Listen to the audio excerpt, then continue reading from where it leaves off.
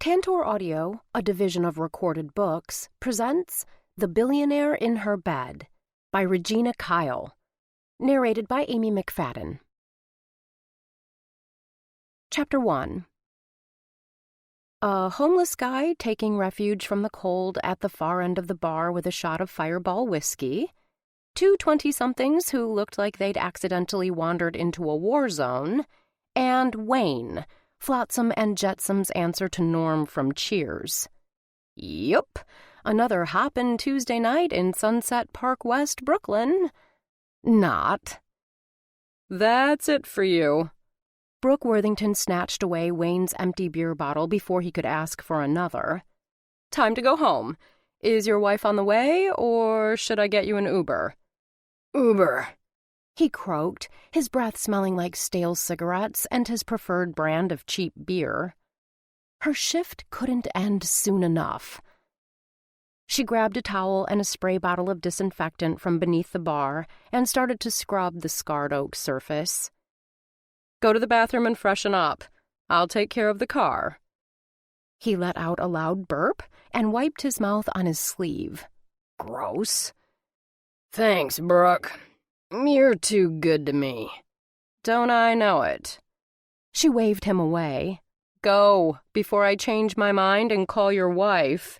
You wouldn't. He teetered on his stool, grabbing the bar rail to keep from falling. She arched a brow at him. Wouldn't I? He eased himself off the stool with all the grace of a spastic walrus and tottered toward the bathroom. Brooke went back to the task at hand, holding her breath against the strong smell of the disinfectant. Probably a holdover from all the time she'd spent sitting in hospital rooms, waiting for Mallory to finish chemo or radiation. To this day, she associated the smell of ammonia with sickness. Ammonia and anxiety, with a side order of dried blood and unwashed feet, saturating the air like an old sponge. It gave her the willies. Excuse me. A deep, husky voice conjured images of naked bodies, sweaty and entwined, stopping her rag mid-swipe. Had it been so long since she'd had sex that some random guy's Barry White impression was all it took to shift her brain into bad porno mode? She mentally tallied up the days, which quickly multiplied into months. And months and months. Yep, it had. She raised her head, ready to feast her eyes on the holder of the voice that had her girly parts doing the Macarena, and her breath caught in her throat. If she hadn't been holding on to the bar for dear life, she would have crumpled onto the beer-stained floor like Wayne almost taking a header off his bar stool, except she would have been more of a puddle of lust than a drunken heap. Tall. Christ, he was tall. Probably 6'1" or 6'2", and every inch of him long, lean, and lip-smacking. She let her gaze linger on his magnificently manly chest and impossibly broad shoulders before traveling up to his chiseled jaw, dotted with the perfect amount of sexy stubble. Dark hair fell in waves over his brow, and piercing Paul Newman blue eyes stared out at her from under sinfully long lashes. Figures. The first guy worth a second, third, and fourth look to walk into Flotsam and Jetsam, and she was up to her elbows in cleaning solution. Do you have a phone I could use? He shoved his hands in the pockets of his cashmere coat, which he wore over a crisp white button-down shirt that looked right at home with his pleated charcoal dress pants. I left mine back at the office. Sure. Phone. Shit! She'd forgotten Wayne's Uber. She threw the towel in the sink, squirted some hand sanitizer onto her palms, and reached for her cell on the shelf behind the bar. Just let me take care of something first. No problem.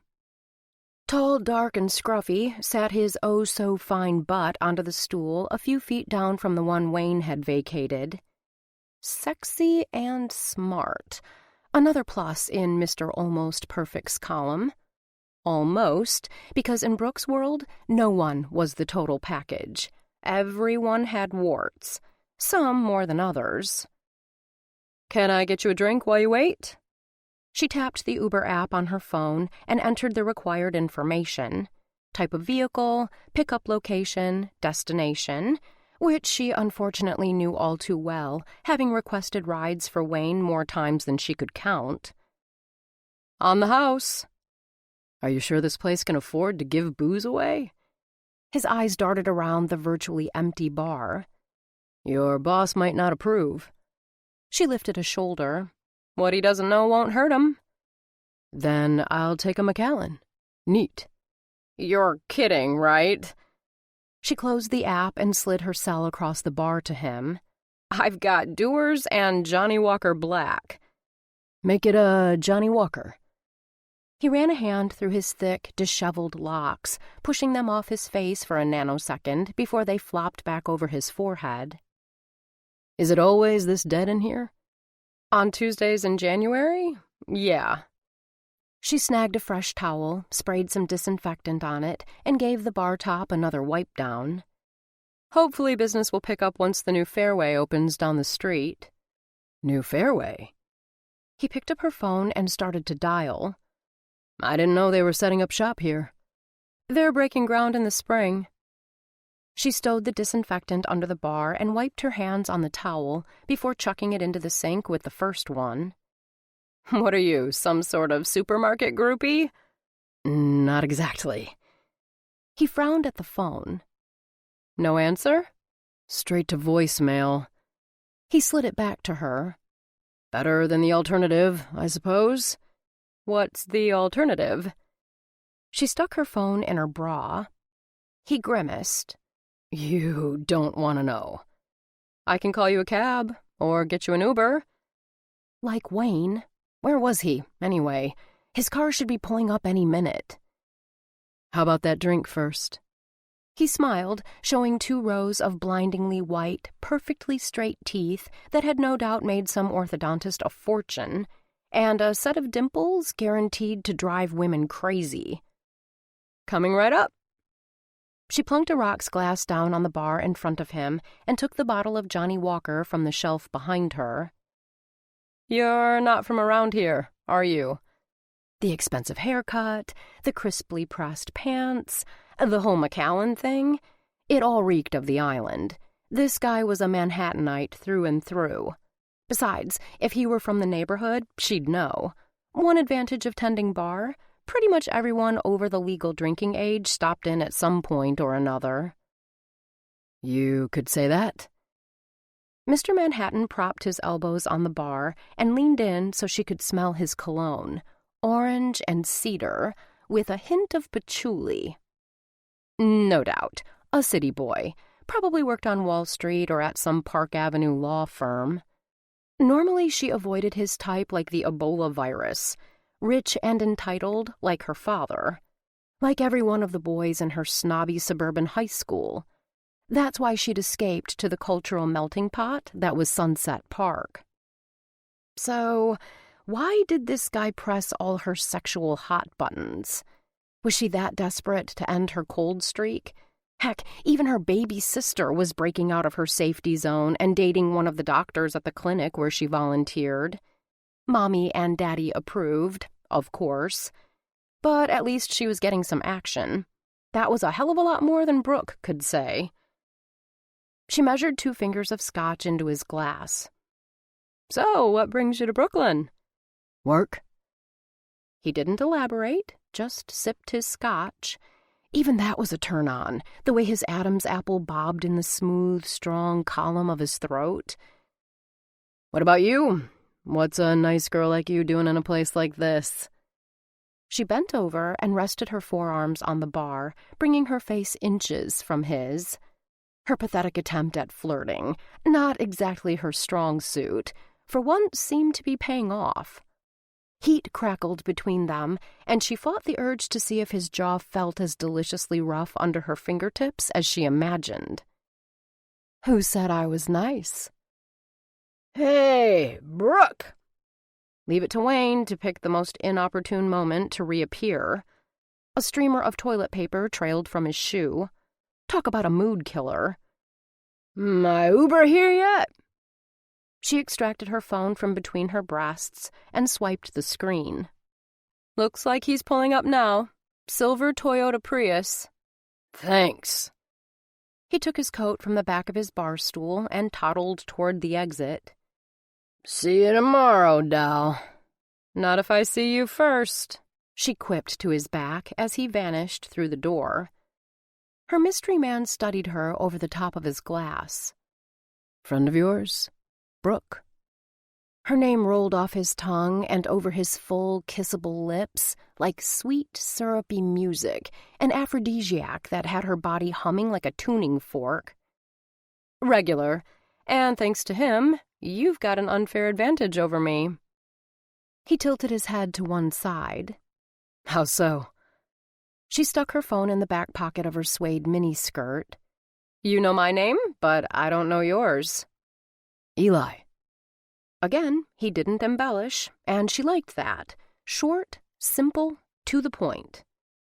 "Last call," she announced loudly for the sake of the 3 lost souls left in the place, not counting her and her new friend Eli. He tapped the rim of his glass. "Might as well hit me again before you throw me out."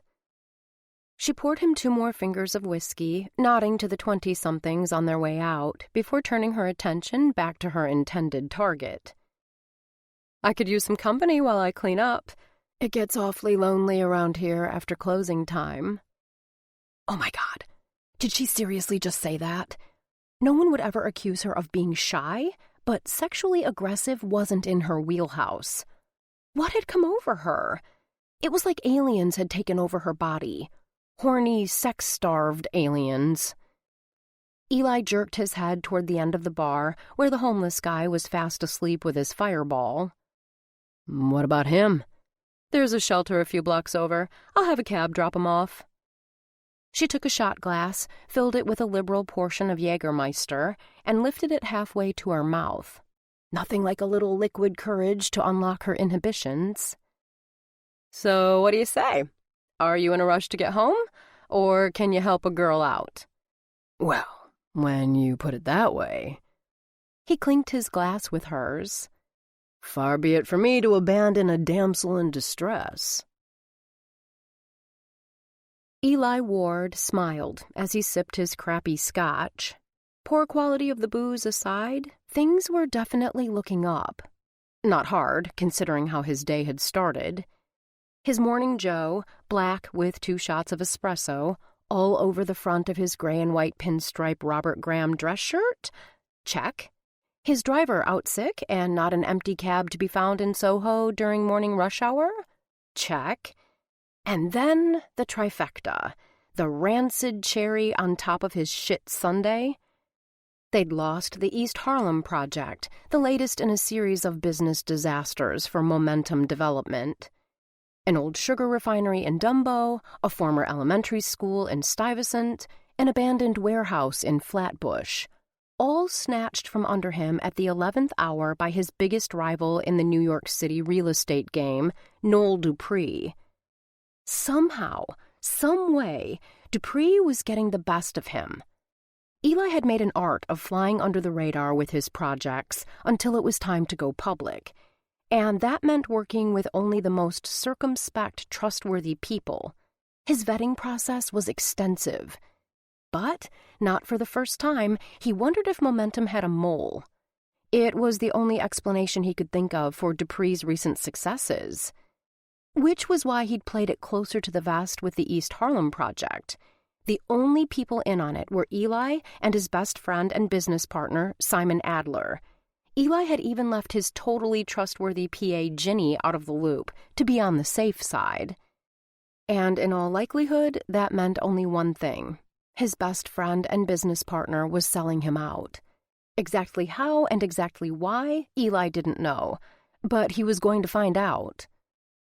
To do that, he needed some space. Otherwise, he ran the risk of either tipping Simon off that he was wise to him or punching his face in. So he'd run, told a shocked and confused Ginny to cancel his meetings, and hopped on a subway to anywhere, winding up 30 minutes from Manhattan in Sunset Park, which, according to the charming, attentive, and extremely attractive Brooke, was soon to be the site of a new fairway, what developers like him referred to as a green shoot, a harbinger of gentrification and increased property values. He logged that fact in his brain and moved on to more pressing matters, like the fetching female across the bar. He sat back and studied her as she moved about the room, wiping down tables, pushing in chairs, sweeping the floor. Not his usual type, for sure. Instead of sharp angles and hard edges, she was soft and warm and inviting, with curvy hips and a J-Lo booty he was dying to get his hands on. Raven hair fell in lush dark waves to her shoulders, framing a face that housed a sensuous mouth begging to be kissed. And to top it all off, like a red, ripe cherry perched on the seriously scrumptious ice cream sundae his day had transformed into, she had absolutely no freaking idea who the hell he was. No clue he was a member of the Forbes 400. No chance she was after him for his money or his social status. She was just a woman, a damned attractive woman, who seemed like she wanted him as much as he did her. She caught him staring and gave a thick, throaty laugh. His dick twitched in his pants. Fuck! She was a walking, talking, wet dream. His for the taking, no strings attached, the perfect end to an imperfect day. He knocked back the rest of his shitty scotch, thunked the empty glass down on the bar, and slid off his stool. Need a hand? She shook her head, sending her blue-black tresses swaying around her face like a velvety curtain. I'm almost done. Have to count out the night's receipts, what little there are, and lock them up in the office safe. She swapped the broom for the cash drawer and motioned for him to follow her down a narrow hallway off the back of the bar. She stopped in front of an old-fashioned wood-paneled door with a frosted glass window, took a ring of keys from the belt loop of her super-short miniskirt, and inserted one into the lock. Here we are, my home away from home. She pushed the door open and flicked on a grainy fluorescent light overhead. He trailed in after her. When he could drag his eyes away from the seductive sway of her generous ass in the skin-tight mini, he saw she wasn't kidding about the home-away-from-home thing. The office was like a combination kitchen, bedroom, and workspace, complete with a microwave, mini-fridge, and futon, in addition to the traditional desk, chair, and filing cabinets. He opted for the futon, taking a seat and crossing an ankle over his knee. Nice digs. She sat behind the desk and started sorting the cash from the drawer. I spend enough time here. Figured I might as well make it comfortable. You own this place? Manager, bartender, jack of all trades. It pays the bills. She stuck the money in an envelope, sealed it, and scrawled something across the front. When she was done, she crossed to the safe and knelt to dial in the combination. The door swung open, and she shoved the envelope inside. There, all set. She slammed the safe shut and stood. I have a surprise for you. Oh? One corner of his mouth lifted in a half-smile. Not that kind of surprise. An adorable flush crept across her cheeks, and one finger toyed with the shiny silver infinity knot that hung between her breasts. His seductress was nervous. Somehow that only served to make her more appealing. She crossed back to the desk, opened the bottom drawer, and produced a bottle of dark amber liquid with an all-too-familiar label. I thought you said you didn't carry Macallan. We don't. 2 shot glasses joined the bottle on the desk. This is my boss's private stash. Won't he notice it's been raided? He won't miss a couple of shots. She poured 2 fingers in each glass, then added an extra splash for good measure. Besides, he owes me. I've covered for him twice this week. She came around to the front of the desk and handed him a glass. He smelled, then sipped the top-shelf whiskey, taking in only enough to cover the surface of his tongue, then swirling it in his mouth before swallowing and sighing contentedly. Now that's how scotch is supposed to go down. Smooth. No burn. You've got expensive taste. I know what I like. He repeated his sip, swirl, and swallow ritual. Is that so?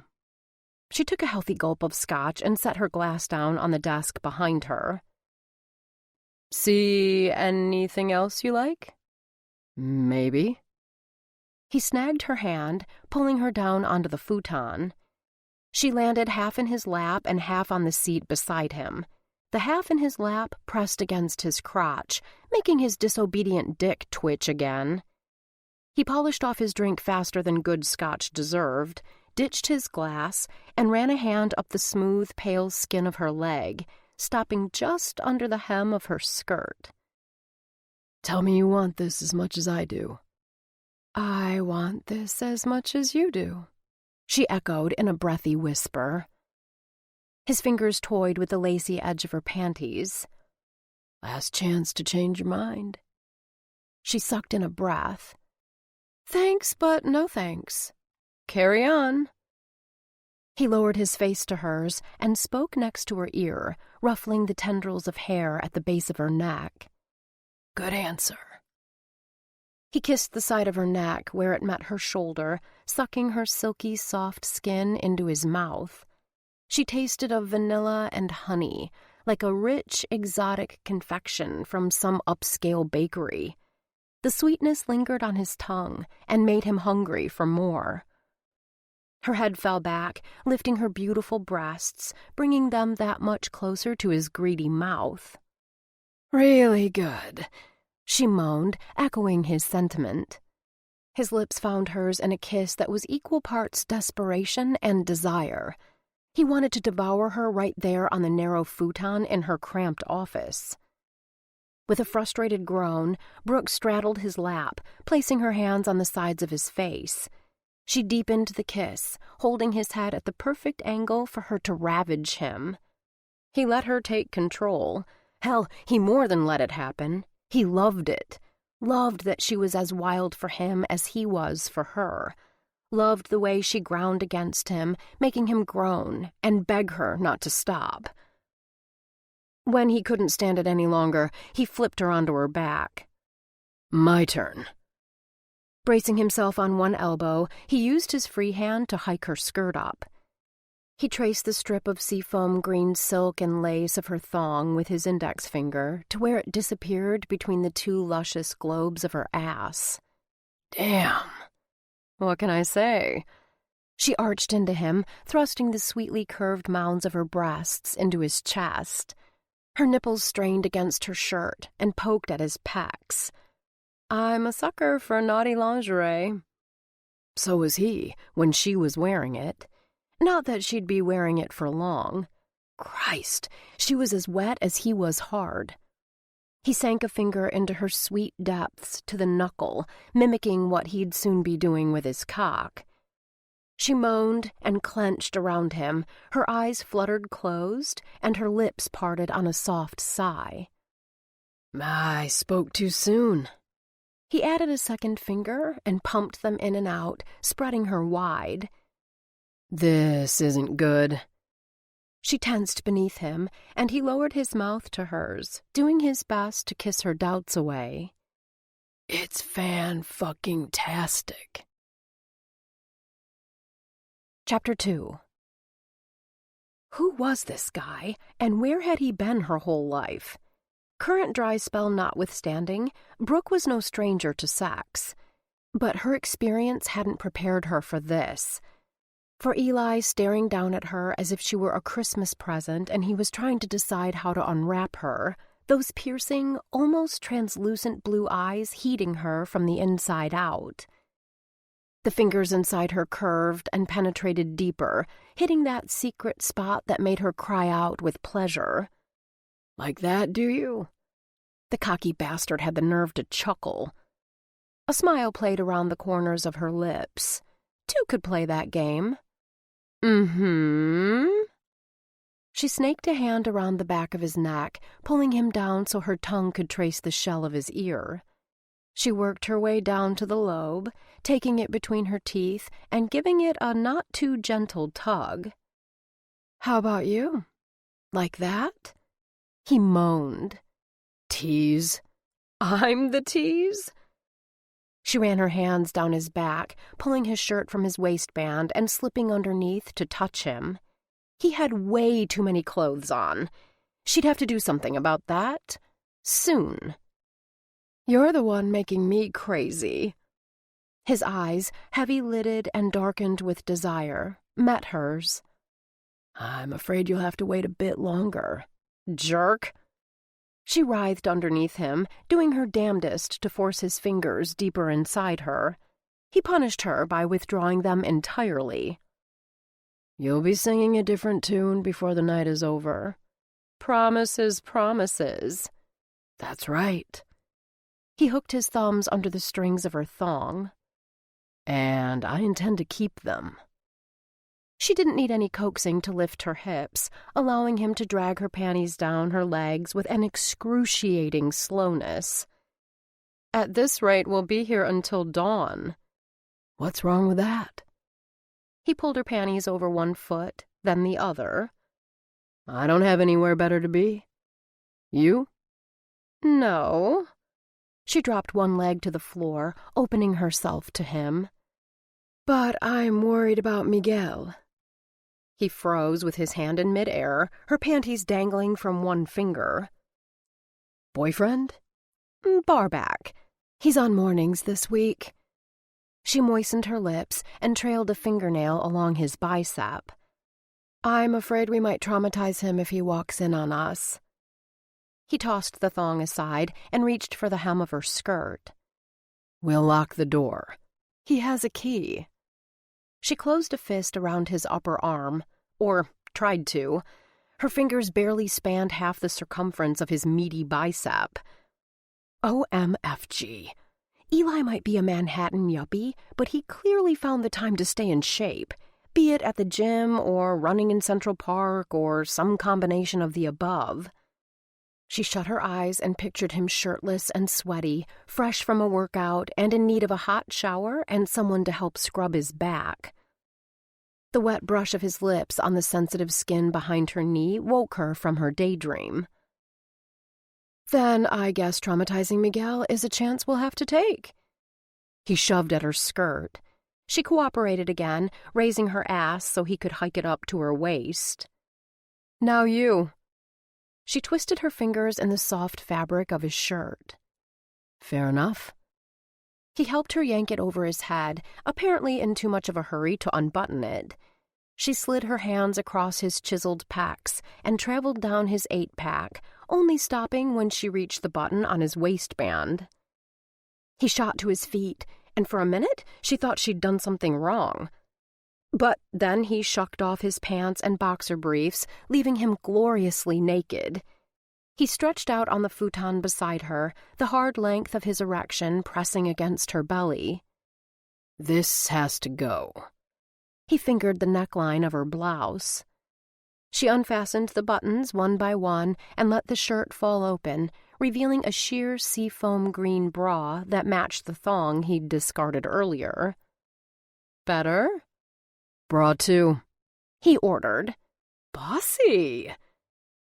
Even as she complained, she found herself reaching around her back to undo the hooks. It was like he was some sort of sexual sorcerer, manipulating her mind and rendering her incapable of disobeying his gruff demand. He grinned. You have no idea. She let the straps drift down her arms, keeping the cups in place with her palms. Are you going to stay like that all night? He asked, running his knuckles over the lacy edge of one cup. She lowered her hands, letting her bra drop slowly. Without taking his eyes off hers, he picked it up and flung it over his shoulder. What did you do that for? I don't want anything between us. Oh.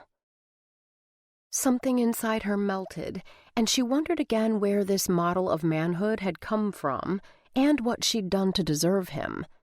He touched her like she was a hothouse flower, fragile and precious.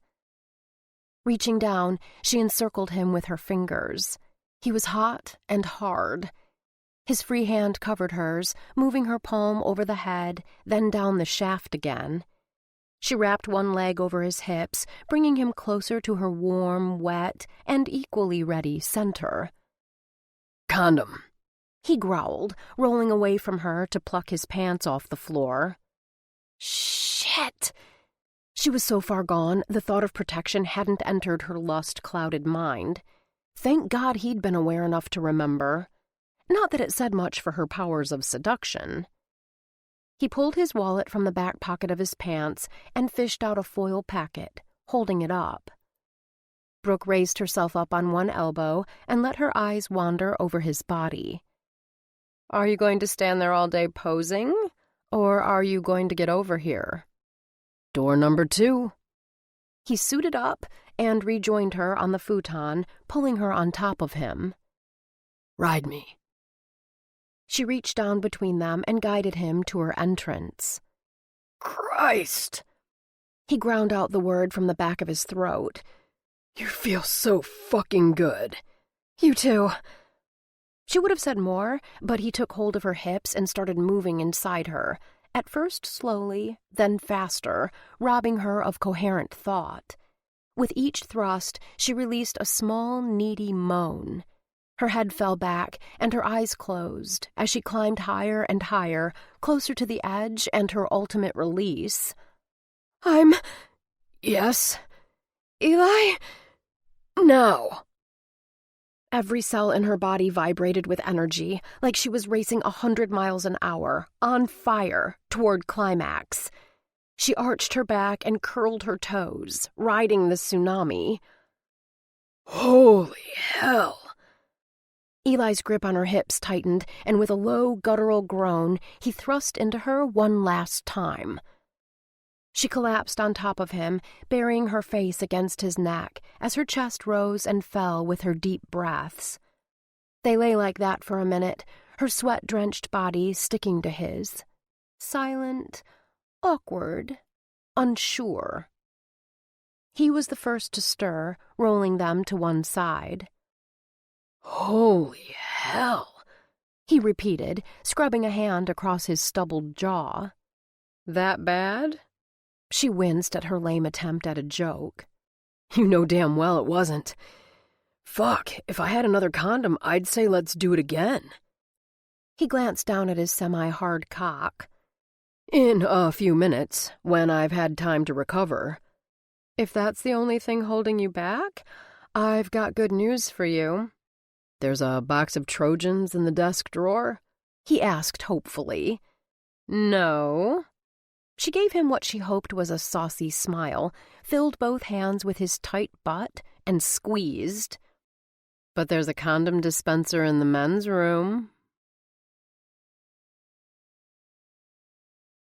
"You look like crap." Jenny glanced around the hole-in-the-wall diner, taking in the grease-stained walls and ripped pleather seats. "And why did you want to meet me way out here? What's wrong with Dean and DeLuca, or the Starbucks on 8th and 48th? Too close to the office, that's what was wrong. He'd explain as soon as he flagged down a waitress and got what, from the look of the place, was sure to be a crappy cup of coffee. "Nice to see you, too," Eli quipped, flapping his arms like a madman and finally getting the attention of one of the servers, a frazzled-looking woman in a pale pink polyester uniform, who looked like she'd stepped right out of central casting for the role of overworked, underpaid food service employee. He ordered 2 coffees and took the risk of asking for a couple of menus. "Here." Jenny slid his phone across the table to him.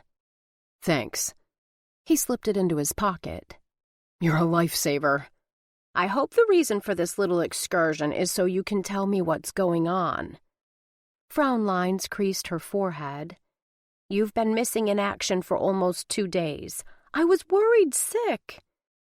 Guilt clawed at his gut. What an utter shit he'd been, thinking only of himself. While he was off sucking down scotch and screwing bartenders in Sunset Park, Ginny, the only person he could trust, was tearing her thin hair out and losing sleep over him. He dropped his chin to his chest. "I'm sorry. Really. I didn't mean to freak you out. I'm glad you're all right. She leaned over the table to study him, her bloodshot eyes narrowed. Had she been crying? Because of him? The guilt tightened its grip on his midsection. You are all right, aren't you? In a manner of speaking. The waitress chose that moment to show up with their coffees and menus. He waited for her to set them down, then went on. Can I trust you? After everything he'd been through the last 48 hours, he had to ask, for his sanity. Of course. She sat back and crossed her legs, emptying a creamer and a packet of sugar into her coffee. What do you need? I need to lay low for a while, he said, dropping his voice for some unknown reason. It wasn't as if he was likely to run into Simon, or anyone else he knew for that matter, in Brooklyn at 8 a.m. on a Thursday. Or any day. He'd had a hard enough time convincing the usually unquestioning Ginny to make the trek across the East River. And I want to do it here. She waved a hand around the restaurant. In a rundown diner? No. He sipped his coffee. Just as he'd suspected. Crap. But bad coffee was better than no coffee. He took another sip and grimaced. So much for that theory. In Sunset Park. Her frown lines deepened. Why Sunset Park? He pushed away his cup and explained the plan that formed the minute a certain sexy barkeep made an offhand comment about the fairway. It had taken a temporary backseat to getting in her pants. Well, skirt, technically. But the next morning, once she'd hustled him out the door before Miguel showed up, it started percolating again as he roamed the streets of the Brooklyn neighborhood. The supermarket wasn't the only new development popping up. He'd walked past a frozen yogurt shop, a farm-to-table restaurant, and an upscale coffee house. That added up to one thing in Eli's business brain: dollar signs, provided he could get in on the ground floor before property values went through the roof. He'd even found the perfect project on his sojourn: a former factory someone had chopped up into a handful of loft apartments before going belly up and abandoning the job. So, let me get this straight, Ginny said when he was done. You want to buy an old candy factory in Sunset Park and turn it into luxury condos. Right. And you want me to help you. Right. Without letting Simon know what you're doing. Right. And the reason for all this secrecy is... She let the sentence hang in the air between them, waiting for him to fill the void. Eli hesitated, torn. He shared pretty much everything with his administrative assistant. In the 8 years she'd worked for him, the matronly woman had become more than his PA. She was the mother he'd never really had, one who made sure he ate 3 squares a day and brushed his teeth after every meal and got at least 8 hours of sleep. Or tried to. But admitting he'd been stabbed in the back by his best friend, that wasn't something he was ready to discuss, even with Ginny. The wounds were still too raw. Business? She prompted when he didn't answer. Personal? Both, he admitted. I think momentum has a mole. Ginny choked on her coffee.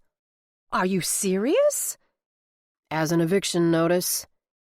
He handed her a napkin. It's the only way Dupree could have known about Dumbo, and Stuyvesant, and Flatbush. Who? She dabbed her mouth and balled up the napkin in her fist. Simon? I don't know. The list of suspects was short, but he wasn't ready to call it. Not out loud, not until he had proof. Which was why he'd dragged Ginny out to the Burrows. But I'm going to find out. How are you going to do that if you're playing recluse in Brooklyn? That's where you come in. He paused for the waitress, who was hovering over him with her pen and pad at the ready for their orders. Ginny got oatmeal with raisins, and he settled on scrambled eggs and bacon, which he figured even the worst short-order cook couldn't screw up. When the waitress snapped her pad closed and turned on the heel of her non-slip shoes, he continued. I need you to be my eyes and ears at the office while I'm quietly working this Sunset Park deal. Keep me in the loop. Keep things running smoothly. Done, Ginny said, without taking even a beat to consider her answer. And you'll have to watch my penthouse, water my plants, forward my mail. Where to? He pushed a piece of paper with an address scrawled on it across the table. I've got a month-to-month lease for an apartment at Candy Court. It hadn't been easy tracking down the listing agent, getting a hold of the owner, and negotiating a lease in less than 2 days. But Eli was determined, and when he was determined, shit got done. Candy Court. Ginny unfolded the paper and studied it. The building I'm going to buy, and trust me, the name will be the first thing to go. Figured I could kill 2 birds with 1 stone. Hide out and do some recon. What am I supposed to tell Simon when he asks for you? She refolded the paper and tucked it safely into the purse at her feet. And your sister? Shit. His sister. How could he have forgotten her? Paige might be buried in work as a postdoc research fellow at Columbia, but that didn't mean he could go AWOL without her noticing. She had an annoying habit of dropping by his place unannounced, usually to raid the fridge or do a few loads of laundry. I'll deal with Paige. And I couldn't care less what you tell Simon. Tell him I'm at a monastery in Tibet, on a sailboat in the Caribbean, hiking the Appalachian Trail. Fine, Ginny huffed. I'll come up with a suitable cover story on my own. How long will you be in hiding? He shrugged. A few weeks, a few months, however long it takes to figure out who's doing this. Someone, most likely Simon, unless his partner had shot off his mouth and told someone else about the East Harlem project, was fucking with his livelihood, with the business he'd built with his blood, sweat, and tears. And once he smoked them out, they were going down. Hard. Chapter 3. All right, everyone, take a seat. Brooke raised her voice a notch so Mr. Feingold, who was notorious for forgetting to wear his hearing aids, could hear her at the back of the room. I call this meeting of the Candy Court Tenants Association to order. I don't understand why we're still meeting if we're not going to be living here much longer, protested Charisse, the hairdresser who lived across the hall with her infant son. Little Jaden must be with his grandmother, since he wasn't where he usually was during their meetings, strapped to his mother's chest. We don't know how long it will take the building to sell, Brooke explained, or what the new owner will do. Until then, it's business as usual. What's going to happen to our community garden? Asked David. The concert pianist lived downstairs from Brooke with his partner, Chris, a professional ballet dancer, the 2 hottest guys in a 10-mile radius, with the exception of a certain sexy Scotch-drinking stranger. Her encounter, for lack of a better word, with Eli had been a blip on the radar screen of her sex life. A hell of a pleasurable blip. She'd lived in a sort of sensual stupor for days afterward. Now it was back to normal, which for her meant work, more work, and wrangling the Candy Court residents for their monthly meeting. We'll get to the garden. She held up a sheet of paper. It's number 2 on the agenda. First, I'd like to hear about any maintenance issues you're having.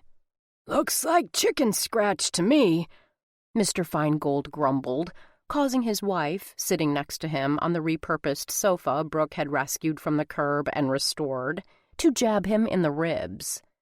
He glared at her and rubbed his side. Ouch! Brooke flipped the paper over so she could read it. Not chicken scratch, thank you very much. Her most recent artwork for the graphic novel she'd been perfecting for the better part of the last 6 months. With any luck, her agent would give this latest round of edits a thumbs up and start sending it out to publishers. Brooke exchanged it for the computer-generated agenda on her drafting table. "Sorry, wrong one." "What's the point of listing our grievances?" Chris set a plate of spring rolls on the counter that separated the kitchen and dining area from the living area, next to the chips, dip, and salsa from the other tenants. He and David always brought the best food. And booze, she thought, as David added a growler of craft beer from the brewery around the corner. "Who's going to fix anything? We've got no super." True. Floyd had been lucky enough to find a new gig and new housing within weeks of the for sale sign going up in front of Candy Court, moving on along with a bunch of other tenants. That left only 4 apartments occupied. Her and Charisse on the 3rd floor, Chris and David and the Feingolds on the 2nd. Even the retail space on the 1st floor was vacant.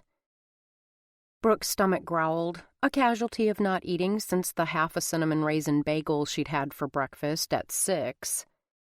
David plucked a spring roll from the plate his partner had set down, placed it on a cocktail napkin, and handed it to her.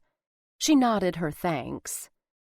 "It couldn't hurt to present a list of demands to the landlord." "Couldn't help much either," Mr. Feingold grumbled again, earning him another elbow jab. "Our kitchen sink is leaking," his wife offered, "and there's a loose tile in the shower." "My washing machine is acting up again," Charisse added, snagging one of the spring rolls. "The pilot light on our gas stove keeps going out," Chris called from the counter, where he was pouring himself a beer.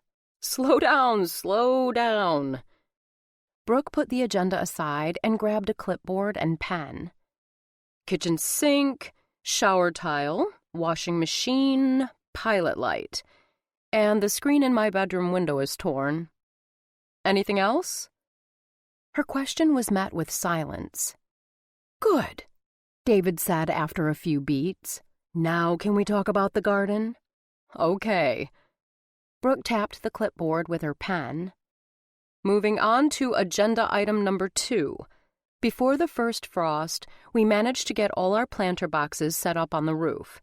Special thanks to the Feingolds for getting the lumber donated." "Happy to do it," said Mrs. Feingold. "Do what?" her husband asked, his already wrinkled brow wrinkling further. "What did you do now?" "Not me, us," his wife corrected. "Let this be a lesson. Maybe next time you'll remember your hearing aids so you'll know what people are saying about you." Mr. Feingold muttered something about not wanting to hear 90% of what people had to say anyway. Brooke swallowed a laugh and pressed on. "Our next order of business is to decide what we're going to grow and how much." "Again, I don't understand why we're bothering to talk about this," Charisse mumbled through a mouthful of spring roll. "Odds are whoever buys this place is going to tear it down, and even if by some miracle he doesn't, the garden's a goner for sure. Then all our hard work will be for nothing." "It's not nothing," Brooke insisted, relieved to see the others nodding in agreement.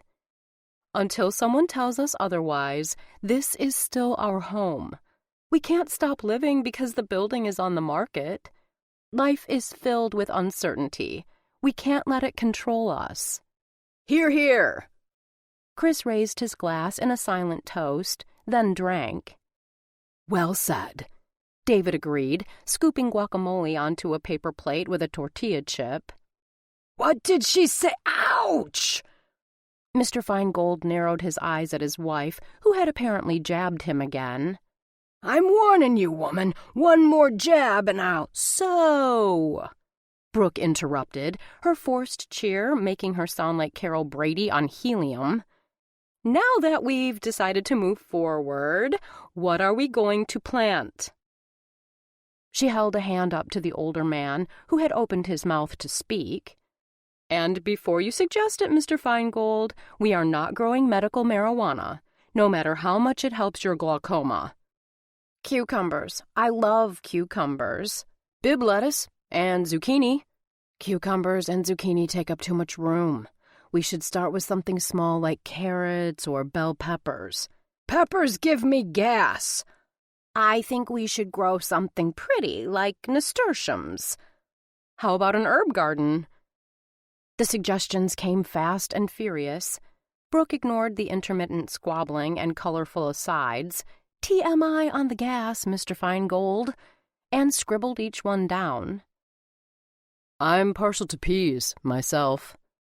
A new but oddly familiar voice added to the list. The rough, sexy growl that had haunted her every waking moment, and most of her unconscious ones, too, sent pinpricks of awareness flickering down her spine. Or hibiscus, if you'd rather go the floral route. Brooke's pen slowed, and she lifted her head. Eli stood in the open door, as scrumptious as she remembered him, his chestnut hair dusted with snow that the forecasters had been predicting all week, and his face as unreadable as the Sphinx. So... His lips curled into a half smile, and he ruffled his hair, sending flurries fluttering to the floor. We meet again. Fate was a fickle bitch. Why else would the woman who'd spent the last few days running naked through Eli's mind be standing in front of him, fully clothed now, presiding over a tenants' meeting in the very building he planned to grab up and gut? Said woman lowered her clipboard and pen. Her emerald eyes spat darts of green fire at him. How did you get in here? And what do you want? Door was open? He held up a canary yellow flyer. I found this by the mailboxes. Something about an association meeting. I made that. An older woman piped up from the sofa. On the computer. My son-in-law taught me how to use PhotoStop. I think you mean Photoshop. A well-dressed man holding a plate of cheese and crackers corrected her. Read it again.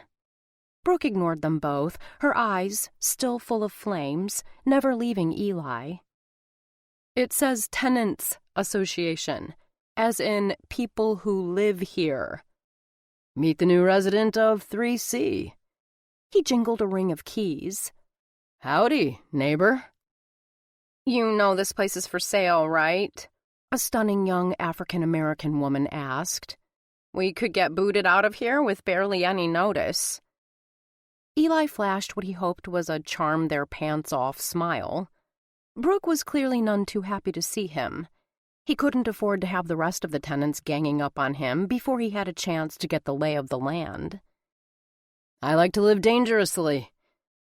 And he couldn't think of anything more dangerous than sharing a residence with the star of all his new favorite fantasies. What's the matter? Brooke set her clipboard and pen on an antique wooden drafting table. Was she an architect as well as a bartender? Or maybe an artist? With her boho chic vibe, he could totally picture her standing before an easel, deep in concentration, a brush in her mouth, and streaks of paint in her hair and on her cheeks. He imagined coming up behind her and turning her in his arms, removing the paintbrush from between her ripe, rosy lips so he could... Things not dangerous enough for you in Manhattan? She asked, jolting him out of his erotic daydream. Manhattan? His stomach lurched, and he tightened his grip on the strap of the duffel bag slung over his shoulder. Did she know who he was? Or why he was there? Was that why she was less than thrilled to see him? What makes you think I'm a city boy? She rolled her eyes at him. Have you looked in the mirror lately? You're like a walking advertisement for Fifth Avenue. Shit. He did a mental tally of the contents of his duffel. Designer shirts, custom-tailored pants, cashmere sweaters. Hell, even his underwear had a designer label. He'd have to send Ginny on a shopping spree if he didn't want to blow his cover. Where did regular guys buy clothes anyway? Target? Walmart? Paige and her postdoc pals swore by Goodwill. Not that his sister wanted for money. He made sure of that, had ever since their parents were killed in a car accident when he was finishing up at Wharton and she was still in high school. She said it was all about the thrill of the hunt, finding an elusive diamond among the cubic zirconia. Struck by sudden inspiration, he flashed his charming smile again, this time directing its full wattage at Brooke. You'd be surprised what you can find at Goodwill, if you're persistent enough. She studied him for a few seconds, then shrugged and popped a piece of cheese into her mouth. Eli relaxed his white-knuckle grip on the bag, and the knot in his stomach loosened too. He dodged a bullet and managed to throw her off the track for the time being, but he'd have to be a damn sight more careful in the future if he wanted to stay on the down low. He made a mental note to text Ginny. I take it you two know each other, but the rest of us haven't had the pleasure. Cheese and Crackers guy held out his free hand. Eli could have kissed him for changing the topic, if he didn't think it would send the wrong message. I'm Chris. Welcome to the neighborhood. And I'm David. A slightly shorter but equally good-looking man came up beside Chris, slipping an arm around his waist. Chris's partner. We're in 2A. Eli nodded to David and shook Chris's hand. Eli Ward. At least he could use his name without setting off any alarm bells. Real estate developers weren't exactly rock stars. I'm Charisse. 3D, here. She handed him a red Solo cup. Have a beer. Thanks. He took it and drank, more for the sake of being polite than being thirsty. Cheap beer, like cheap scotch, wasn't exactly his drink of choice. But instead of being assaulted by stale, cardboard crap, his taste buds were awash with flavors. He took another sip, savoring this time instead of slugging. Smooth and heavy-bodied, with great coffee notes throughout, and a hint of something else on the back end he couldn't quite identify. Not bad. Vanilla coffee stout. Vanilla! That was the mystery ingredient. David lifted his own cup. From the brewery around the corner. A brewery? Eli added that nugget to his mental checklist of reasons to invest in Sunset Park. Brooke cleared her throat for attention. Okay, people. As exciting as our new addition is, we're still in the middle of a meeting here. We can deal with the garden later. I want to hear more about Eli. An older woman eyed him appraisingly from the sofa. The gray-haired man next to her blew a loud raspberry, but she continued, undeterred. I don't see a ring on your finger. Tell me, young man, do you have a girlfriend? Or a boyfriend? Asked David, the arm around Chris tightening. I'm straight, Eli assured him, then directed his gaze at Brooke. And single. She ignored him and started in on the bean dip. Oh, what a pity, the older woman tisked her disapproval. A handsome young man like you should have someone to come home to. Get a dog, the man next to her suggested. Less expensive than a woman, and they never talk back. Or cook dinner, said the woman next to him, who Eli had figured out must be his wife. Or do your laundry, or... See what I mean about talking back? Her husband pushed his wire-rimmed glasses up the bridge of his nose. Dog's definitely the way to go. About the garden, Brooke tried again. Is it true, what Chris said? Charisse piped up. Do you and Eli really know each other? Were you two an item? David asked, jumping on the way-too-personal bandwagon. Despite what you all seem to think, this is not Melrose Place. Brooke adopted a Wonder Woman power pose, hands balled into fists on her hips, and feet planted firmly apart. And I am not sharing the details of my private life at a tenants' meeting. How about you, Eli? Chris needled. Care to enlighten us? Not in a trillion years. A gentleman didn't kiss and tell, or fuck and tell, as the case may be. He looked to Brooke, his eyes pleading for assistance. With an exasperated sigh, she took a piece of paper from the drafting table, crumpled it up, and tossed it over her shoulder. "Since no one seems interested in discussing anything on the agenda, I declare this meeting adjourned." Chapter 4.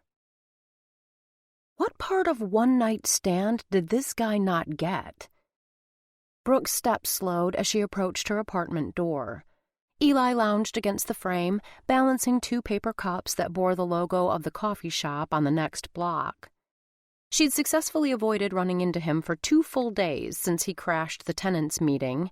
No small feat, considering he lived down the hall, his door only a few feet from hers. It helped that she hadn't had to go to work at the bar. She'd asked for some time off and spent it chained to her drafting table, trying to meet a self-imposed deadline. Maybe this would be the year she finally sold her novel. The year her father finally saw her as more than a flighty dreamer who spent her days doodling and her nights doling out alcohol. Eli held one of the cups out to her, looking hotter than any man had a right to, in tight jeans and a Metallica t-shirt. More casual than his usual GQ style, but it totally worked on him. Of course, he'd probably look as mouth-watering in a burlap sack. He was the kind of guy who could wear pretty much anything well. "We need to talk." "About what?" she asked, feigning ignorance. She took the cup from his outstretched hand and sipped. Hot, strong, and dark, just the way she liked it. Apparently mind-reading was one of Eli's many skills, along with charming his way into month-to-month leases and giving world-class orgasms. "You sure you want to get into it out here?" He glanced at Charisse's door. Damn. He had a point. As much as she didn't trust herself to be alone with him in the close quarters of her studio apartment without jumping his bones, she didn't want all of Candy Court knowing the intimate details of her, until recently, non-existent sex life. Fine. She juggled the coffee cup in one hand and dug her keys out of her purse with the other. "You can come in, but only for a few minutes. I've got work to do." She opened the door, and he followed her in. "Charisse says you're some sort of cartoonist?" "Graphic novelist," Brooke corrected, tossing her pocketbook onto an overstuffed chair and stripping off her coat. "And Charisse has a big mouth." "Graphic novels, eh? You mean like comic books?"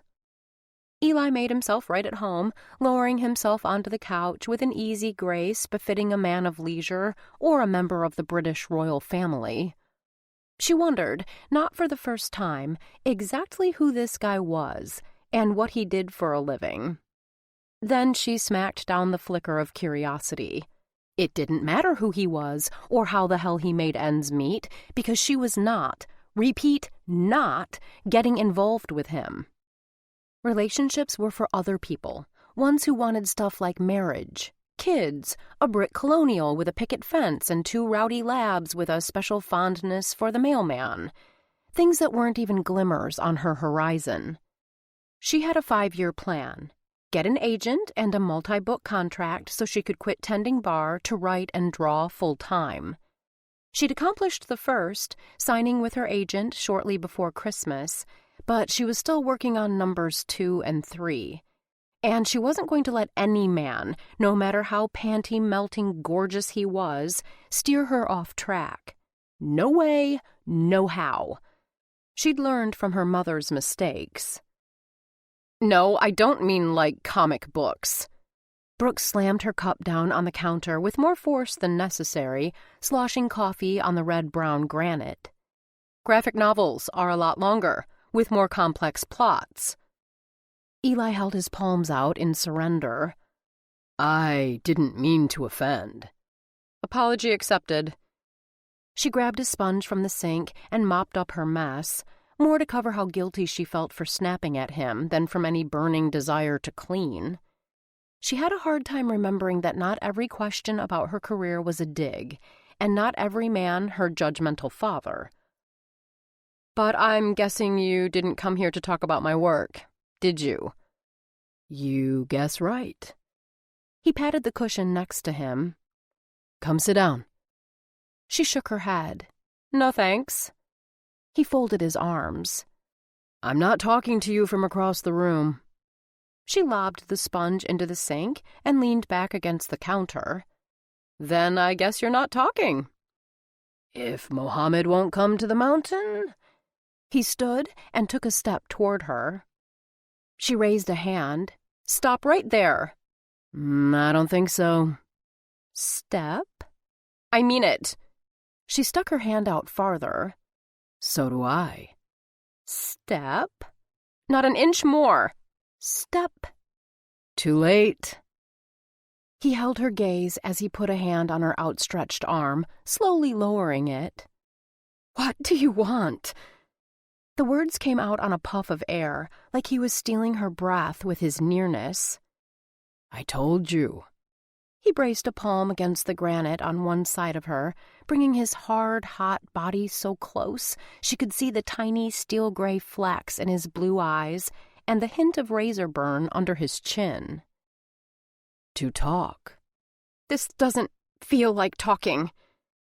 His low, husky laugh reverberated through her. What does it feel like? Heaven? One night. She stared at a spot over his shoulder, desperate for something to distract her from the overwhelming scent of him, soap and sandalwood and sweat. No dice. It was supposed to be one night. Do you believe in fate? His warm breath danced across her cheek and tickled her ear. Because it seems to be telling us otherwise. No, she didn't. She believed in hard work and perseverance. Why else would she still be banging her head against the wall trying to get a top-drawer publisher interested in her novel? She went for sarcastic, hoping it would scare him off. Maybe it's telling me you're a stalker. Who doesn't know your last name, yet somehow found out where you live and rented an apartment in your building? She gave a half-hearted shrug. Could happen. Or it could be, when I met you that night at Flotsam and Jetsam, I was apartment hunting, and I was as surprised to see you at the tenants' meeting as you were to see me.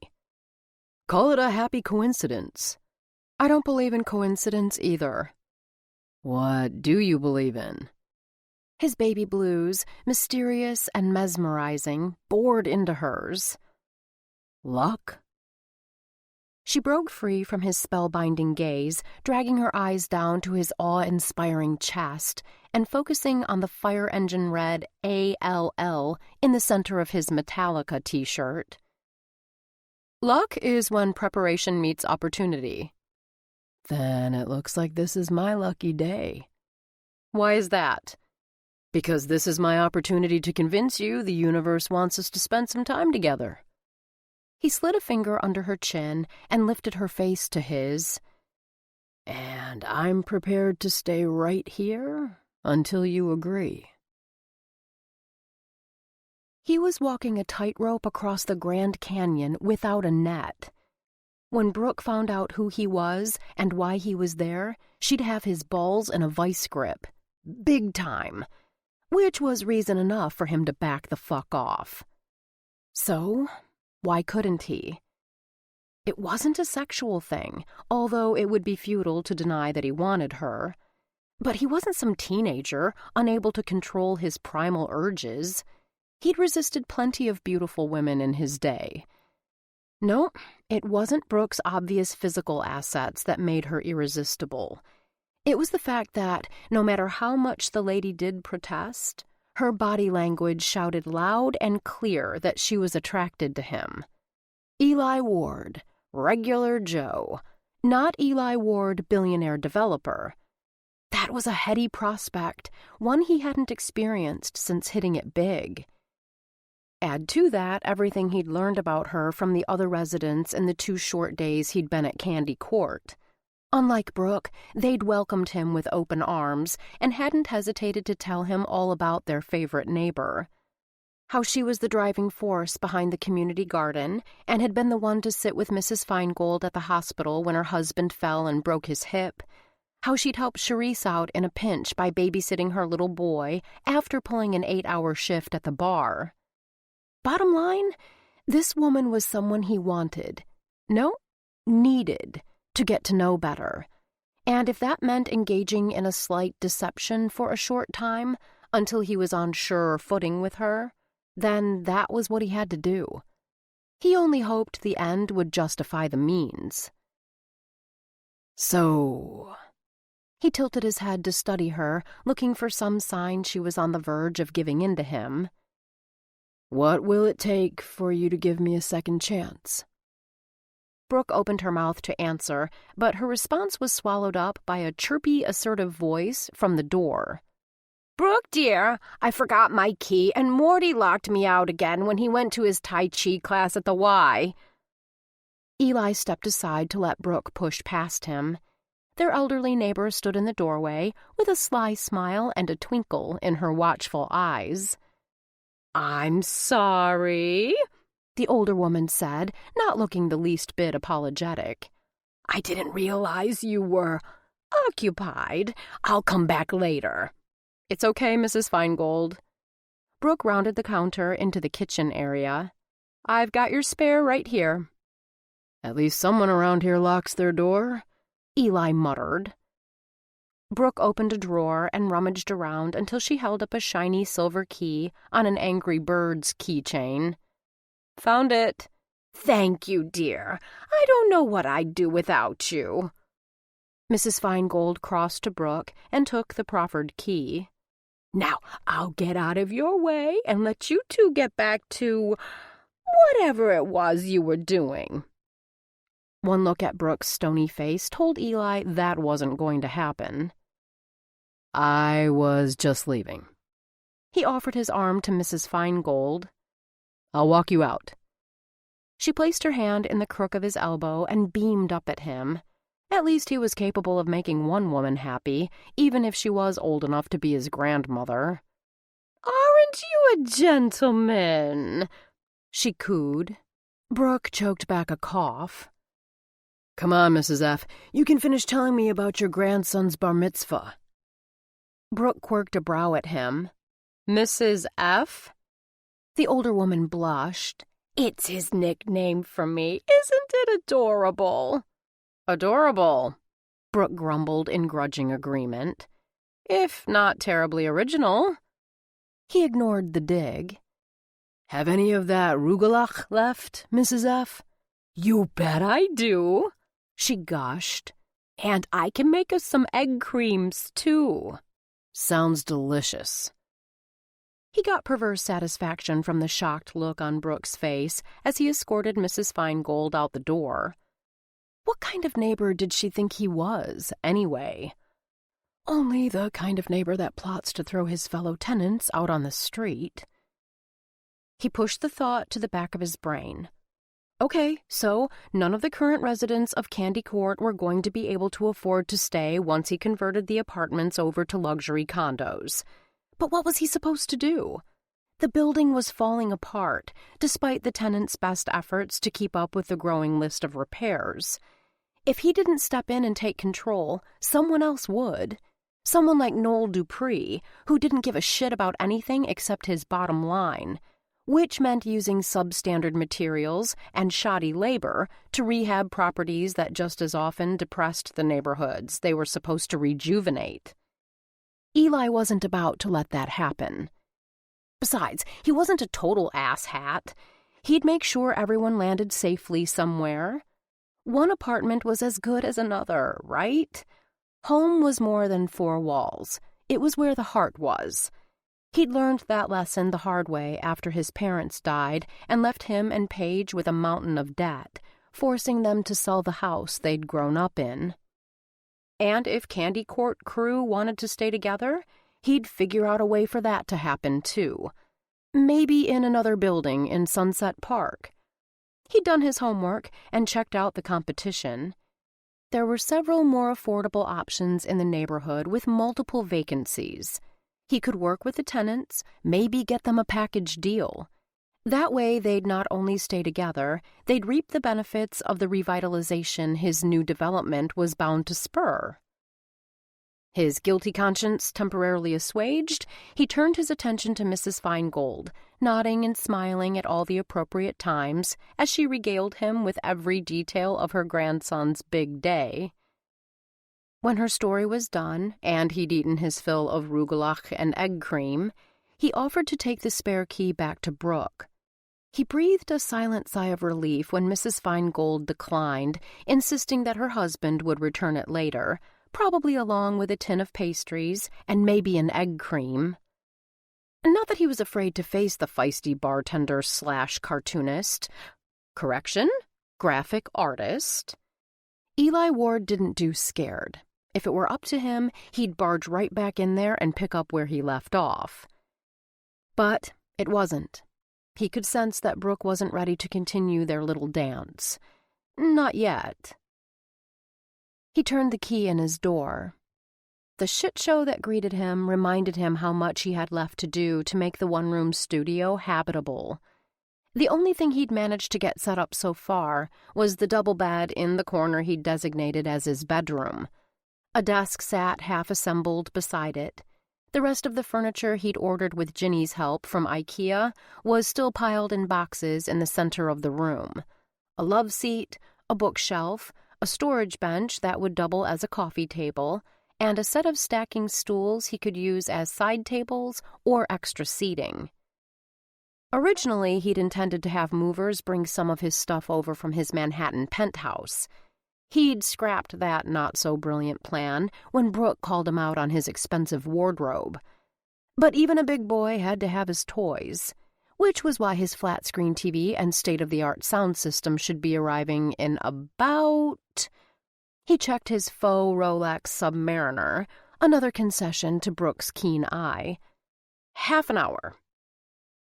He dragged his toolbox out from under the bed and unfolded the instructions for assembling the desk, determined to have at least one more piece of furniture put together before the movers arrived. He'd done his fair share of manual labor flipping houses before momentum had taken off and he'd moved into the executive suite. How hard could one simple little desk be? Pretty fucking hard, it turned out.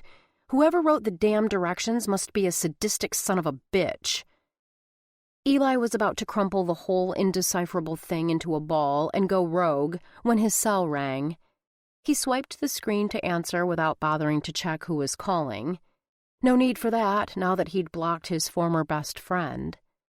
Until he'd pinned down the identity of Momentum's mole, there was nothing Simon could say that Eli wanted to hear.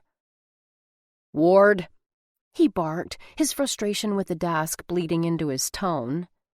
"What kind of a way is that to talk to your baby sister?" His mood immediately softened, and he sat back on his haunches, letting the useless instruction sheet flutter from his fingers to the floor. "Sorry, Paigey. I thought you were the movers." "Movers?" He could hear her confusion and concern. "What's going on? Your message on my voicemail was totally incomprehensible." He gave her the condensed version, skipping the whole Brooke situation and focusing on his suspicions about a mole at Momentum and his plans for Candy Court. "So, let me get this straight," Paige said when he was done. "Someone may or may not be sabotaging Momentum." "Right." "And you think that someone is your business partner?" "Right." "So you've gone underground in Brooklyn at a former candy factory that you want to renovate, and you're holed up there until you figure out who's out to get you." "Not renovate, convert," he clarified, "into luxury apartments." "Whatever." He could almost see his sister's eyes rolling. "You don't understand organic chemistry. I don't understand real estate development. That's how our relationship works." He lowered himself the rest of the way to the floor, pushing aside a plastic bag with nuts and bolts so he could sit. "Point taken." There was silence on the line for a few seconds. Then Paige asked, "Can I still do my laundry at your place?" "You have a key. It's not like I could stop you." "Thanks." Something rustled over the line, like she was shuffling papers. Was she at the lab? On a Saturday? "I don't have to water your plants, do I? You know I suck at keeping things alive." says the organic chemist. So you do understand organic chemistry? Maybe a little, He conceded. Enough to know she'd never lack for work with her summa cum laude Ivy League degrees, which was what he wanted for her. Safety, security, happiness, the things he'd tried so hard to provide since their parents' deaths. You never answered my question. No, Paige. Eli rested his head against the wall and closed his eyes. You don't have to water my plants. That's what I have Ginny for. She's your administrative assistant, not your housekeeper. She's whatever I need her to be. And right now, that's my everything, until I've got this mess at the office sorted out. Sometimes you are such an arrogant jerk. He smiled, eyes still closed. Part of my charm. You wish, she scoffed. What about geek girls? The charity his parents, his dad a neurosurgeon, his mom a cardiologist, had started.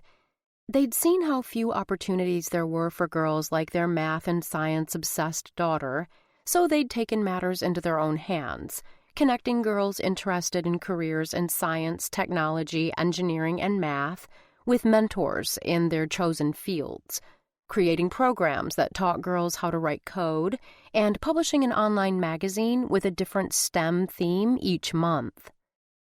The charity had struggled in the lean years after the accident, but one of the first things Eli had done when he made it big was get Geek Girls back on its feet. For his parents, and for Paige.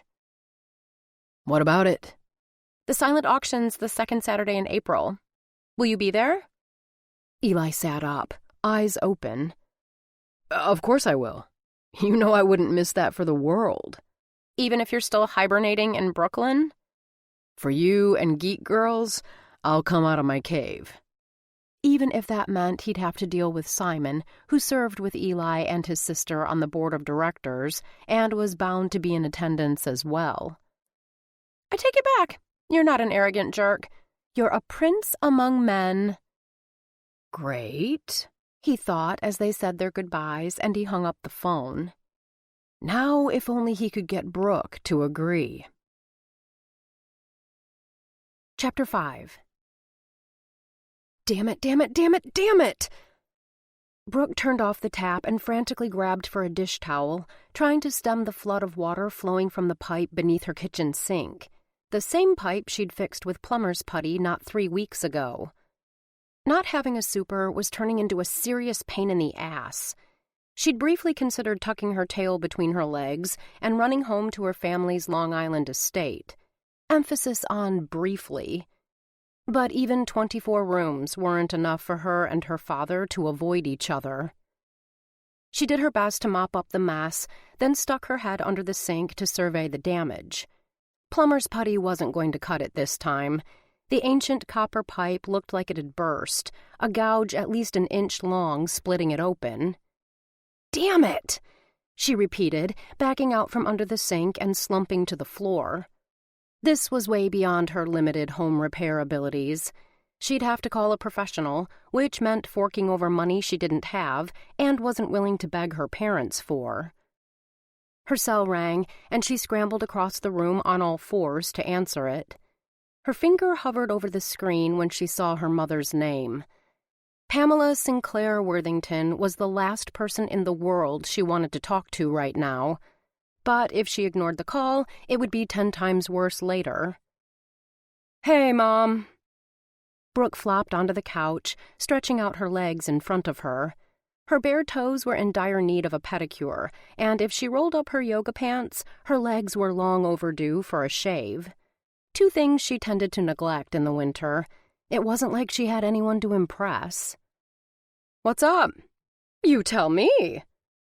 The censure in her mother's voice washed over her like an ice bath, and Brooke was glad they weren't on FaceTime. Her flyaway hair, grease-smudged face, and stained Cowboy Bebop t-shirt would ramp up her mother's disapproval by a factor of 1,000. Maybe more. "You never call." Wonder why that is.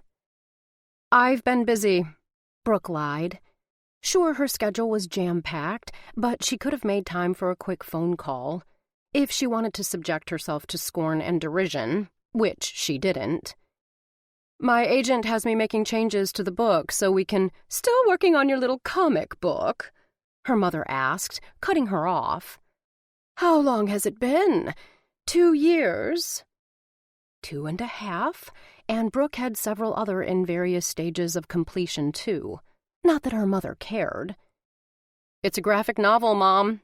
And yes, it's the one I've been trying to get published. Have you considered the possibility that it's not worthy of publication? My agent thinks it is, even if you and Dad don't. Then why is she making you change it? That's how edits work. You know, I read somewhere that most authors make less than $10,000 a year. I'm well aware of that. Brooke rubbed the back of her neck. That's why I tend bar and freelance. More of the latter lately than the former. An ad agency she'd done some work for had started throwing clients her way, allowing her to cut back her hours at the bar. She was still at Flotsam and Jetsam 2 or 3 times a week, but freelancing was way more lucrative, especially in the dead of winter. And it meant she was using her expensive Bachelor of Fine Arts degree for more than scribbling on napkins, as her father put it. Hardly respectable. Or stable. Her mother let out a sigh that reverberated across the phone line and could probably be heard throughout Nassau County. You know you're welcome to work in the marketing department at Worthington Resorts International. I'm sure they'd be happy to have you. I'll keep that in mind. Not. Working for her family's hotel chain might be all right for her younger sister, who didn't have an adventurous bone in her fragile body. But Brooke was more of a free spirit. She couldn't handle being stuck in an office all day. Was there a reason for this call? Other than to make me feel like shit on the bottom of your Louboutins? Your father wanted me to remind you about brunch on the 5th. He couldn't call himself? You know him. All work, all the time. She did, and he certainly was. It was how he'd built an empire and alienated his eldest daughter. I'll be there. Like she was there the first Sunday of every month, although she'd rather listen to Kim Kardashian read War and Peace. Heirloom, 11 sharp. Because it had to be a 5-star restaurant. No simple gathering around the kitchen table for the Worthingtons. Got it. Mallory's bringing her beau. She'd like you to meet him. Brooke gritted her teeth. I said I'd be there. Very well. Feel free to bring a date of your own if you're seeing anyone. Right, like she'd subject anyone to that hell on earth. I'm not.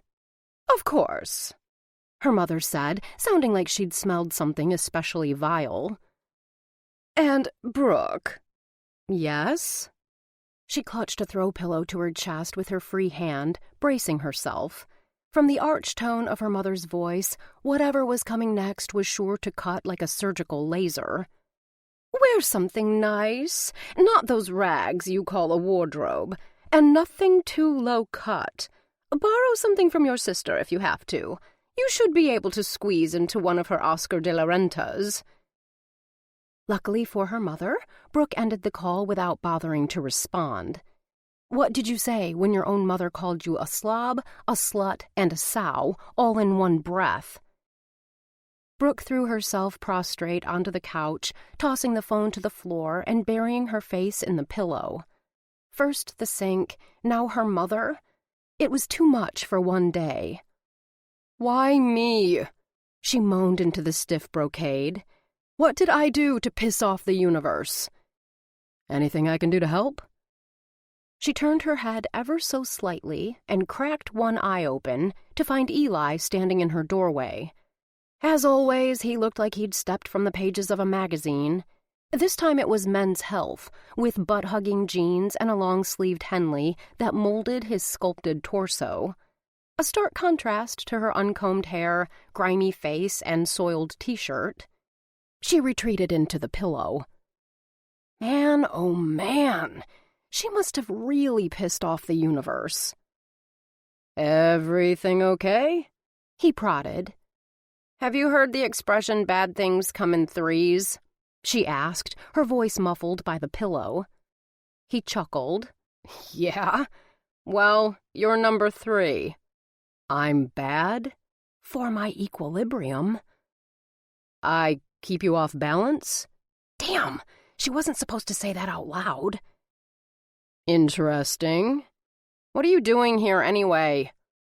He'd been suspiciously out of sight since he'd last appeared at her door bearing a caffeinated peace offering 8 days, 6 hours, 32 minutes, and 17 seconds ago. Not that she was counting. She risked another glance at him. Big mistake. There were those dimples again, courtesy of that cocky I-know-you-want-me smile. And how did he manage to have the perfect amount of sexy stubble morning, noon, and night? It was criminally unfair for one man to be so damned attractive. I knocked, but your door was open. As usual. He leaned a shoulder against the doorframe and crossed his arms. What are numbers 1 and 2? She blinked, both blinded by his hotness and confused by his question. Staring at him too long was like staring into the sun. You had to look away or get burned. Huh? You said I was the 3rd bad thing to happen to you today. What are the first 2? My pipe under my sink is busted and my mother thinks I'm an oversized tramp who doesn't know how to dress and can't hold down a decent job, she blurted before she could stop herself. He didn't pry, letting it slide with an almost imperceptible lift of his eyebrow. I'm no good with mothers, but pipes I can handle. Want me to take a look? No. Sure. Thanks. He strode over to her tiny kitchen like a man on a mission, a citrusy wave of his cologne teasing her nostrils as he passed by. He squatted in front of the open cabinet under the sink and pushed up his shirt sleeves, revealing sinewy forearms with a smattering of dark hair. Brooke's heart lurched, and she had to remind herself to breathe. Holy hell! Since when had she found a man's forearms provocative? Since about 3 seconds ago, apparently. She took a few steps toward him, not wanting to get too close and risk falling under his sexy spell. How much is this going to cost me? Let me take a closer look. He lay on his back and stuck his head under the sink. After a few seconds, he raised his arms to adjust something, exposing a strip of firm, bare flesh between the hem of his shirt and his waistband. The strip widened as he reached farther up to tinker with a section of pipe closer to the drain. She took advantage of the opportunity to gawk unobserved, letting her eyes feast on his rock-hard abs. Abs her naughty fingers remembered all too well and itched to get reacquainted with. You need a new U-bend. He scooted out from under the sink and stood, wiping his hands on his jeans. She hastily averted her eyes, not wanting to get caught staring. What's a U-bend? The pipe that's shaped like a U. And while you're at it, I recommend PVC instead of copper. It's more efficient and durable, and it won't rust or burst. Parts shouldn't run more than $30. I can run to the hardware store and have them installed in a few hours. Oh, no, I wasn't asking you to... You're right. You weren't asking. I was offering. She bit her lip. Accepting help wasn't her forte, but she was stuck between a rock and a soggy place. Are you sure it's not too much trouble? Piece of cake. He jammed his thumbs in his pockets and rocked on his heels. I've flipped a house or 2 in my day. She eyed him suspiciously. He might look the part, but she hadn't forgotten the designer duds and high-end haircut he'd been sporting the night they met. You don't seem like a manual labor kind of guy. You'd be surprised what kind of guy I am. The damn dimples were back, making her heart flutter. So, how about it? Am I hired? Only if you let me pay you, she insisted, pressing her mouth into a thin, uncompromising line. He considered it for a minute. How about you feed me when I'm done?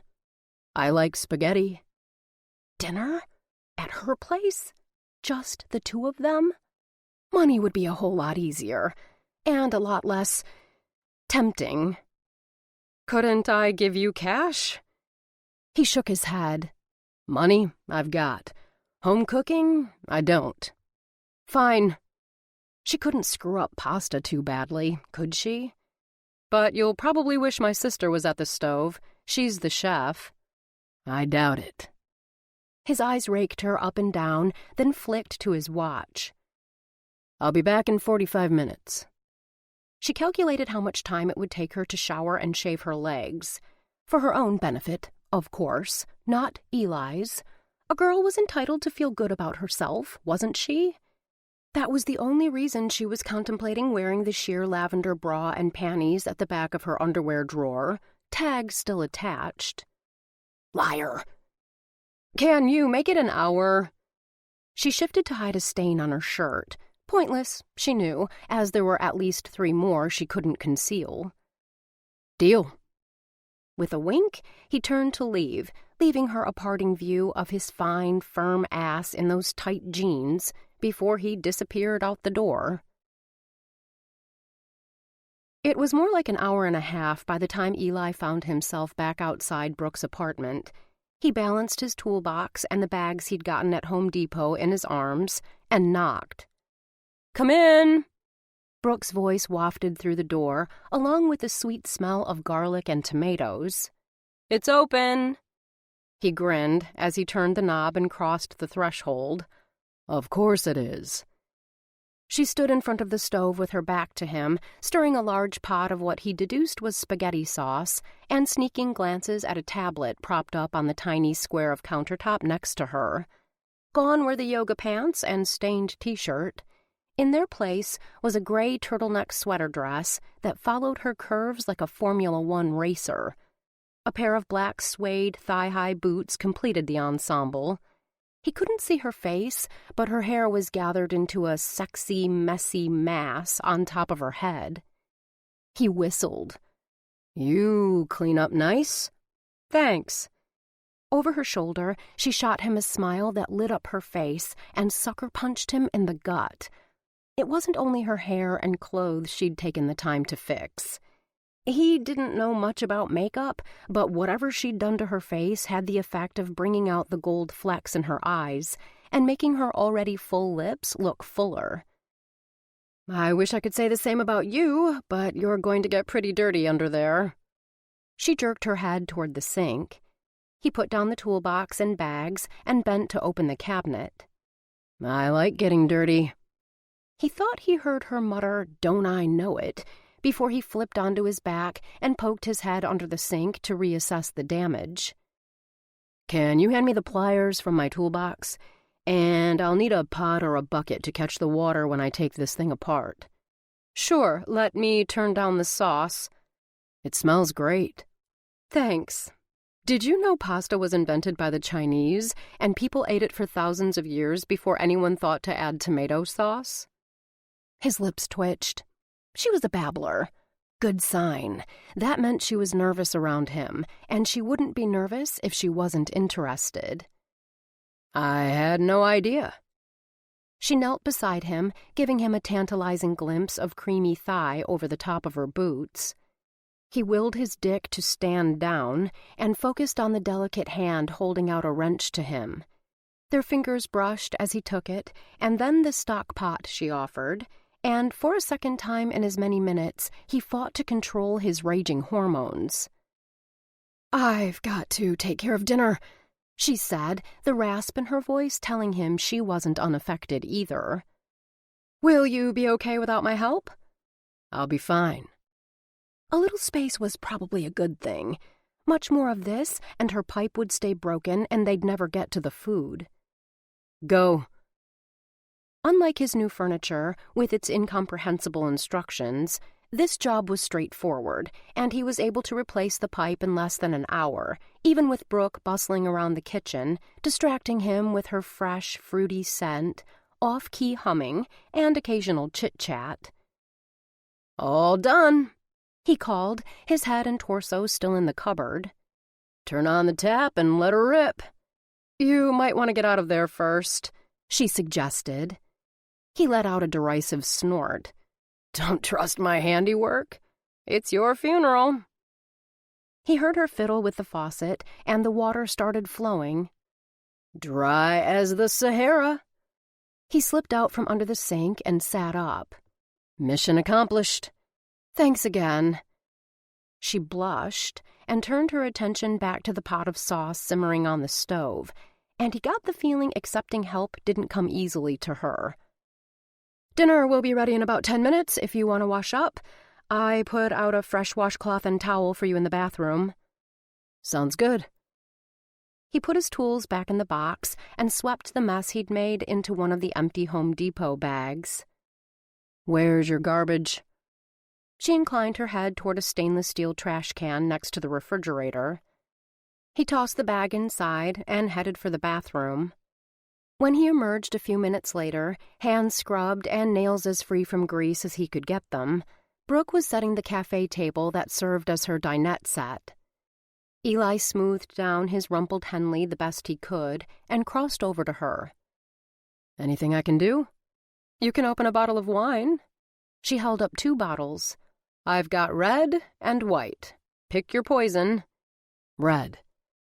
He took the bottle of Cabernet Sauvignon she offered, making sure their fingers didn't make contact this time, so he wouldn't be tempted to clear off the table she'd set and take her right then and there. "Where's your corkscrew?" "Top drawer next to the sink." He squeezed past her to get the bottle opener, struck by the intimacy of it all. And not because they were jockeying for position in her tiny galley kitchen.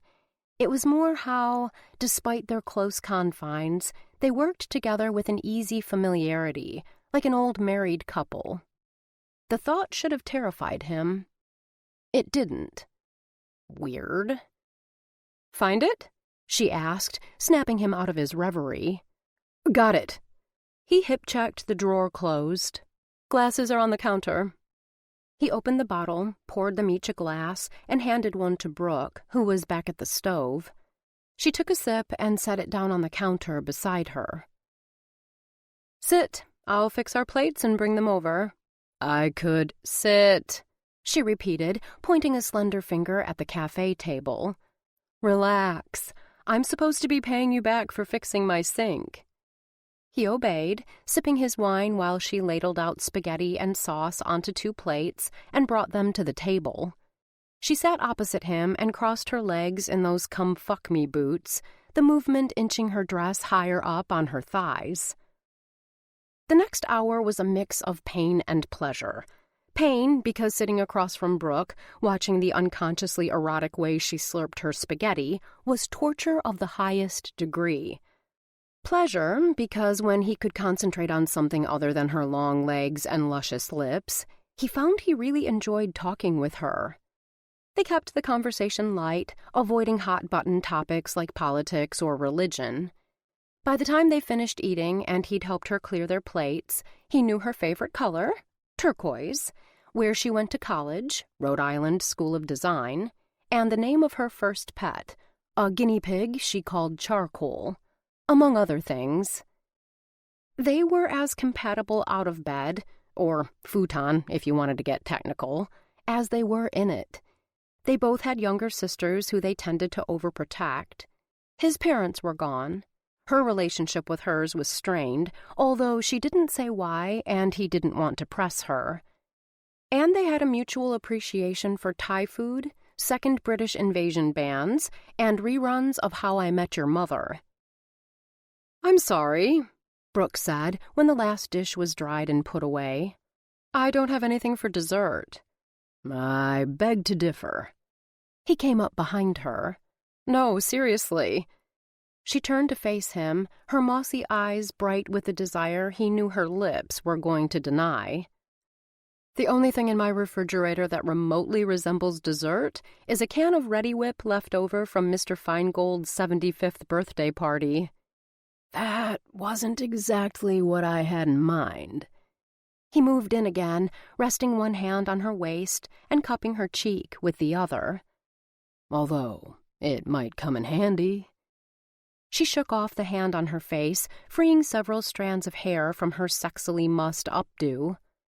"We agreed." 1 night. Did we? He brushed one long lock behind her ear.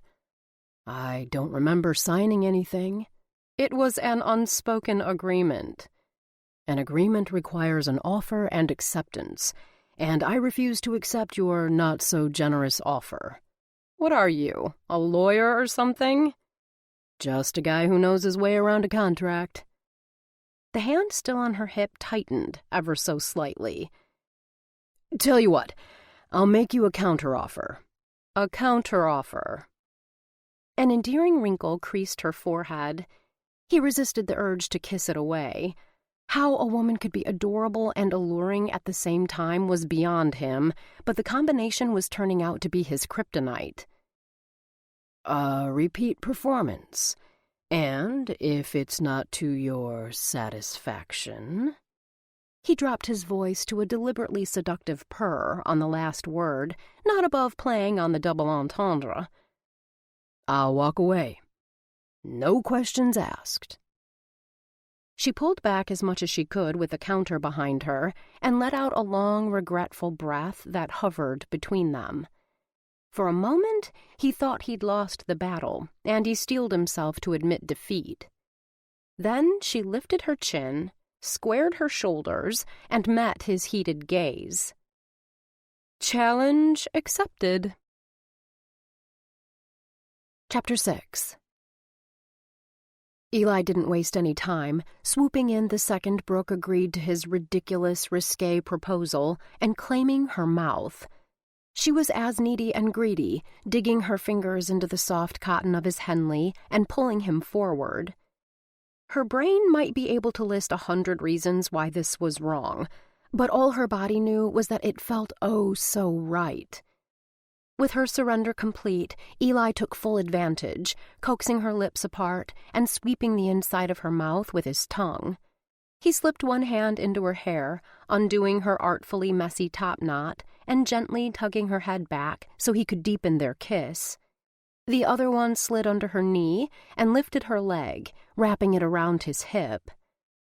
I do have a bed, she panted when he finally released her mouth to trace a hot, wet trail along her jaw to her ear.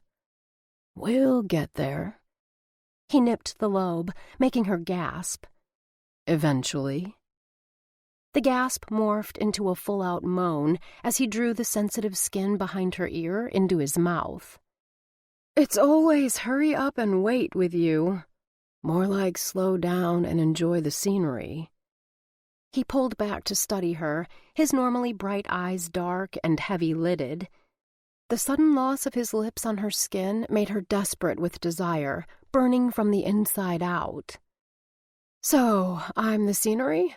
She asked. He nodded. His eyes flicked from her free-flowing hair to her breasts, nipples straining against her knit dress, past her hips, down her legs in her thigh-hugging boots, then back again. And the scenery's wearing far too much clothing. The inferno inside her flared hotter. You don't say. I do. He slid his hands down her body and reached for the hem of her dress, inching it up her thighs. I prefer the raw, unspoiled beauty of nature. She lifted her arms over her head, letting him peel off the offending garment. He dropped it to the floor, and she stood before him in her boots, bra, and panties. She bent to unzip one of the boots, but he put a hand on her shoulder, stopping her. Keep them on, he rumbled in her ear. I've been fantasizing about fucking you in those boots from the second I walked in the door. Really? She rose slowly until her punch-drunk gaze met his. No wonder it took you so long to fix the sink. Did not. He snaked a hand around her back and skillfully released the clasp of her bra. She dropped her shoulders. The straps slithered down her arms, and the scrap of lavender lace and silk landed at her feet, leaving her bare breasts on display. Did too. Not.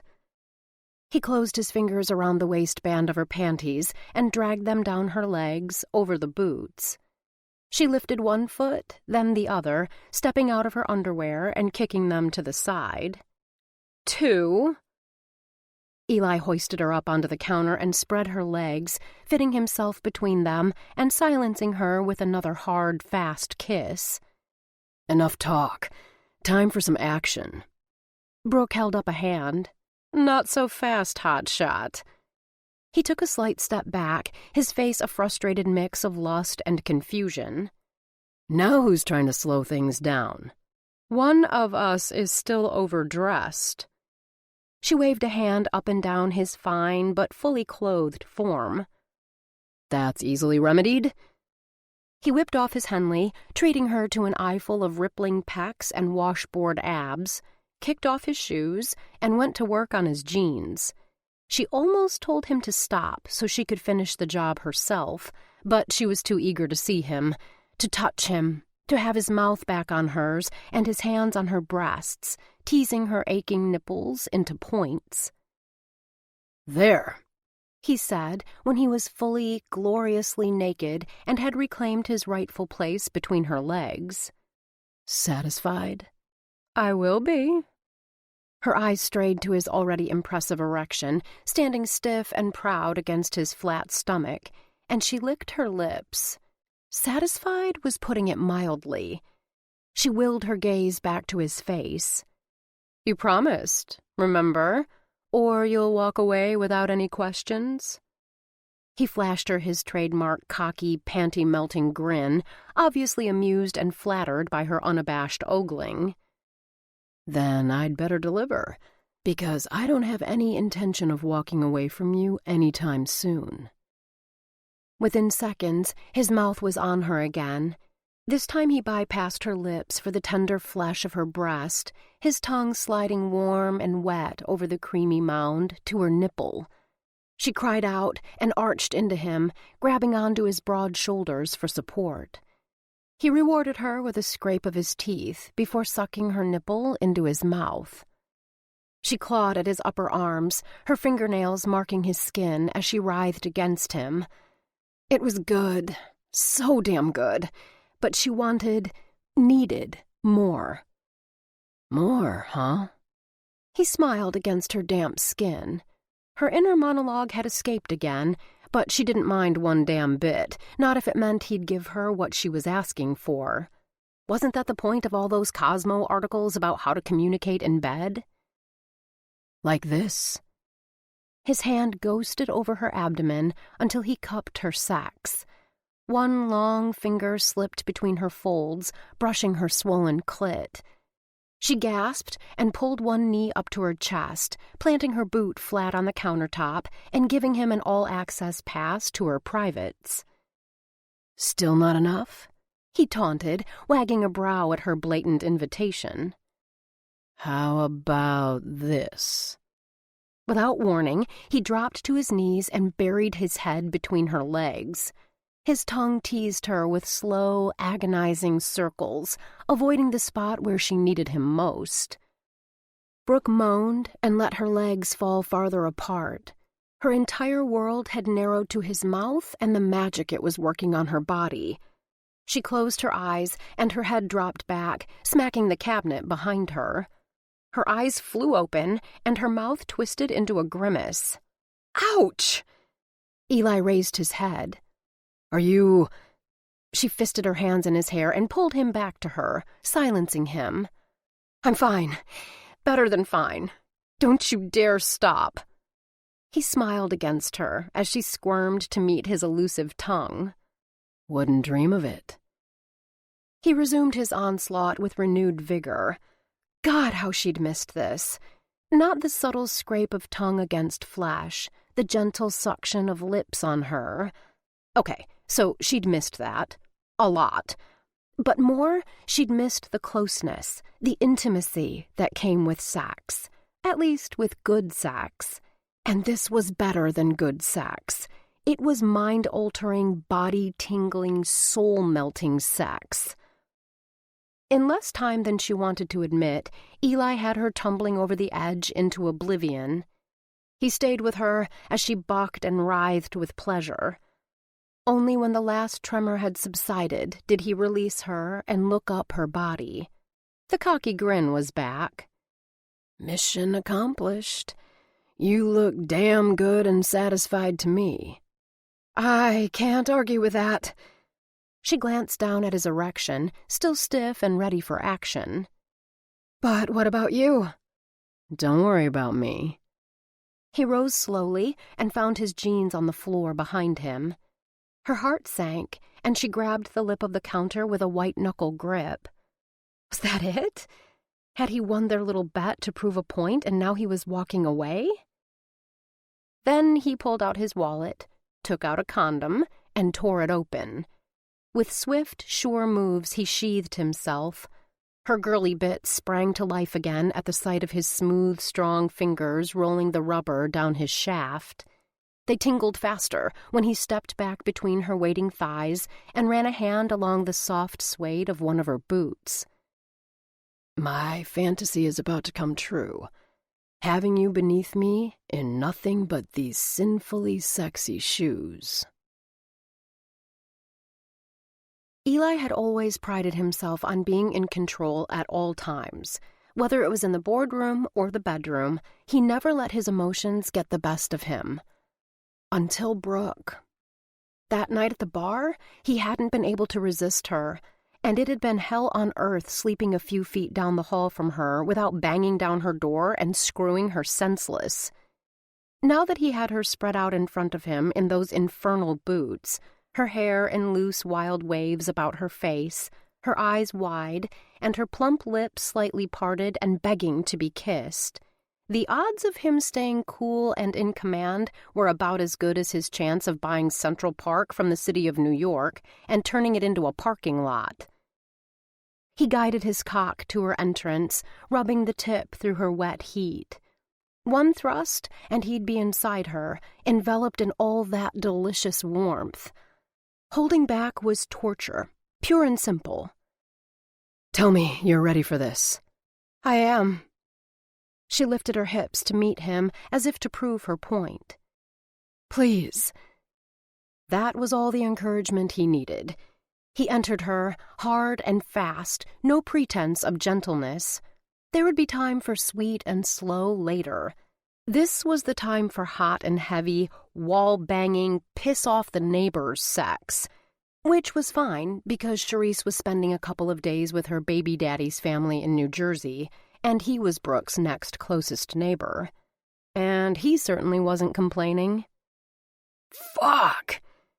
He ground the word out through clenched teeth and started to move. Sweat beaded on his forehead as he pushed in as far as he could, filling her completely. She let out a sharp hiss of breath, but stayed with him all the way, her arms coming up to loop around his neck. He grabbed the edge of the counter on either side of her shapely hips and pounded into her, his thrusts growing faster, wilder, with each encouraging moan from her lips. I can't wait much longer, he said between heavy breaths. Don't! She coaxed him, her husky voice dripping with lust, almost finishing him off. Let go. He closed his eyes and tried to think of absorption rates and environmental impact statements. You first. Her fingers tangled in his hair, and her mouth curved into a seductive smile that tugged at him, balls deep. I already crossed the finish line. Remember? As if he could forget the sight of her coming apart beneath him, her head thrust back, eyes closed, mouth in a perfect ecstatic O. She wrecked him, this woman, in a way no other had.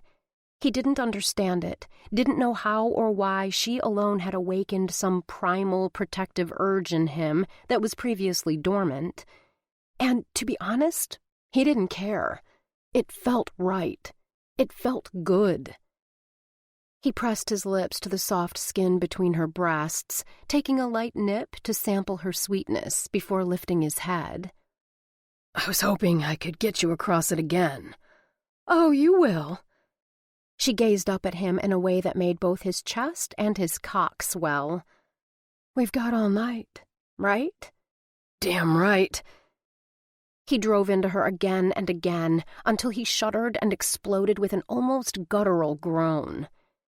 When his breathing evened, he brushed a damp hair off her cheek and rested his forehead on hers. That was... Yeah.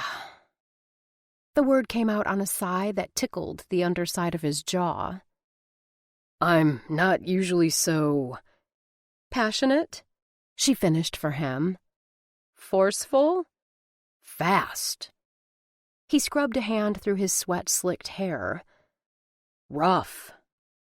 She pressed a kiss to the still racing pulse at his throat. I like fast and rough. I hope you like slow and gentle, too, because that's where we're headed next. He carefully withdrew and disposed of the condom in the trash can. Then he scooped her up and carried her out of the kitchen. She wrapped her legs around his waist and held onto his shoulders, her fingernails digging little crescents into his skin. With each step he took, her suede boots rubbed seductively against his hips and ass. Where to? I think it's about time we found ourselves a bed, don't you? No objections from this corner. Her makeshift bedroom was at the opposite end of the studio, behind a folding screen that gave her some privacy. He deposited her onto the plush dove-gray comforter and followed her down, stretching out beside her. As promised, he took his time with her this go-round, worshipping her body with his hands and mouth. He couldn't get enough of the feel or the taste of her. It didn't take anything more than a simple look or the barest touch to turn him into a starving man at an all-you-can-eat buffet. She must have felt the same hunger because she returned the favor, exploring him from every angle until they were both finally sated and spent. They lay tangled together in a sex-drugged haze. No recriminations, no regrets, no awkward post-coital conversation. Just two people who had scratched a mutual itch they couldn't ignore. At least that's what Eli's brain tried to tell him as they drifted to sleep, even as his heart told him it was fast moving into something more. Something new and unfamiliar that he hadn't known existed. When he awoke, the other side of the bed was empty. Sunlight spilled in from the double-hung window, and the smell of freshly brewed coffee teased his nostrils. Holy hell! He'd stayed the night. It usually took him months to get to that point with a woman. But not Brooke. His first time alone with her in her apartment, hell, his first time in her bed, and he hadn't wanted to leave this smart, strong, sensual woman who made him chuckle one minute and climax the next. He didn't have time to overanalyze the situation, thank fuck, because the woman in question appeared beside him, a steaming mug in her hand. She looked 60 shades of sexy, her eyes still misty with sleep, and her hair all morning mussed and flowing freely around her shoulders. She'd thrown on a tank top and a pair of form-fitting workout pants that didn't leave much to the imagination. Not that he needed to imagine the curves and valleys he'd spent hours memorizing last night. And he adjusted the sheet to hide the beginning of yet another raging, Brooke-induced hard-on. I wasn't sure how you took your morning caffeine, but you strike me as a strong and dark kind of guy. She bent to set the mug on the bedside table, giving him an eyeful of her magnificent cleavage. He sat up, letting the covers fall to his waist, and her gaze lighted on his bare chest. Her breathing quickened, and her tongue darted out to wet her lips, making his already erect cock impossibly harder. She was as ready for round 3 as he was. Or was it 4? He'd lost count somewhere during the night. Eli reached for the mug and took a sip of hot coffee. Perfect. I'm not much of a breakfast person, but I've got a box of peanut butter Captain Crunch in the cabinet if you're hungry. It's like crack to me. Or if you'd prefer something more sophisticated, I can whip up some French toast. He was hungry, but not for Captain Crunch or French toast. What he was craving would take more than the... He glanced at the digital clock on the nightstand. 15 minutes he had before his telephone status conference with Ginny. Hopefully she had a lead on their mole and some news about his bid for Candy Court. The second thought sobered him for a moment, but he shook it off. He'd already started preliminary discussions with a couple of local landlords who had space available. If the sale went through, all of the tenants, including Brooke, would have suitable substitute housing in Sunset Park before one brick was disturbed at Candy Court. Nope, not suitable. Better.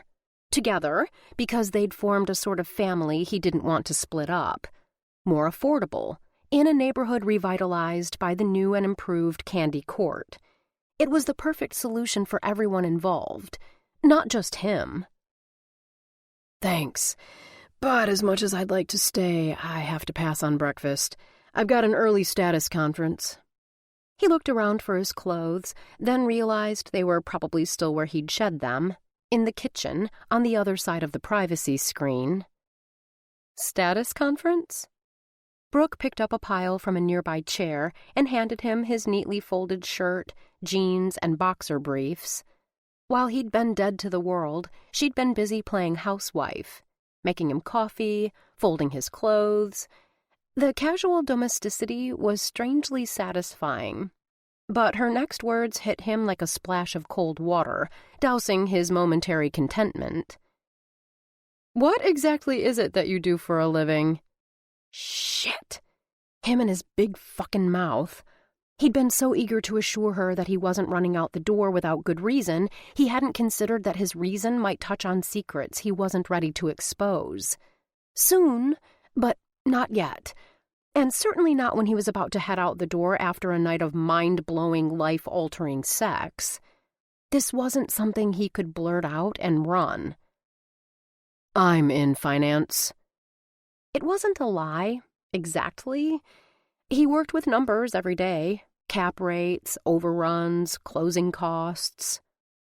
His stomach roiled at the half-truth, but it would have to do, for now. Figures. She rolled her eyes. Right, numbers. He shucked off the covers and slid on his boxers, then his jeans. No, I mean it figures you're a financial guy. I had you pegged from the minute you walked into Flotsam and Jetsam. Really? He slipped his shirt over his head and stuck his arms through the sleeves. I didn't realize I was that transparent. What gave me away? I think it was the designer duds, or maybe the top-shelf scotch. She crossed her arms over her ample chest and squinted at him. Which begs the question, what's a high-rent guy like you doing in a low-rent space like this? Would you believe me if I said I like things low rent? No. She stared him down. He was saved from further interrogation by the alarm on his cell phone. He pulled it out of his pocket and swiped the screen to silence it. Let me guess. She bent to pick up his shoes and handed them to him. Time for you to wow Wall Street? If you mean my status conference, then yes.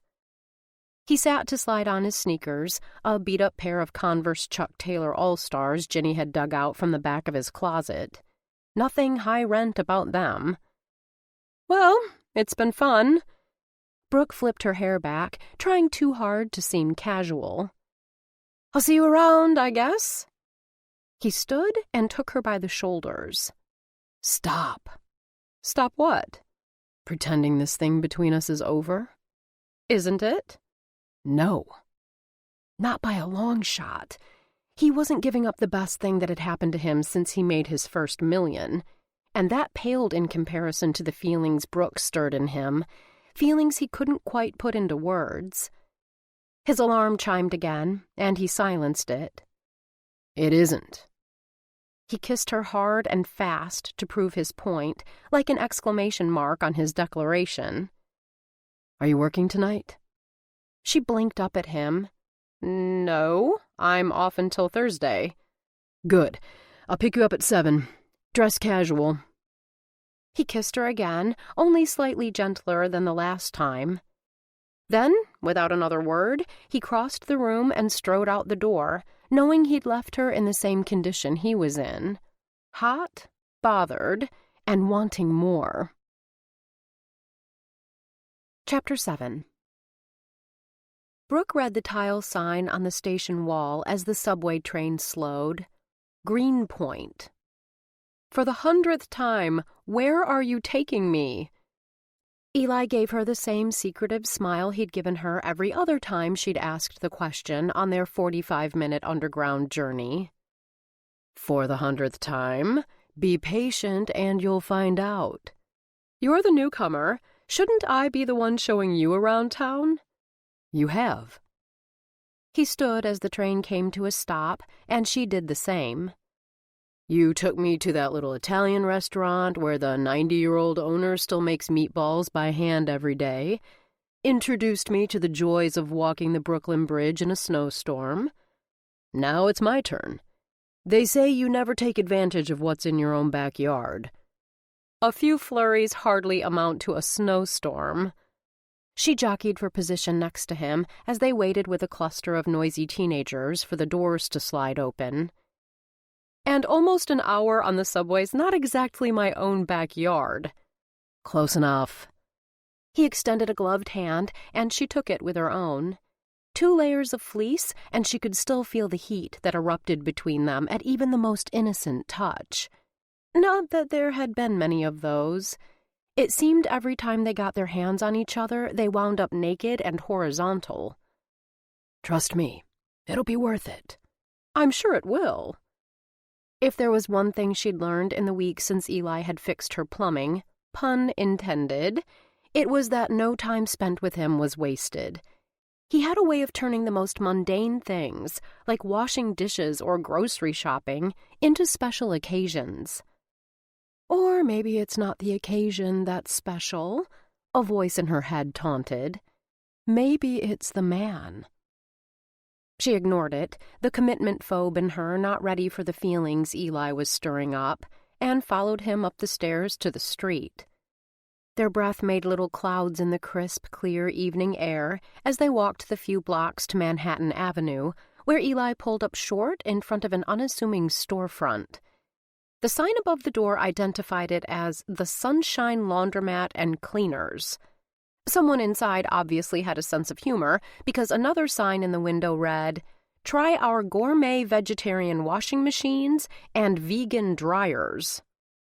"Here we are," Eli announced, sounding as proud as if he'd won Olympic gold or ended global warming. "There must be 100 laundromats between here and Sunset Park," Brooke observed. "And it's going to be hard to wash our clothes when they're back at home." Who said anything about washing clothes?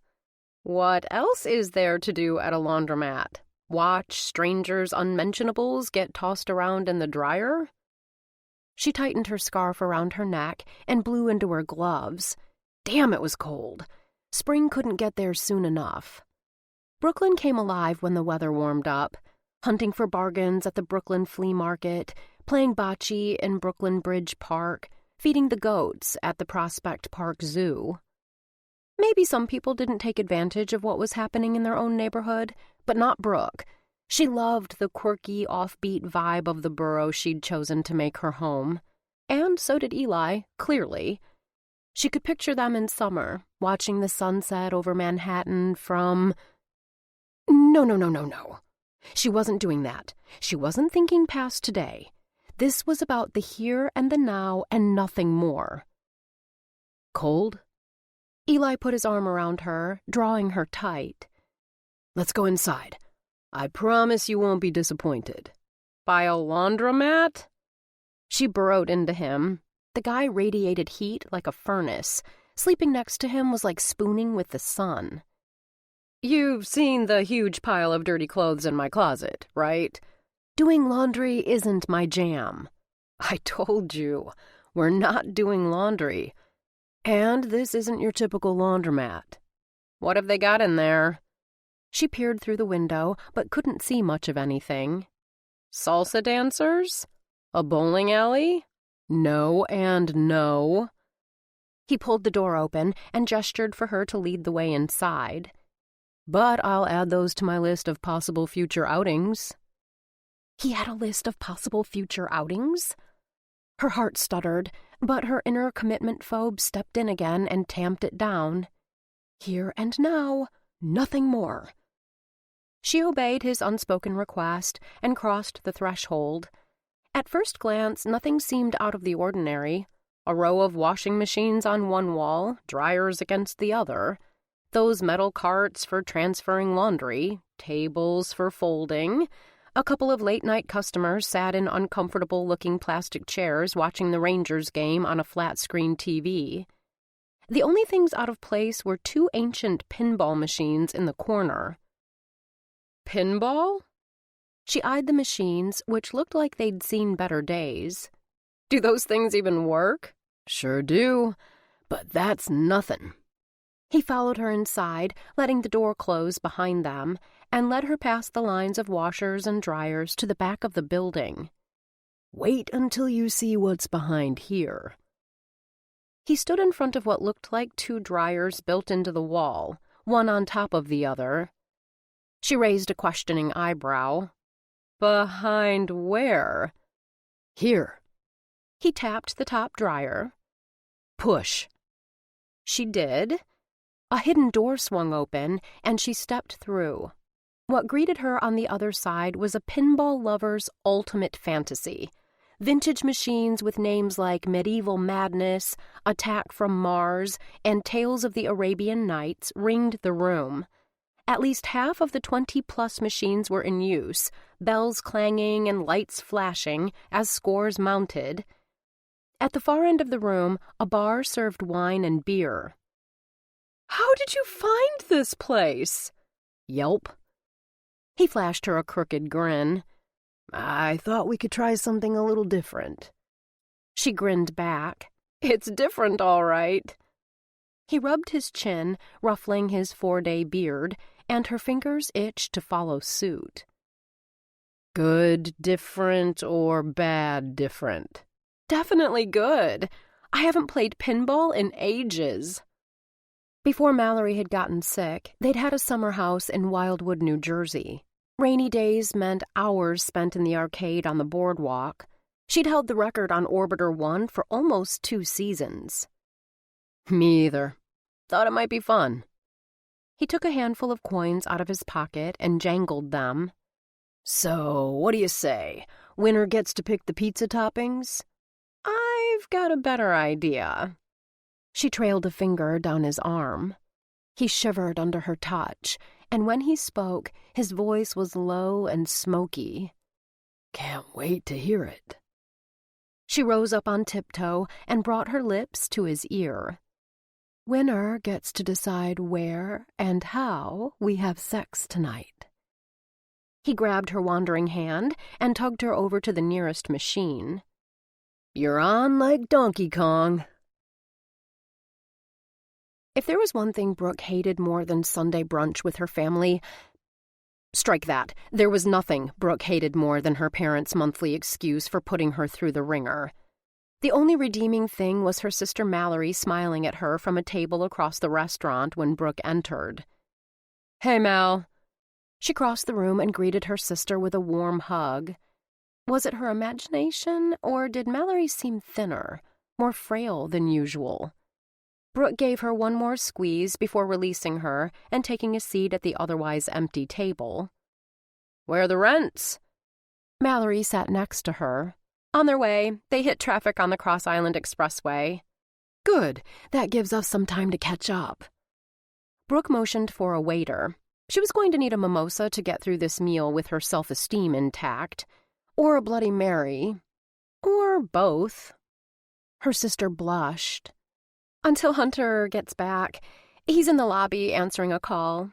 You probably walked right by him. The doctor you've been seeing? Mallory nodded.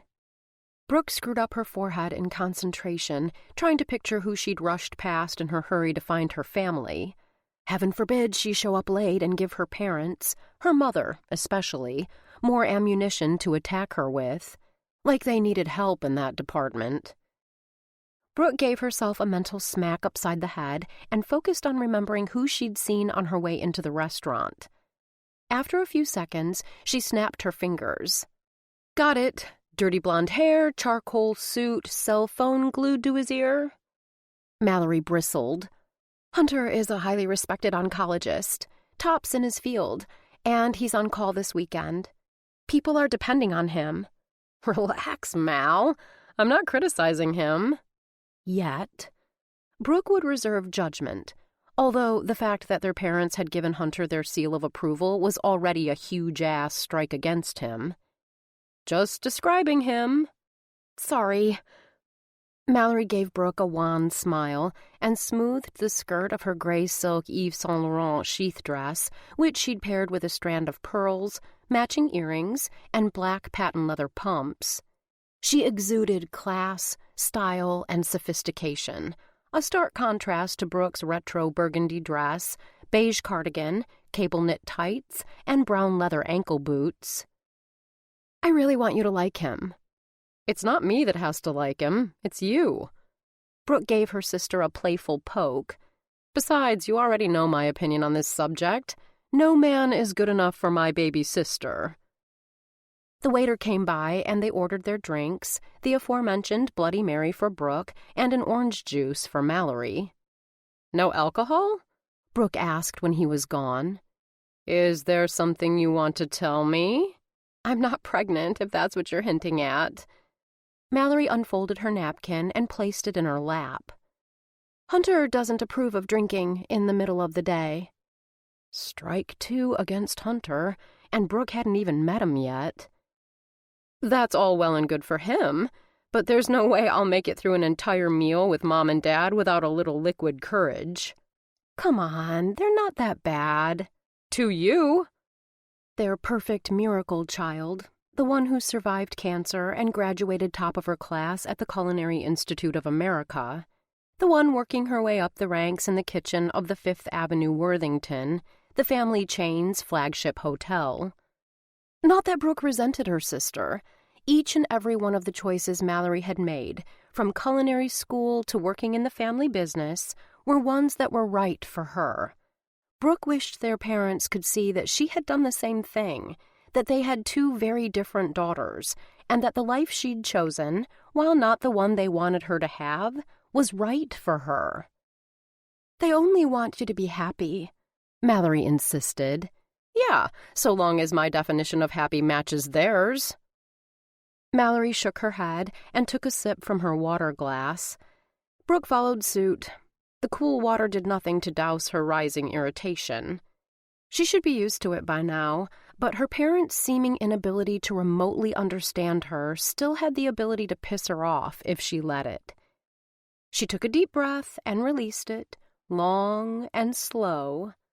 With each puff of air, she felt her anger dissipate, downshifting her mood from royally ticked to mildly miffed. I'm sorry, Mal. Brooke reached across the table and squeezed her sister's hand. I promise I'll be on my best behavior for your doctor. Your best behavior? Mallory laughed and squeezed back. That's not saying much. The waiter delivered their drinks. Brooke had barely taken a sip of her Bloody Mary when their parents showed up with Mallory's doctor in tow. Introductions were made and more drinks ordered, coffee and juice straight up. No alcohol before noon for the perfect people. So, Brooke, her mother started in once the waiter left to fetch their beverages of choice. No one joining you today? Brooke risked a glance at the cell phone to the right of her place setting, where she'd strategically placed it in the hope that it would ring so she could feign some sort of emergency and escape. Under 10 minutes from arrival to insult. A record, even for her mother. Obviously, she said, gesturing to the empty chair beside her. Hunter! Her mother turned her attention to Mallory's bow, and for a moment Brooke thought she'd been spared, at least temporarily. Surely you know some eligible men for Brooke. One of your colleagues at the clinic, perhaps, or maybe a former classmate at Columbia? How about Felix Oliver? Her father suggested. Don't you play tennis with him at the Vanderbilt Club? I believe he's recently engaged. Hunter eyed Brooke, his mouth drawing into a thin, critical line. But I'm sure I could dredge someone up. Strike three. She and Mallory were going to have a long talk when they were alone. Her gaze shifted to her sister, who fidgeted uncomfortably in her chair, her eyes downcast and her expression solemn. She needed to ditch this judgmental asshole, and fast. What did she see in him anyway? Okay, so he was supposedly some sort of rock star in the medical community. That didn't give him the right to be a pretentious prick. Thanks, but no thanks. Brooke took a healthy slug of her Bloody Mary and frowned. Not nearly strong enough to survive this shitstorm. She said a silent prayer the waiter would hurry back so she could order another, sans tomato juice. I can dredge up my own dates. When she wanted to. And lately, she certainly hadn't had any problem, thanks to a certain stubborn number cruncher who was supposed to have been a one-night stand. Emphasis on supposed to have been. The guy was nothing, if not persistent. Since their visit to the laundromat Coombe Arcade, he'd convinced her to visit the sea lions at the New York Aquarium, ride the East River Ferry, and tour the Brooklyn Navy Yard.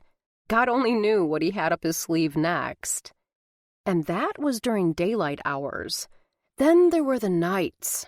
Long, leisurely nights filled with every kind of sex a person could imagine, and some that hadn't entered her wildest dreams, and she had some pretty wild dreams. Slow, steamy shower sex, hard and fast up against the wall sex, half-clothed, bent over the kitchen counter sex, and one particularly memorable bout of semi-public sex in the back of a taxi on the way home from Brooke's favorite Indian restaurant, a little hole in the wall in Park Slope with the best chicken tikka masala east of the river. Step by step, inch by inch, Eli had worn her down, stormed past her defenses, and wormed his way into her daily and nightly routine. Which, while it had certain fringe benefits like multiple orgasms, also scared the ever-loving shit out of her. Because the truth was, orgasms or not, she was really starting to like the guy. At first glance, he might have looked like every entitled asshole she went to high school with. But underneath his designer duds, Eli was about as different from those jerks as peanut butter was from jelly. Being with him was easy. No expectations, no pressure. She could dress how she wanted, do what she wanted, say what she wanted, without worrying about being held up to some artificial standard of perfection. Instead of judging her, he listened, really listened, like he was interested, like he cared about her thoughts and opinions. Which presented Brooke with a ginormous problem. She did not, repeat, did not, do relationships. Yet with each passing day, with every new adventure in and out of the bedroom, what they were doing was starting to look more and more like just that. A, gasp, relationship. One that was already messing with her 5-year plan. Hell, she'd barely written in the weeks since their infamous spaghetti dinner. Her pages sat on her drawing board, untouched, mocking her. Like the email from her agent asking how the revisions were coming along, which she hadn't responded to. She had to get it together and fast. Compartmentalize things. Work in one neat and tidy box, hot sex, and nothing else with Eli in another. It was that or end things with him altogether, a thought that was strangely terrifying to her. "That would be lovely, Hunter," her mother blithely continued, as if Brooke hadn't shot down her little matchmaking scheme. It was hard to believe, looking at her now, but Pamela Worthington had once been a promising opera singer, a mezzo-soprano the Times called a vocal powerhouse. She'd left all that behind for the sake of her perfect society marriage, and she expected her daughters to do the same. Fat chance, Brooke thought. Mallory might be willing to play along, but Brooke had her own ideas about her future, and none of them included sacrificing her dreams at the altar of the upper crust. "You four could double date." Her mother rubbed her manicured hands together, practically salivating onto her salad plate. I'm sure if Brooke could find a nice young man instead of the degenerates she seems to gravitate to, she'd settle down and get married. Maybe start a family. I've found a nice young man, Brooke blurted without thinking, wishing as soon as the words were out of her mouth that she could yank them back. Where in holy freaking hell had that come from? Not 2 seconds after vowing to compartmentalize her life, and she'd already let Eli escape from his damn box. Her mother's head snapped up like someone had mentioned a sale at Barney's. Who is he? Do we know him? What does he do? Is it serious? Why didn't you bring him? 5 questions without taking a breath. Another record. Her mother was in rare form today, even for her, and she wasn't going to be satisfied until Brooke threw her a bone or two. Brooke reached for her half-empty glass. Where was that waiter? She needed that juiceless refill like yesterday. Which one of those do you want me to answer first? Her mother waved a hand. Take your pick. Fine. She'd give her mother enough information to make her squirm. His name's Eli Ward. The real estate developer? Her father said, sounding positively gleeful. One of Fortune's 40 under 40 most influential people in business? He and his sister run a charitable foundation, her mother added. Something about girls and science. Such a worthy cause. We're hosting their black tie fundraiser next month at the hotel. I expect you'll join us.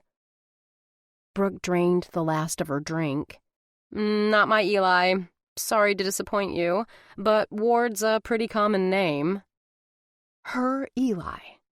She tried to ignore the frisson of excitement the words sent through her. Not mine. We're not in a relationship. How did you two meet? Mallory asked. Abort! Abort! Brooke was so not going there with her parents in earshot. That sordid tale would only confirm her mother's worst fears about her disreputable daughter. He's my neighbor. He moved in a few weeks ago. She was saved from any more of her family's version of the Spanish Inquisition by the simultaneous appearance of their waiter and the dinging of her cell phone. She glanced at the screen and saw a text from Charisse. Mom's sick. Can you watch Jaden? Boss says he'll fire me if I'm late one more time. Hallelujah! A genuine emergency. A miracle on par with the loaves and the fishes. Or 1980's Miracle on Ice United States men's Olympic hockey team. She banged out a quick text to let Charisse know she was on her way and stood. I'm sorry to cut this short, but I have to get back to Brooklyn. My neighbor's in trouble. Eli? Her mother asked, her lips pursing in disapproval. I do have other neighbors, you know. For now.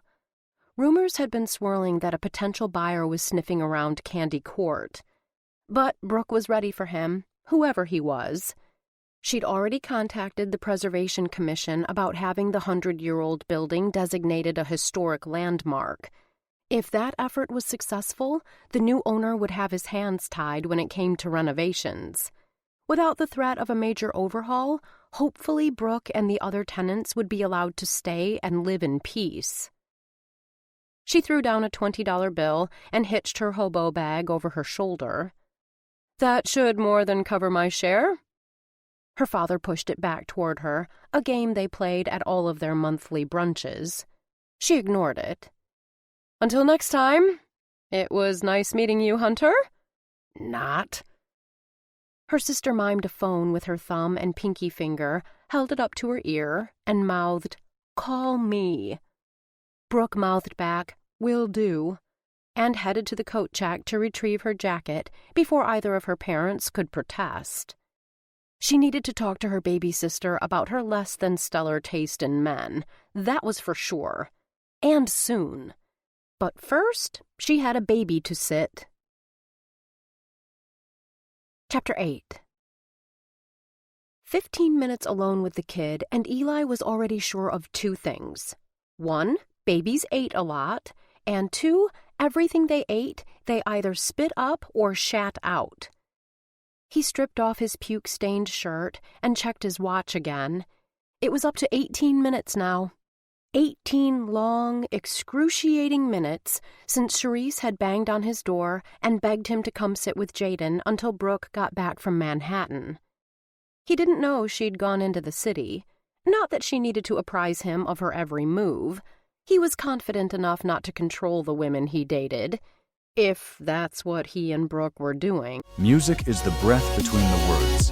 Take this time to enjoy that breath. This audiobook is free, and your presence means a lot.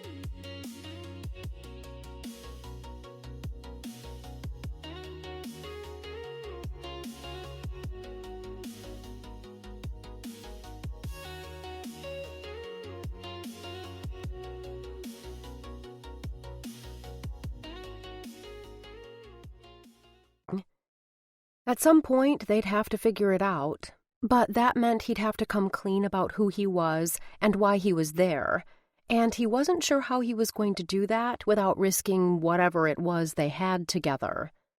Especially now that he'd signed a letter of intent for the Hearthstone Group, the new LLC he'd formed, to buy Candy Court.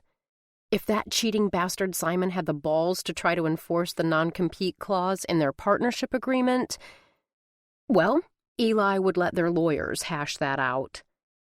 He couldn't wait for the mess at Momentum to get cleared up. He'd hired a private investigator to tail Dupree, hoping that would lead to the mole, but so far he'd come up empty. If Eli didn't act fast on Candy Court, someone else would. The building was too good a deal to pass up. But so was Brooke. She was the real deal. A woman who saw him for who he was, not what kind of car he drove, or how much he had in his bank account, or who he could introduce her to. Instead of going to stuffy museums and expensive restaurants, they'd spent the past few weeks discovering Brooklyn's simpler pleasures, and their nights discovering each other's bodies.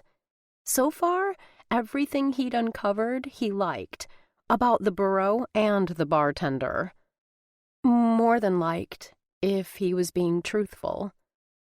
Eli raked a hand through his hair and swore under his breath. How the hell had he gotten himself into this impossible situation? And how the hell was he going to get out of it with his business and his manhood intact? A piercing wail brought him back to the problem at hand. All right, big guy. Eli tossed his shirt into the sink to be rinsed out later. Good thing it was one of Ginny's Walmart specials and not a designer label. And plucked a freshly wiped and diapered Jaden out of his bouncy seat. Let's try this again. Second time had to be the charm. After a little bit of fumbling with the bottle Charisse had thrust in his hand on her way out the door, he settled onto one of the chairs at her tiny kitchen table, cradling Jaden against his bare chest. The kid wasn't going to get him this time if he could help it. Okay, buddy. I ditched the shirt. Try to steer clear of the pants. He nestled the baby's head in the crook of his arm and held the bottle to his lips. He'd never fed a baby before, but it didn't seem that hard, except for the whole spitting up thing. Something that, according to Google, was easily remedied by periodic burping. Jaden's squalling stopped, and he latched onto the bottle, his little cheeks caving in with the effort of sucking down milk as fast as he could. Eli tilted the bottle upward, another trick he'd learned in his Google search, and stared down. Kids weren't something he'd spent a lot of time thinking about. He'd always assumed he'd find the right woman and get around to having one or two someday, but with his busy career, that day was in the distant future. Suddenly, shockingly, that future didn't seem so distant anymore, and the woman in it was a smart-mouthed, curvy brunette. The doorknob clicked, and Eli looked up to see said brunette burst into the room, frazzled but still beautiful, her hair streaming behind her, and her face red from the still chilly early March air. "Oh my God, Charisse, I hope I'm not too late. The D train took forever to show up and—" Her eyes found him, and she stopped mid-sentence. Her oversized bag fell to the floor with a heavy thud, making him wonder what the hell she kept in there. "Not Charisse," he said with a wicked grin. "I can see that." Her gaze lingered on the baby snuggled against his bare chest, and he thought he heard her mumble something about her ovaries exploding. He choked back a laugh. "Sorry, I didn't catch that." Her reddened cheeks flushed even more. "What can I say? A shirtless man feeding a baby? It's ridiculously hot." "Any shirtless man?" He shifted Jaden to his other arm. "I plead the fifth." She scanned the apartment. "Where's Charisse?" "She had to get to work. I offered to fill in until you got here." "Offered?" Brooke unbuttoned her coat and hung it over the back of a chair. "Or was drafted. Now it's my turn to plead the fifth. I suppose she made you take your shirt off, too. Or was that your idea?" "No, that was this little fellow." He glanced down at Jaden, who was still slurping away like a champ. "We had a slight accident our first go-round." She took a seat opposite him. "Pee, poop, or puke?" "All of the above." "Ouch." She held out her arms. "Why don't you let me take over?" The bottle was almost empty, and Jaden's eyes were drooping. Eli pried the nipple out of his mouth and moved him to his shoulder. "I'm fine." "You sure are." Her gaze strayed back to his chest before returning to meet his. "But that's beside the point. The cavalry's here. You're relieved from duty." "If you insist." He handed over the sleepy baby. "Want me to stick around? I could burp him or bathe him or something." "Or tell you who I am." He slapped that thought down. It was too soon. He wasn't close to owning the building yet. A million things could happen to squash the deal. Until he was sure of the outcome, he was keeping his mouth shut. Why stir up unnecessary problems? Brooke expertly transferred Jaden to her shoulder and began patting his back. "Don't you have someplace better to be?" "Nowhere I can think of." The truth of his words surprised him, and not in a bad way. They were back to playing house, but this time with a little addition to their faux family. Like a dutiful father, he picked up a dish towel and held it out to her. "You might want to use this. Trust me, he's prolific, and he's got a range that rivals an ICBM." "Thanks." She took the towel and draped it over her shoulder. "He's about to pass out. We could watch a movie after I put him down. I know where Charisse keeps her DVDs. With any luck, she's got something other than Sesame Street and Baby Einstein. Or I can run to my place and pick something from my stash. As long as it has a car chase, an explosion, or a completely gratuitous sex scene. Bonus points for all three." "So, no chick flicks?" He shuddered. "Heaven forbid." "Fine. I'll save Crazy Stupid Love for another day. Although it has like the best, most epic fight scene ever." The baby let out a loud burp. Brooke gave him one last pat and wiped his mouth with the towel. "I'll make it up to you. I saw some microwave popcorn in the cabinet when I was looking for a bib." "Butter flavor?" "I think so." "Then consider us even." She stood, crossed the open loft, and put the now fully asleep Jaden in his bassinet. "And for the love of God, put a shirt on." "What's wrong?" He rose to join her, coming up behind her and banding his arms around her waist. "Too distracting for you in all my half-naked male glory?" She leaned her head back against his shoulder, a teasing smile playing around the corners of her lips. I have a hard time keeping my hands off you when you're fully dressed. Half naked, it's practically impossible. He inhaled the soft scent of her shampoo, orange blossoms and coconut. Who said you had to keep your hands off me? In case you've forgotten, there's a baby in the room. He's sleeping. Eli turned Brooke in his arms so she faced him and rested his forehead against hers. And I'm not suggesting we get busy on Charisse's couch, but a good old-fashioned make-out session's not going to scar the kid if he wakes up.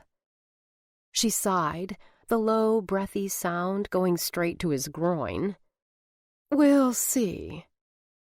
He bent to touch his lips to hers, but she stopped him with a not-so-subtle shove to the chest, forcing him to take a step back. For a split second, he thought he defended her, until he saw the mischievous sparkle in her bright green eyes. But not until you put on a damn shirt. Otherwise, I can't guarantee we'll stop at kissing.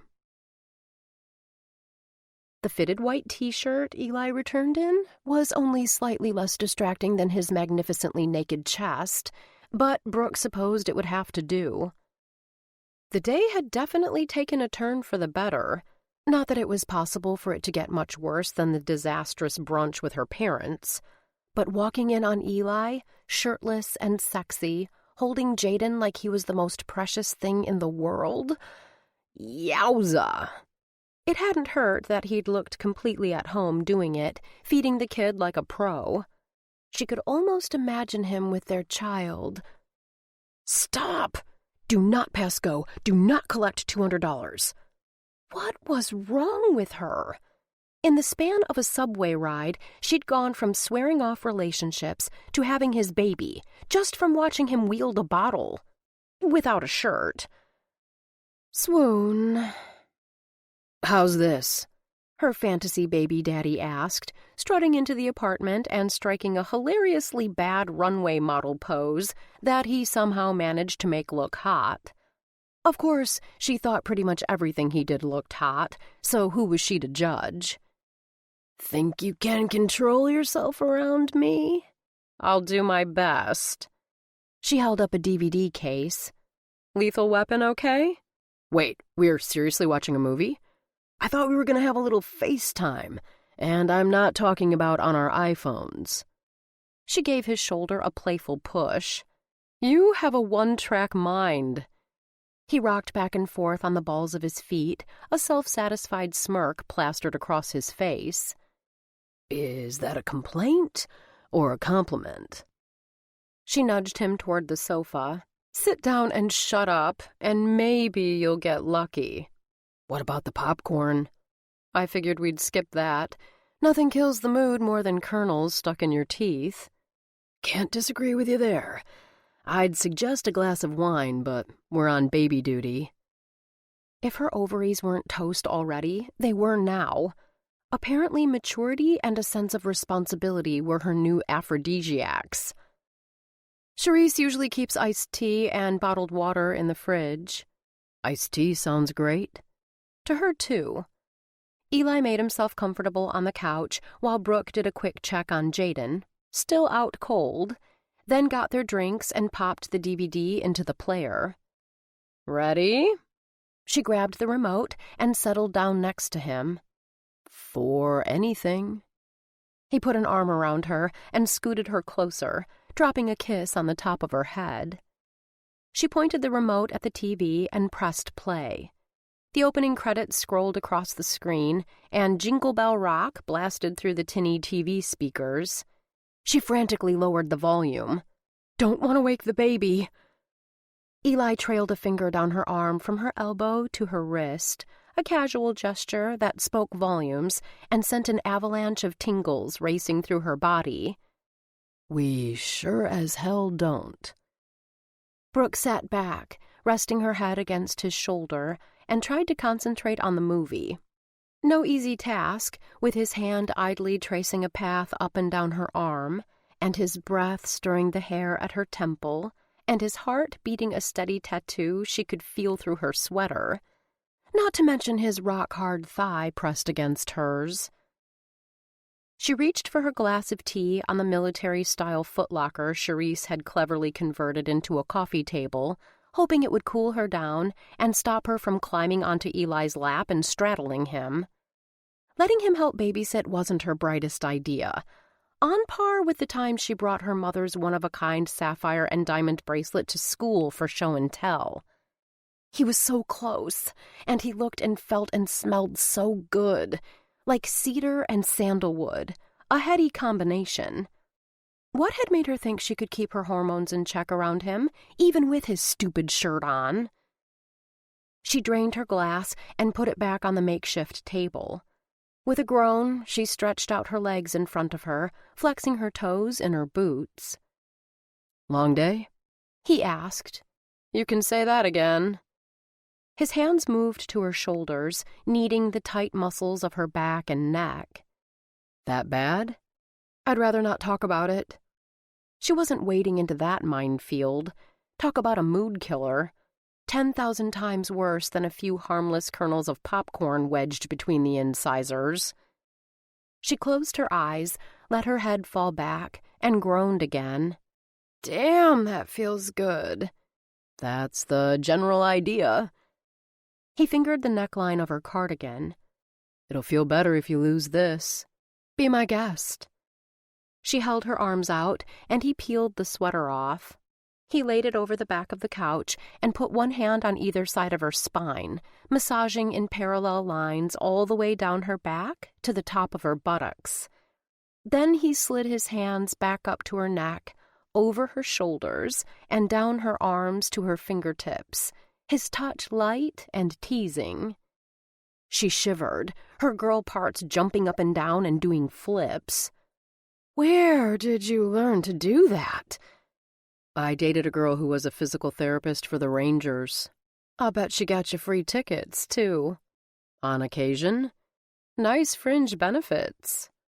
His voice deepened, and he put his lips to her ear. "She's got nothing on you." Without warning, he bent, picked up her foot, and pulled off her boot. "What on earth are you doing?" "What does it look like I'm doing?" He did the same with her other foot. "Taking your shoes off." "That's obvious. Why?" He lifted her stockinged feet and laid them over his lap. "No massage would be complete without a foot rub." "Oh." He grinned. His talented fingers had worked magic on her shoulders, neck, and back, but what they were doing now was pure heaven. Her toes curled involuntarily, and her feet arched into his hands. "You don't have to do this." "I know. I want to." He worked his fist into the ball of her foot, and she drew in a quick breath. "God, that's the most amazing feeling ever." "Really?" He slid his hand up her leg. "The most amazing? Better than my mouth on your breast? Or my cock in your—" "Stop!" She held up a hand, cutting him off, and looked pointedly at Jaden's crib. "Don't tempt me with what I can't have. There's always tonight." His hand slid a little higher. "What time does Charisse get off work?" "Not soon enough." "Well, sex may be out of the immediate picture, but there's nothing stopping us from doing this." He took her legs from his lap and turned her to her side, stretching out with her and hovering over her like a panther waiting to pounce. Time seemed to stop, with his hard edges molded to her soft curves, his mouth millimeters from hers, those ice-blue eyes studying her with an intensity that stole her breath and made rational thought impossible. "What are you waiting for?" she asked, her ability to form a coherent sentence surprising her. "I thought I heard something." She turned her head toward the bassinet. "The baby?" "I'm not sure."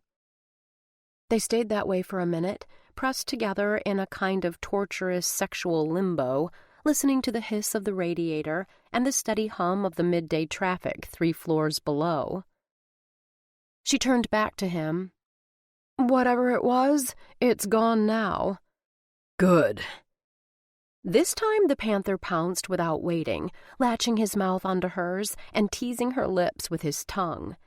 She tunneled her fingers through his hair and let herself get lost in the kiss. She couldn't remember when she'd felt so deliciously wicked. It was like she was a teenager again, sneaking her boyfriend over for a few stolen kisses while she was babysitting. He ground against her, and the evidence of his arousal pressed into her hip. Yep, her teenage years all over again. Except now she knew exactly what she was missing. She knew how he'd feel inside her, how he'd start off nice and easy, and then pick up the pace, pumping faster and harder, until... Bang, bang, bang. She tensed and broke off the kiss. Okay, I heard that. Open up! David's voice came through loud and clear from the other side of the door. I know you're in there. David, Eli mouthed. He means we know you're in there, Chris corrected. And Chris, Brooke whispered. We can hear you talking, David said. And moaning, Chris added. I think there was more panting than moaning. One of them laughed. What do you suppose they want? Brooke asked, keeping her voice low. No clue. Eli gazed down at her and picked up where he'd left off, his body moving against hers. But maybe if we ignore them long enough, they'll go away. Bang, bang, bang. We're not going away, Chris shouted, no matter how long you ignore us. Somebody's got big ears, Eli complained. Come on, you guys, David said, sounding whiny even for him. It's an emergency. All right. Brooke sat up, taking a reluctant Eli with her. But quit banging, you'll wake the baby. As if on cue, Jaden whimpered. Eli stood and adjusted his jeans. I'll get the door, you get the kid.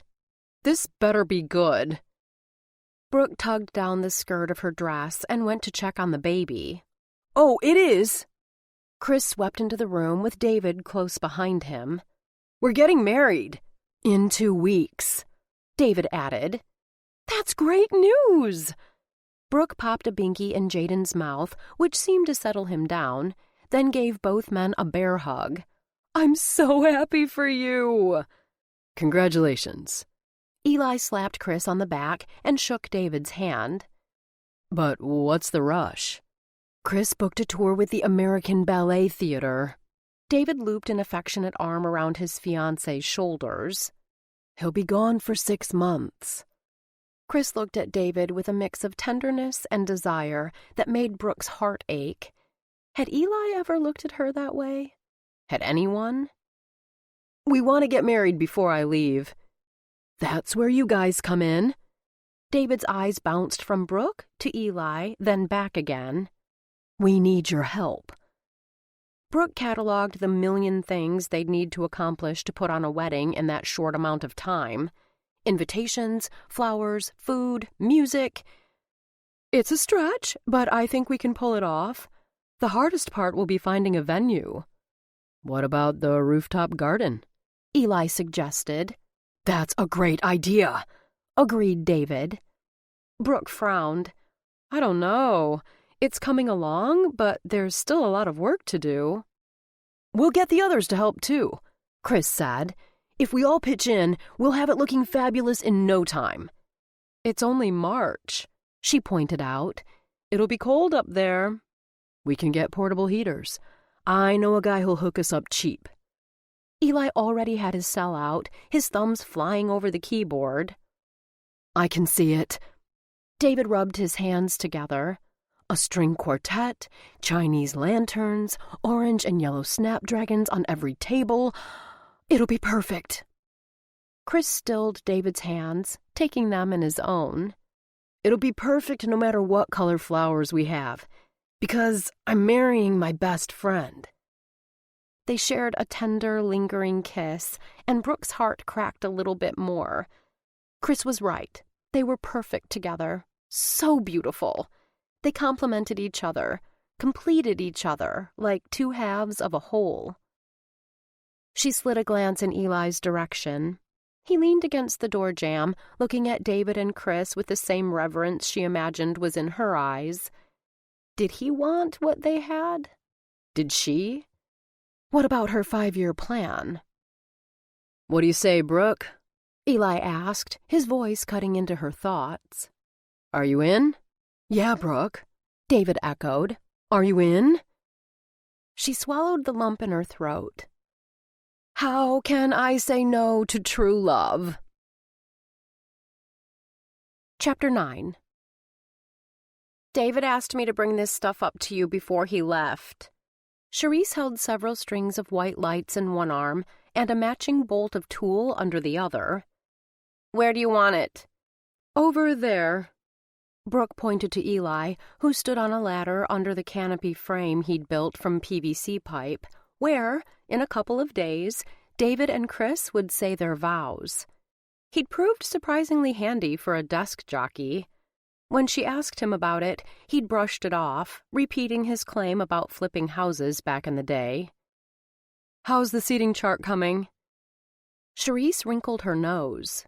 The list of who won't sit with who is longer than the phone book. It's like an episode of The Young and the Restless. Let me know if you need any help.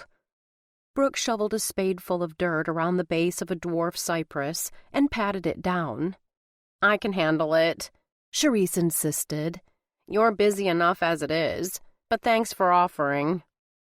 She delivered the lights and fabric to Eli and headed back downstairs. Brooke put down her trowel and stood, surveying their progress. She was almost finished with the planter boxes. Eli had the canopy under control. Charisse was dealing with the dreaded seating chart. David and Chris were off getting fitted for their tuxes, and the Feingolds were waiting in the lobby for the rental company to show up with the chairs and tables, probably squabbling the whole time over whose turn it was to take out the trash, or whether the toilet paper was supposed to hang over or under the roll. All in all, things were coming along nicely. Sure, there'd been the snafu with the photographer who'd accidentally double-booked himself, and she had to call 5 florists before she found one who could track down snapdragons in the colors David specified. But they'd been minor inconveniences, swiftly handled. The easiest call had been to the caterer. No one knew more about food or weddings than her sister. The Worthington had at least one a week, more during the busy months in the spring and fall, and Mallory had been more than happy to help David and Chris on their special day. "Hey, Brooke," Eli called from his perch on the ladder. "Can you come over here and take a look at this?" She wiped her dirt-covered palms on her jeans and went over to him. He'd fashioned a sort of curtain from the tulle, hanging it from the top of the canopy frame, then gathering it and securing it to one corner with wide silver ribbon. The man was a marvel. Was there anything he couldn't do with those magic hands? She banished all thoughts of his appendages, yes, that one too, and gave him a thumbs up. Perfect. Great. I'll finish hanging the tulle and string the lights. Eli climbed down the ladder and moved it to the next corner, giving her butt a quick and dirty squeeze through her Levi's as he passed. She shot him a warning glare and looked around to make sure no one had joined them on the roof. A relieved sigh escaped her lungs when she saw they were still alone. It wasn't like they were sneaking around. Hell, half of Candy Court had probably heard their bedroom antics on more than one occasion. The walls weren't 3 feet thick, and they weren't exactly quiet about it. But sex in the privacy of one's own domicile was one thing. PDA was another. It somehow seemed more intimate, a declaration to the world that they belonged to each other. A declaration she wasn't sure either of them was ready to make. Sounds like a plan. Brooke took a step back, needing to create some space between them, and gestured to the gardening tools and bag of potting soil she'd been using. I'm going to put this stuff away and make sure the Feingolds haven't killed each other. Before she could finish gathering her tools, the door to the roof swung open, and Mallory stepped out into the surprisingly warm for mid-March sunshine. "Mal!" Brooke dropped the shears she was holding into a bucket. "What are you doing here?" Mallory cocked her head, then shook it. "Nice to see you, too." "I'm surprised, that's all. You didn't text me you were coming. How did you get in the building?" "The nice old couple downstairs let me in." "Nice?" Brooke snorted. "They weren't at each other's throats?" "Well, I'm pretty sure I interrupted something, but it wasn't an argument." Brooke shuddered. "TMI, little sis. TMI. Forget I said anything." "I'm not sure I can. The image is burned in my brain." Brooke grimaced. She needed to change the subject. Stat. "You never answered my original question. What brings you here?" "I figured you could use an extra hand with the preparations, and I wanted to get a feel for the space before finalizing the menu." "In that case..." Brooke picked up the bucket and handed it to her sister. "You can help me put this stuff back in the tool shed." "Sure." Mallory shifted the bucket to her other arm. "Then maybe after we can..." "Whoa!" Brooke followed her sister's gaze across the roof to Eli. He'd moved the ladder again and was a few rungs off the ground with his back to them.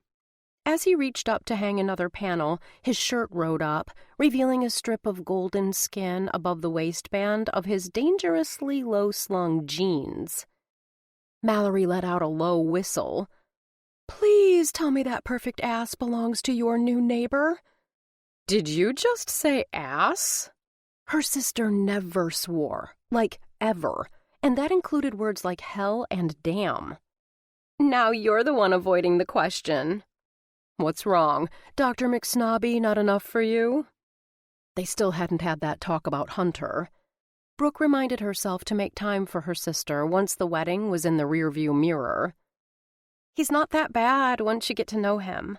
Honest." Mallory tapped the toe of one running shoe. "And you still haven't given me an answer." "Fine, little Miss Nosy Pants." Brooke hefted the bag of potting soil. "That's Eli." "The guy you're banging?" Mallory tapped a finger against her cheek. "He doesn't look like a bean counter to me. More like a contractor. Or a Chippendales dancer." "Jesus, Mal!" Brooke hissed. She gave her sister the look of death and glanced over at Eli, who was thankfully still wrestling with the canopy. "Could you keep it down?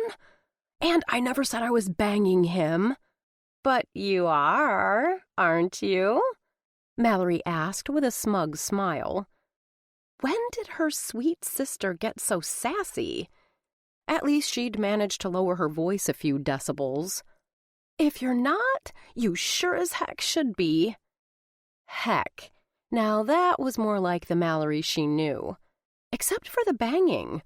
Old Mallory would never refer to sex as banging. Old Mallory wouldn't refer to sex at all. At least not without blushing. Brooke studied her sister's face.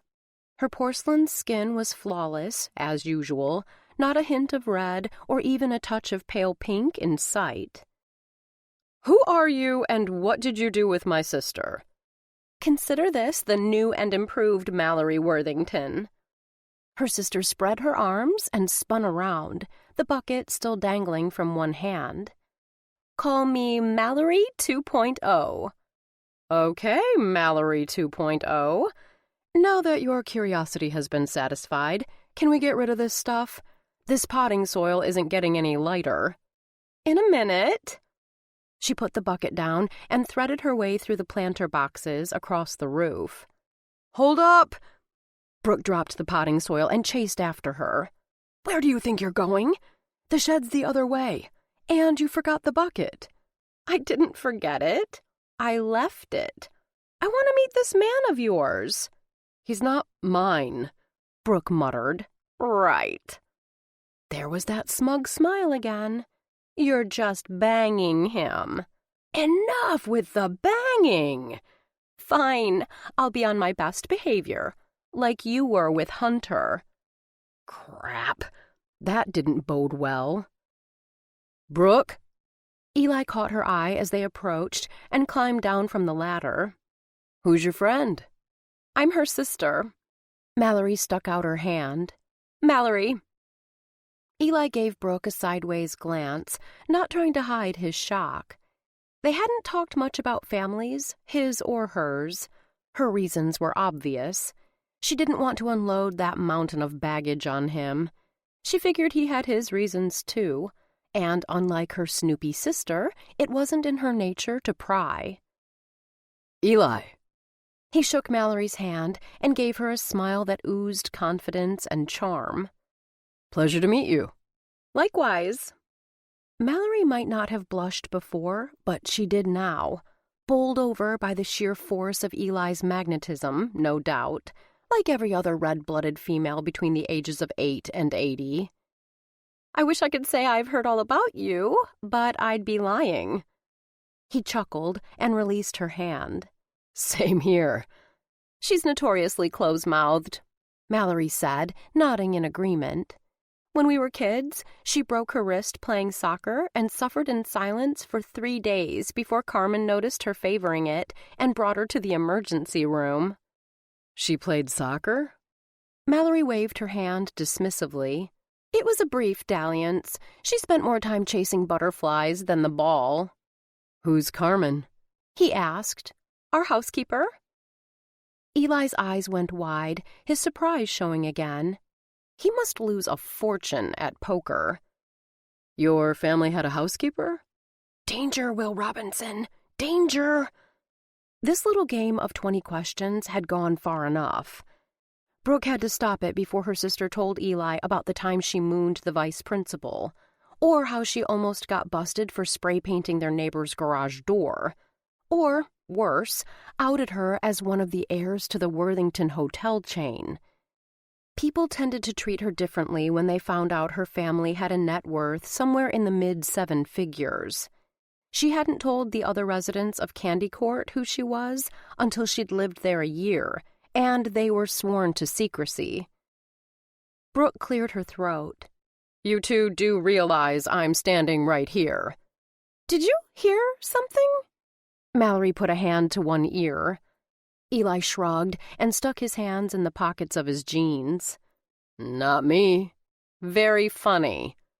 Brooke stepped between them and turned to her sister. I thought you came here to help, not spill all our family secrets. Not all, Mallory teased, nudging Brooke with her elbow. Just yours. And you? Brooke spun on Eli. You're supposed to be working. This canopy isn't going to finish itself. I could use a hand. Eli gestured to the pile of tulle next to the ladder. This is really a 2-person job. I can help, Mallory offered. Not gonna happen. I'll work with Eli. Brooke jumped in, nipping her sister's not-so-bright idea in the bud. The last thing she wanted was to give those two more time to swap stories. You can go downstairs and keep an eye on the fine golds. Then, when Chris and David get back from their fitting, you can put the finishing touches on the menu with them. I see what you're doing. Mallory waved a finger at her. And I'll go along with it, for now. But you can't keep us apart forever. Brooke took her by the shoulders, turned her around, and nudged her toward the door. Watch me.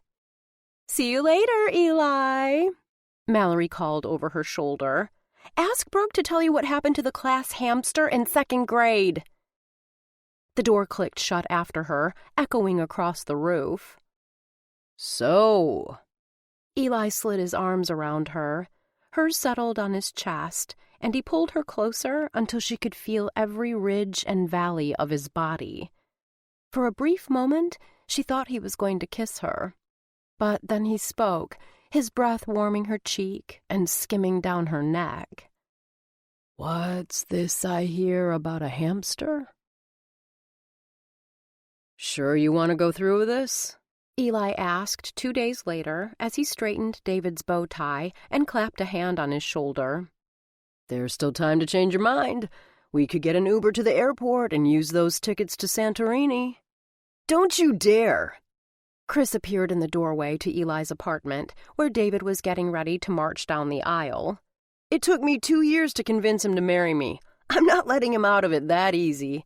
And I'm sure as hell not letting you go on our honeymoon with him." "What are you doing here?" David wailed, his tone of voice somewhere between a screech and a scream. He ducked behind Eli in a futile attempt to hide. "It's bad luck for us to see each other before the ceremony." "We had breakfast together this morning," Chris pointed out. "That doesn't count," David insisted to Eli's back. "It was ages ago." 8 hours is not ages. "It is in my book." Boys.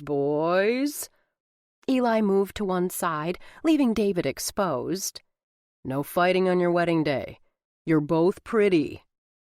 Chris put his hands in the pockets of his tuxedo pants. "We're not fighting. We're arguing." "Which we wouldn't be doing if someone respected tradition and kept his distance." David narrowed his eyes at his soon-to-be husband. "I thought I told you to stay downstairs." Brooke came up behind Chris and smacked him on the back of the head. "The 2 grooms aren't supposed to see each other before the wedding. It's bad luck." "That's what I said," David huffed.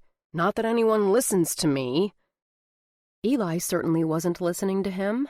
How could he, with Brooke standing there looking like a goddess in a short, figure-hugging black dress and gladiator sandals? A triple strand of pearls hung in the valley between her breasts. A matching bracelet adorned one bare arm, and she wore pearl and what he assumed were diamond studs in her ears. She'd left her hair hanging loose around her shoulders the way he liked it, making him itch to grab a handful and tilt her head to the perfect angle for him to kiss her into next week. Wedding be damned. "You look..." He searched for the right word and came up short, settling for the first thing that popped into his head. "Gorgeous." "It's a gift." Chris tugged on the cuffs of his jacket and adjusted his cummerbund. "Or a curse." "He's not talking to you, doofus." David rolled his eyes. "He's talking to her." "Thanks." Brooke openly ogled Eli. "So do you." He'd pulled out all the stops and had Ginny raid the closet at his penthouse. The result? A navy blue suit he'd paired with a pale pink dress shirt, burgundy tie, and matching pocket square for a pop of color. Every guy had at least one good outfit in his wardrobe for special occasions, right? "Come on." Chris looped Brooke's arm over his. "Let's get out of here before my fiancé blows a gasket. Or one of you 2 heterosexual lovebirds spontaneously combusts from all this pent-up sexual tension." "I need you guys on the roof in 10 minutes. Brooke called over her shoulder as he dragged her off. "The guests are almost all here." "Don't worry." Eli slipped David's tux jacket off the hanger. "We'll be there." The door closed behind them. Eli held out David's jacket. "You ready?" "As I'll ever be." David put his arms through the sleeves and fastened the top button. "You? You're the one tying the knot, my friend, not me." Eli took David's boutonniere out of the box and stuck the pin between his teeth. David fixed his collar. "From the way you and Brooke practically eye-fucked each other, I wouldn't be surprised if you're next." Eli laid the boutonniere flat against David's lapel. "Shut up and hold still. Cherise says you 2 go at it like rabbits every night. Really noisy nympho rabbits." Shit. He knew they should have kept the moaning, groaning, and oh-my-godding to a minimum.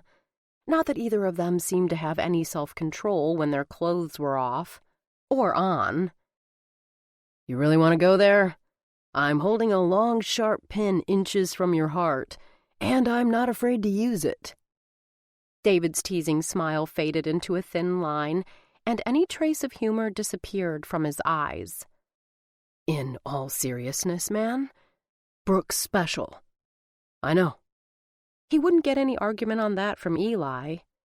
We've been friends for almost 3 years, ever since Chris and I moved into this building. More than friends, actually. She's like a sister to me." David hesitated, his next words coming out slow and measured. "I don't want to see her get hurt." "Neither do I." "Then don't you think it's time to tell her the truth?" The pin in Eli's hand slipped, jabbing his index finger and falling to the floor. He jerked back and sucked his injured finger into his mouth. This was it, his day of reckoning. The shit had hit the fan. He took a deep breath and tried to quell the flood of panic rising inside him, making his chest tighten. "What do you mean?" "You're in love with her," David stated matter-of-factly, like he was discussing the weather. "Or well on your way to it." Part of Eli sagged in relief. David didn't know his real identity or his reason for being at Candy Court. It was important he tell everyone, especially Brooke, on his own terms, when the time was right. And that time was almost here. But as relieved as he was that his secret was still safe, another part of him continued to panic. It was too soon to be throwing around the L word, wasn't it? He repositioned the boutonniere. "What makes you say that?" "It's as obvious as a bad boob job." David handed him a fresh pin. "All you have to do is look in a mirror. You've got all the classic symptoms. Yearning look, dopey grin, shortness of breath. The next thing you know, you'll be doodling hearts and flowers on your spreadsheets, or whatever it is you work with." So much for his big-time real estate magnate poker face. If David could read him like a cheap airport paperback, could everyone else? Could Brooke? "We've barely known each other 2 months. The protest sounded lame even to Eli's ears. He pushed the pin through the stem of the boutonniere and stepped back to observe his handiwork. "Weeks, months, years. Love doesn't have a timetable. I moved in with Chris 3 weeks after we met." David shifted to the mirror to check his appearance. "Haven't you ever been in love before?" Eli fiddled with his pocket square. "I thought so, back in college, but now I'm not so sure." David gave his reflection a final once-over and turned back to Eli. "Yeah, the real thing will do that to you." "The real thing." The words tugged at Eli's conscience. It felt real. It felt right. But how right or real could it be until he was completely honest with her? The door cracked open, and Brooke stuck her head in. "Your 10 minutes are up, and the natives are getting restless. Are we doing this, or what?" "You bet your ass we're doing this," David said, his tone joking, but his expression deadly serious. "I can't have Chris jeteing his way across Europe in tights and a dance belt without a ring on his finger. Which reminds me..." He took a small square box out of his pants pocket and put it in Eli's palm. "Here, the rings. Don't forget them, and don't forget what we talked about." Eli nodded. "I won't." David breezed past Brooke, planting a kiss on her cheek as he went. "See you on the roof." "What was that all about?" Brooke asked in his wake. "Guy stuff." There wasn't time for even the abridged version of what he needed to say to her. That would have to come later. Eli crossed to Brooke and offered her his arm. "Shall we?" She threaded her arm through his and let him lead her into the hallway and toward the stairs to the roof. "I'm all yours." Chapter 10. Brooke didn't cry at weddings. She didn't. The moisture gathering at the corners of her eyes as she watched David and Chris exchange vows wasn't tears. It was her damn ragweed allergy acting up again. In March. "Here," Eli whispered, dangling a handkerchief from his fingertips. "A handkerchief? Who still carries a handkerchief?" She took it, running her thumb over the EWJ embroidered in the corner. And monogrammed, no less. They're extremely handy, perfect for lending to damsels in distress. Do you come across a lot of those?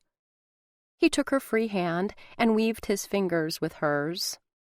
Only one recently. She dabbed at her eyes, stupid allergy, and turned her attention back to the ceremony. As happy as she was for David and Chris, who had finished with the vows and were exchanging rings, she couldn't help feeling a little wistful. Things were finally starting to go her way. Her agent had loved the last set of revisions. She lived in a great neighborhood, surrounded by good friends, and she had a hotter-than-hell guy in her bed every night who made sure she never went to sleep unsatisfied. But how long would it last? Her book might never sell. Any day now, she and her friends could be out on the street. And as much fun as she was having with Eli, watching David and Chris stand before their family and friends and swear to have and to hold from this day forward, seeing the love and promise in their eyes as they slipped the rings onto each other's fingers, made her wonder if maybe she and Eli could have that too. You okay? He asked under his breath. She nodded and stared straight ahead, not daring to look at him.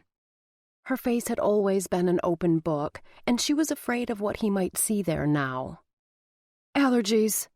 Right. He drew the word out like he was savoring it. Screw you. He chuckled and turned her hand over in his, running his thumb over her palm. The slight touch reverberated all the way to the tips of her toes in her high-heeled Roman sandals. Later. Shh! Mr. Feingold hissed loudly, rapping Brooke on the shoulder. I can't hear. Neither can anyone else now, thanks to you, old man. His wife scolded, her voice only slightly softer than her husband. For the rest of the ceremony, Brooke kept her mouth shut and her eyes on the happy couple. No easy task, with Eli refusing to release her hand, his thumb continuing to draw slow circles on her palm. How could such a simple, seemingly innocuous touch create such a tidal wave of sexual pleasure? It was a good thing they were sitting down, because she didn't think her legs would support her. Only when the service was over, and David and Chris shared their first, almost obscenely long, kiss as spouses for life, did she sneak a glance at Eli. He looked right back and mouthed, "Later." "One-track mind," she mouthed back. But at that moment, as David and Chris continued to kiss, and Eli stared at her with a bittersweet smile, something deep inside told her they were talking about more than sex. Cocktails and dinner passed in a sort of blur. By the time they'd eaten Mallory's fabulously prepared food and Charisse's boyfriend du jour had started spinning tunes on Eli's sound system, Brooke had a nice little champagne buzz. She shook her booty to Beyoncé and Britney Spears and taught the Feingolds the electric slide before a slow song came on, one that called for lots of touching and swaying and romance. PDA of the highest degree. It's about time. Eli intercepted her at the edge of the makeshift dance floor and held out his hand. His jacket was long gone, and he'd rolled up his shirt sleeves to his elbows. Dance with me. It was a command, not a question. Brooke looked at his outstretched hand, then met his gaze. It was what she saw there that made her overcome her deep-seated aversion to public displays of affection. Not need or desire, but a kind of quiet desperation, as if his world would end if they didn't share this dance. She took his hand and let him lead her past the other swaying couples to the center of the floor. His grip tightened, and he tugged her closer so he could slide his other arm around her waist. The heat of his palm on her back scorched her skin through the crepe of her dress. She let out a breath she hadn't realized she'd been holding and flattened her free hand against his chest. "It was a beautiful wedding," she said lamely, her eyes fixed on one of his shirt buttons. "Thanks to you." The hand at her back pressed more firmly against her until their hips brushed with every step. "And you." He dipped his head so his lips skimmed her earlobe. "What do you say we get out of here?" She pulled back far enough to look at him.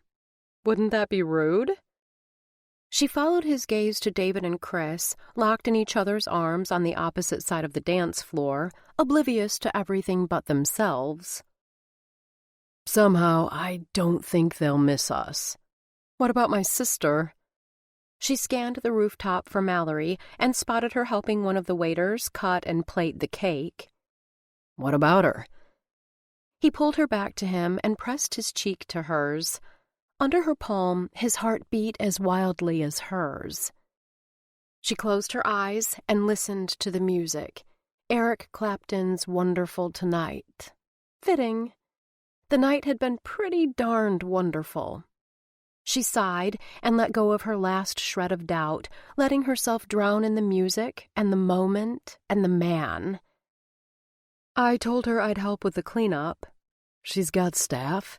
You've done enough." Eli spun her around in a slow circle so she could take it all in.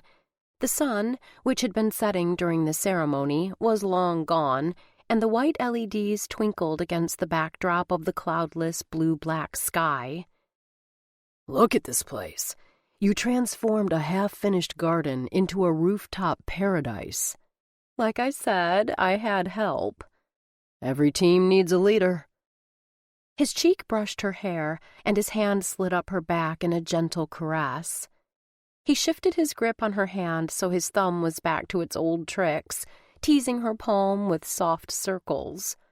Like before, the simple touch set off a tsunami inside her. "Okay, let's go." She rested her cheek against his shoulder. "But I have to let my sister know I'm leaving. And I'm grabbing us a couple of pieces of cake. It's chocolate almond with raspberry mousse and a chocolate ganache. I never pass up chocolate." "I like the way you think." He dropped a kiss on the top of her head that should have been platonic, but only served to whip her already crazed hormones into a frenzy.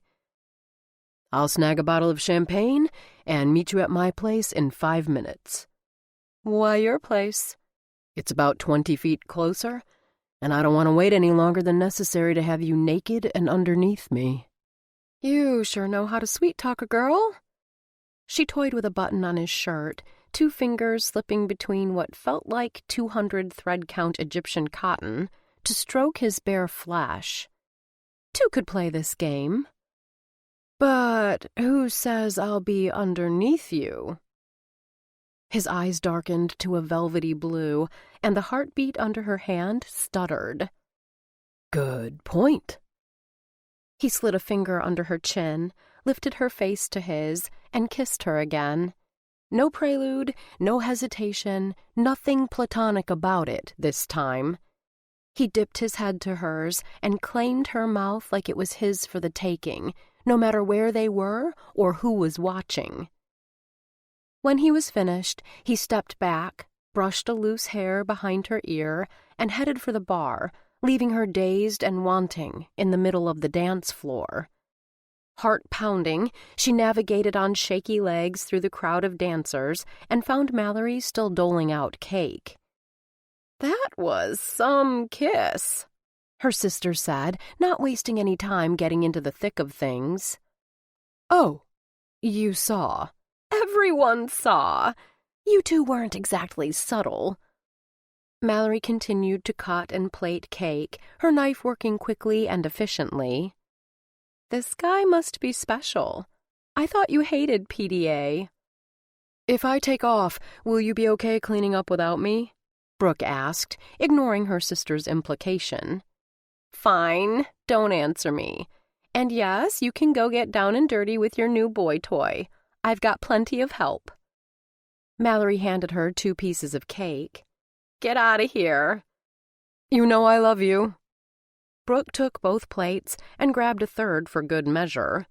"Lunch Tuesday? "Anywhere but Heirloom." "Sounds good. I'll text you." Carefully balancing the cake plates, Brooke made her way down the stairs to Eli's apartment.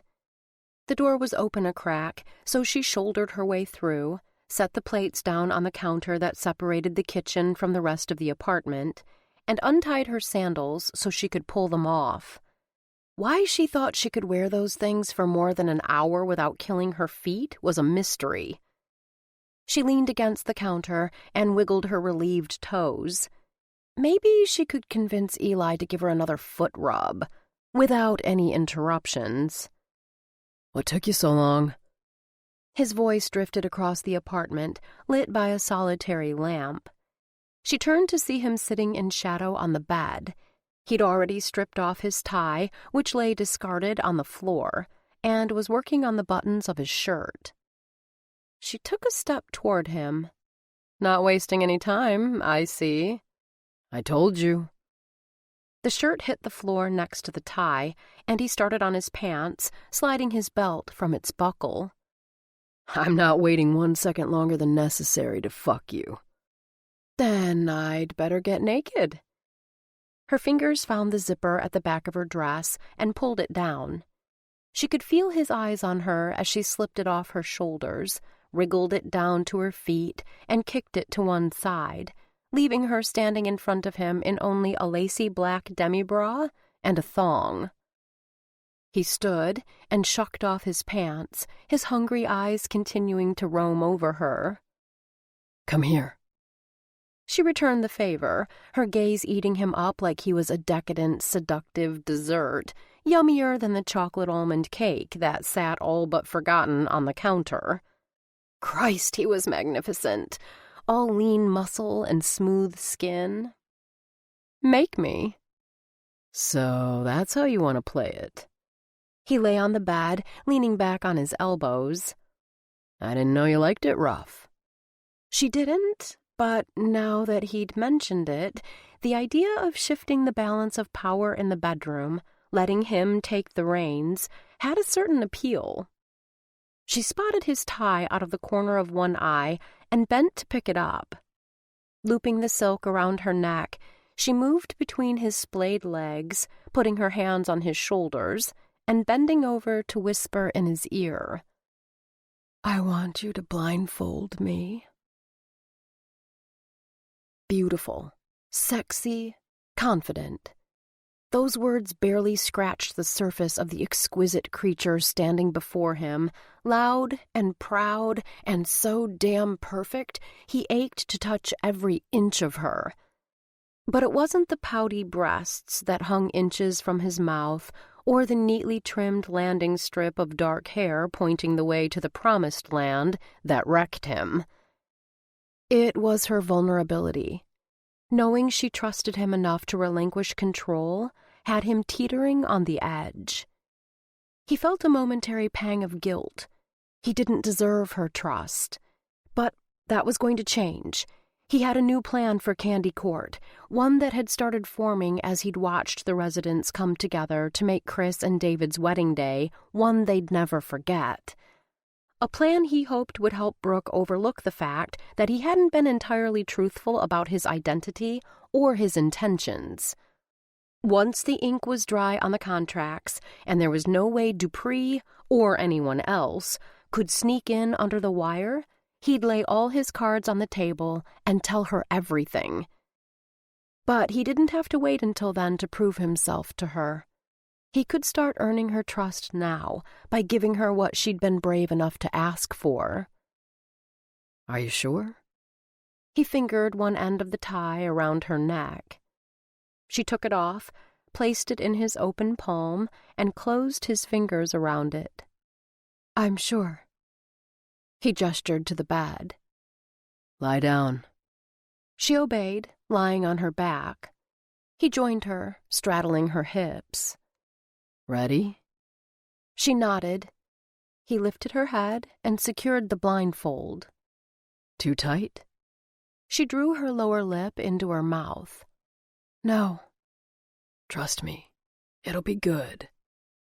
He dipped his head to her neck and dragged his lips along her collarbone. His hardening dick brushed her soft folds, already wet with her arousal. torture. Sweet fucking torture. Eliminating one sense heightens the others. You don't say. She shivered as his mouth opened to softly suck the skin at the top of one breast between his teeth. Tell me more. I'd rather show you.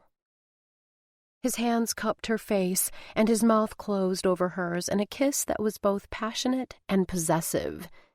He coaxed her lips open, and his tongue swept in to tangle with hers. He kissed her for long, leisurely minutes, until they were both panting and desperate, then gentled the kiss and pulled back. You taste fucking amazing.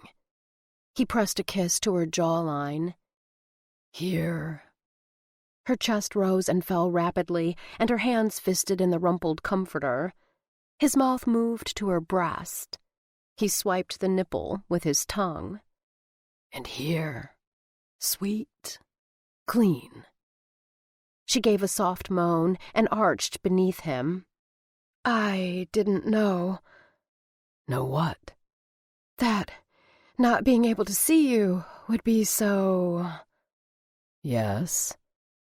His hand joined his mouth at her breast, his fingers working in conjunction with his lips, toying with her nipple. Frustrating? Her hands tightened their hold on the bedspread. Intense? He lifted his head to look at her. Good intense or bad intense? Good. She sighed. Definitely good. It's about to get better. He slid down her body until his head was level with her belly and his hands were on her inner thighs. His tongue circled her belly button as he pressed her legs apart. Does it turn you on, not being able to see what I'm doing, not knowing where I'll touch you next, whether I'll use my hands or my mouth? She moistened her lips and nodded. That was all the invitation he needed. He didn't waste any time tasting her intimately, using the entire length of his tongue to devour her in long, slow strokes. So wet, he murmured against her, adding a finger, then two, moving them in and out as he sucked on her sweet spot. So tight. She writhed beneath him. He raised his head and let his eyes roam up her body, soaking in every lush, lovely inch of her. I need to be inside you. Yes, she panted, pressing her hips up to meet his probing fingers. I want that too. He rolled off her and reached for a condom on the bedside table. In seconds, he'd rolled it on and was back on top of her, his aching dick poised at her entrance. Now... She hooked one leg around his waist. Please, now. He stared down at her, watching her face as he slid inside her. His hips began to move, and Brooke wrapped both legs around him, urging him forward. Eli pushed into her, setting a slow, steady rhythm. She met each thrust with a move of her own, bucking and writhing underneath him. Her nipples brushed against his chest, and his jaw clenched as he gradually picked up the pace. Their bodies moved in perfect rhythm as he plunged into her over and over, withdrawing every so often to tease her with the head of his cock, before thrusting into her again. He stilled with his cock buried deep inside her. Tell me what you need. You know what I need.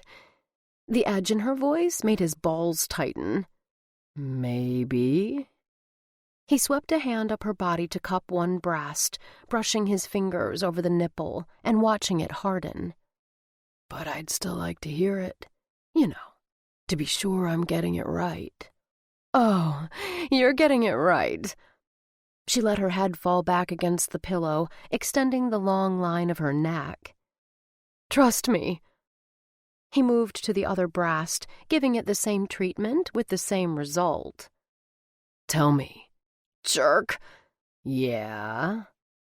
He removed his hand and stared down at her as she undulated against him, willing him with her body to finish her off. But I'm the jerk that's going to give you what you need. She let out a stifled moan. "Why so shy all of a sudden?" he teased, reaching up and flicking one end of the tie, covering her eyes. "You didn't have any trouble asking me to blindfold you." "Fine, you win." Her head thrashed from side to side. "I need to come. Like, now." "Ask and you shall receive." He moved inside her again, leaning back enough so he could watch his cock disappear and reappear. There was nothing more erotic than seeing them connected in the most intimate way possible. When he felt her start to spasm around him, he reached down and whipped off the necktie. She turned her head and buried her face in the pillow. "Don't hide from me." He brought a hand to her face and turned it back to him. "I want to see the look in your eyes when you come. They get all wide and dreamy, and your mouth forms this perfect little O, like you're surprised every time it happens. It's a huge fucking turn-on." Slowly, she opened her eyes, blinking up at him as she trembled and shook with the force of her orgasm. He followed right after her, spilling his own release inside her. When he was done, he rolled to his side, taking her with him. She laid her head on his shoulder, the rapid rise and fall of her chest gradually slowing as she recovered. "So, now I know." One leg tangled with his. His breath caught at the openly possessive move. "Know what?" "What all the fuss is about?" She sighed and snuggled into him. "You were right. It does heighten all the other senses." He smiled against her cheek as he stroked her hair and back. Her stomach rumbled, and he laughed. "Hungry? Well, we did work up an appetite." She eyed the plates on the kitchen counter. "And there's 3 perfectly good slices of chocolate almond cake practically within arm's reach. I suppose you want dessert in bed. I wouldn't object." She raised her arms above her head, stretching like a cat and bringing all her fun parts into contact with his, breasts to chest, wet heat to hardening cock. His recuperative powers were strong with this one. He bent to nip her lower lip. "How do you feel about food play?" "Okay, I'll bite." She smoothed a hand down his belly, letting it rest on the curve of his hip, tantalizingly close to the V that led to his groin. Pun intended, but only on one condition. "What's that?" In one swift, sudden move, she flipped him onto his back and climbed on top of him, giving him a perfect view up her sleek torso to her ripe, round breasts. "This time, you wear the blindfold." Chapter 11. "To what do I owe this pleasure?" Ginny dropped her pocketbook on the floor, slipped off her coat, and slid into a chair opposite Eli at Dean and DeLuca, a steaming cup in her hand that he knew would contain her beverage of choice, a half-sweet, non-fat caramel macchiato. "You haven't set foot on the island for weeks. I was starting to think I'd never see you again." He hadn't been counting the days, but now that he thought about it, Ginny was right. Thanks to email, texting, and Skype, he'd been able to keep tabs on things without having to return to Manhattan since moving into Candy Court. And more surprising, he hadn't missed it one damn bit. He smiled and sipped his way less complicated dark roast, black, with his usual 2 shots of espresso. "Would you believe me if I said I missed you?" "No." She blew across the top of her cup, making waves in the thick foam. He put a hand over his heart. "You wound me." "You'll get over it." She licked some of the foam from the rim of her cup and drank. "Your absence hasn't gone unnoticed. People have been talking." "I didn't expect it would." He set his half-empty cup down on the table with a hollow thunk. "What people?" "Simon. I don't think he's buying my story about the Tibetan monastery." He leaned back in his chair, stretching his legs out and crossing them at the ankles. "You seriously went with that?" "It seemed like a good idea at the time. Hard to prove one way or the other. She patted her silvery gray hair and loosened a button on her cardigan. Then again, I didn't think you'd fall off the face of the earth for 2 months. Last time I checked, Brooklyn's still on terra firma, and it's not like we haven't been in constant contact. What's so important you broke your self-imposed exile and dragged me out of the office in the middle of the workday? Ginny asked, clearly anxious to get to the purpose of their tete-a-tete. Do you have a lead on our mole? I was going to ask you that same question. She shook her head. Nothing yet. Mr. Spock should be sending me a status report any day now. Eli raised a brow. Mr. Spock? What is this, Star Trek? Do you read my emails? She clucked her tongue at him. Gordon Spock. He's the private investigator who's been following Dupree? Yes, I read your emails, Eli insisted. I've been a little busy lately. Busy or preoccupied? Busy. He repeated the half-truth. Ginny didn't need to know how much time he'd been spending with Brooke, or what they'd been doing. With the Candy Court project. I've seen the architect's renderings. She blew into her coffee again and took another tentative sip. Very ambitious. That's what I wanted to talk to you about. He bent down and picked up a long cardboard tube from under the table. There's been a change of plan. He popped the cap off one end of the tube and slid out a rolled-up sheet of paper. He moved his coffee to one side and spread it out on the table. Ginny fished her reading glasses out of her purse, perched them on her nose, and squinted down at the drawing.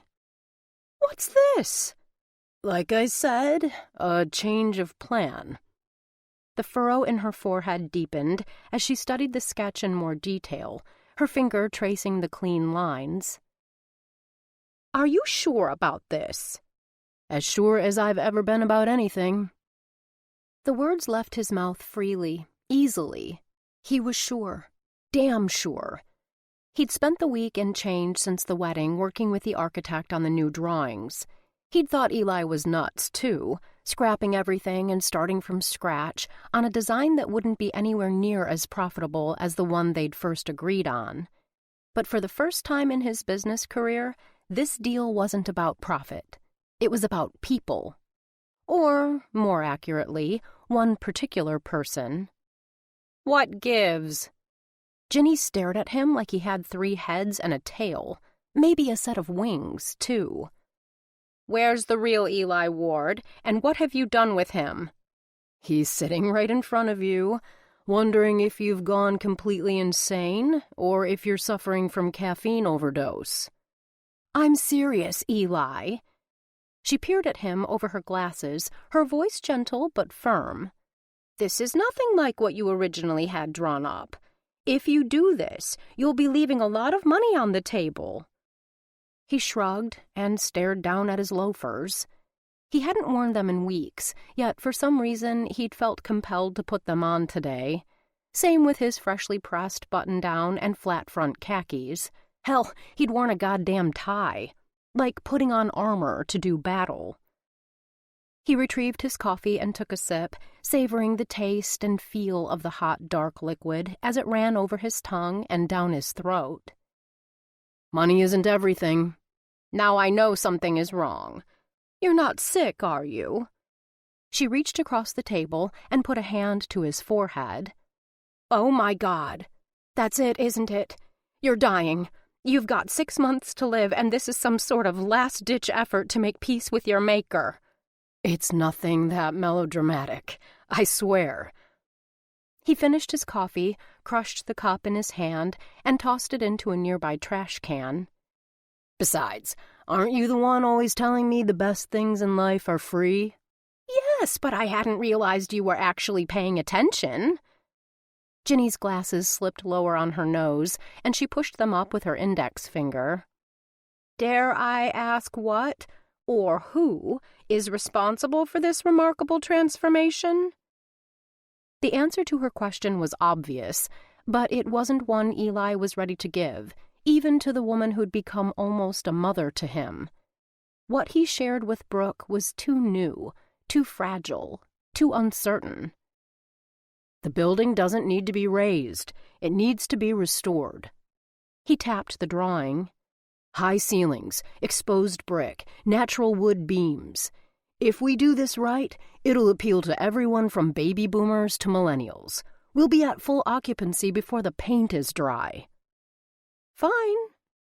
Ginny took off her glasses, snapped them shut, and stowed them in her purse. Don't tell me who she is. I'll figure it out eventually. I haven't worked for you for 8 years without learning a few tricks.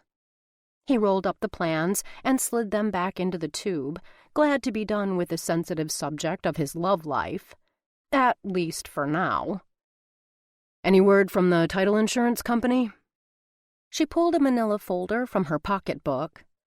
I've got the preliminary title report right here, along with the FEMA flood map and a summary of the applicable zoning regulations and permit requirements from the city planning department. She slid the folder across the table to him. He opened it and leafed through the documents. Good work, Ginny. Anything else? Not that I can think of. She stood and started to put on her coat. Oh, I sent your tuxedo out to be cleaned, so it will be ready for the silent auction next week. The auction. Shit. He'd all but forgotten about it. Thanks. You'll be there, I hope. Wouldn't miss it. I know how important Geek Girls is to you and Paige. She hitched her purse over her arm. Will you be bringing a date?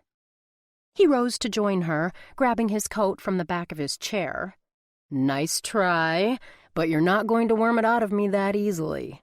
Aha! She jabbed a finger at him. So there is something to worm out of you. Damn, the old bird was good. He slung an arm around her considerably smaller shoulders and steered her toward the door. If there is, I'm not going to let it slip at a black tie benefit with the grand dames of New York society looking on. Those women scare me. They're the real gossip girls. Part of him, a big part, wanted nothing more than to stroll into the fundraiser with Brooke on his arm. But there was no way he could invite Brooke without blowing his cover, and he wasn't ready to do that yet. He would be. Soon. Very soon. He just hoped when that time rolled around, she'd be willing to listen to him. We've got trouble. David burst through Brooke's door, tanned and refreshed from his honeymoon, and waving one arm excitedly. Knock much? Brooke put down her pencil and rested her elbows on her drawing table. Since the wedding, she'd been more productive than ever. Her muse, which had deserted her, had returned with a vengeance. Like most creative types, she didn't want to overthink the reason for her sudden change of fortune. But it didn't take a rocket scientist to figure out what was different. Her relationship with Eli. Okay, yeah, she'd used the word relationship. Shoot her. And she hadn't been hit by a stray comet or struck by lightning. Miracle of miracles. It was like she and Eli had crossed a bridge that night after the wedding, from friends with benefits to a bona fide couple. They'd established a sort of new normal, going about their own business during the day, which for her meant writing or drawing or pulling an occasional shift at Flotsam and Jetsam, and for him meant tabulating columns and organizing spreadsheets, or whatever it was financial wizards did. Then it was takeout or dinner at a local restaurant, neither one of them being particularly adept in the kitchen. Well, adept at cooking. They'd found plenty of other, more creative uses for the space, and about every other surface in their respective apartments. In between their marathon sex sessions, they'd watch movies, listen to music. Aside from their shared affection for second British invasion bands, he preferred jazz fusion, she headbanging heavy metal.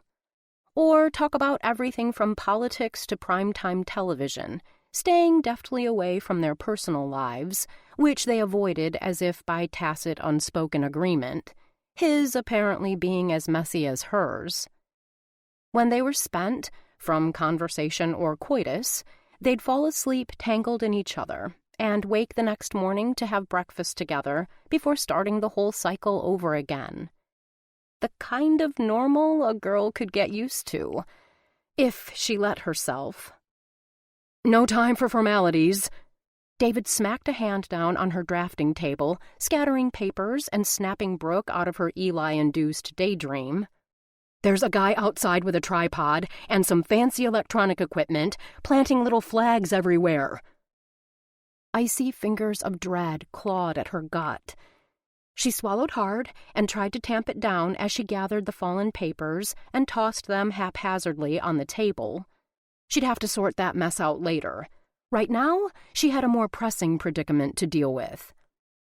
It's probably someone from the gas company marking where the underground lines are.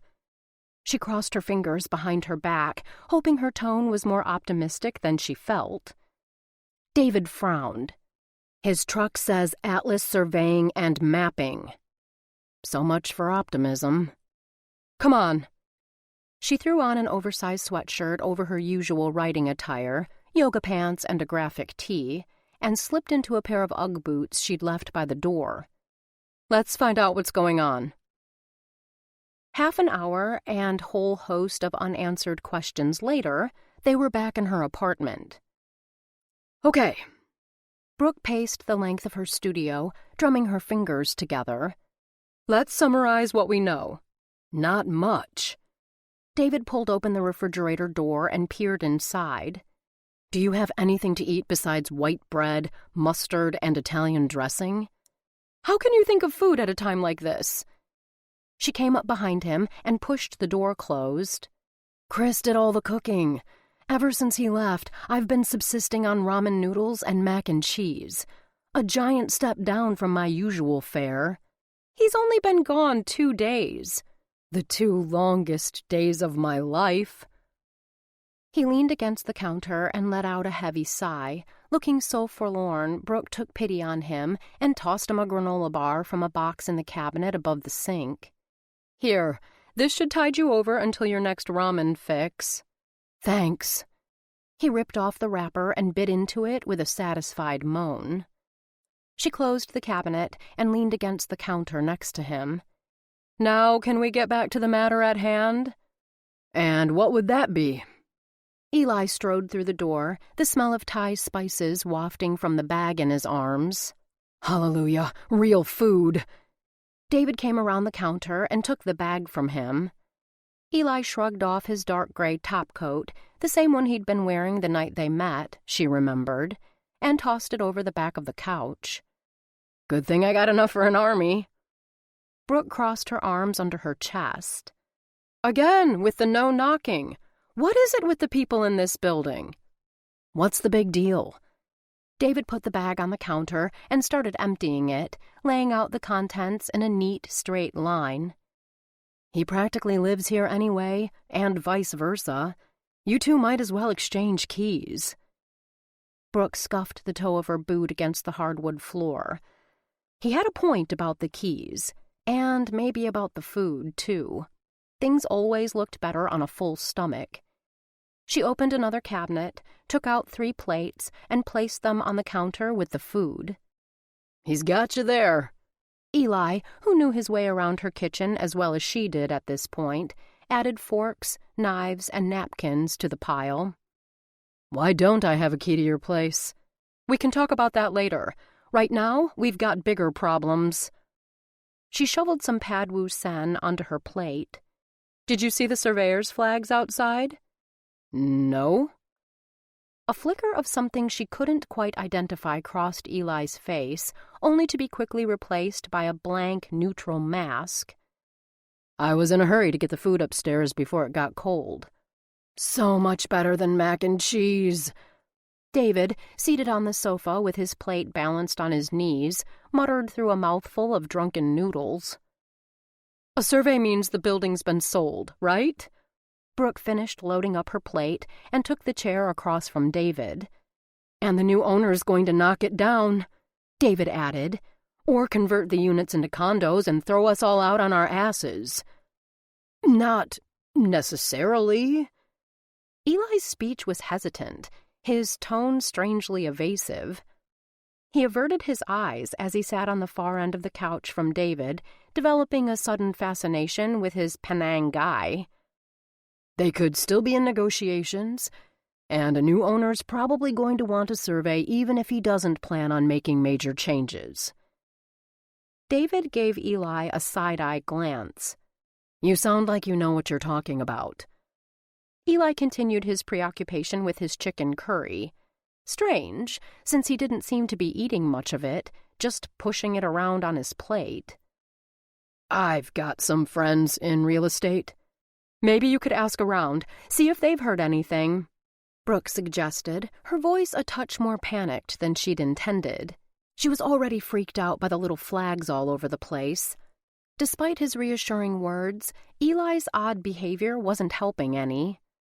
We tried talking to the surveyor, but he either didn't have any information or didn't want to share it.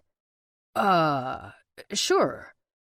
Eli lifted a forkful of food to his mouth, finally. No problem. His cell chimed. He set his plate down on the coffee table and pulled the phone out of his pocket, frowning as he studied the screen.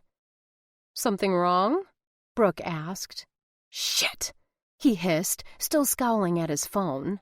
I take it that's a yes, David observed wryly. Work crisis. Eli shoved the phone back in his pocket and stood, bumping the coffee table and almost knocking his still full plate onto the floor. He caught it just in time and brought it into the kitchen. I'm sorry, I have to go deal with this. Now?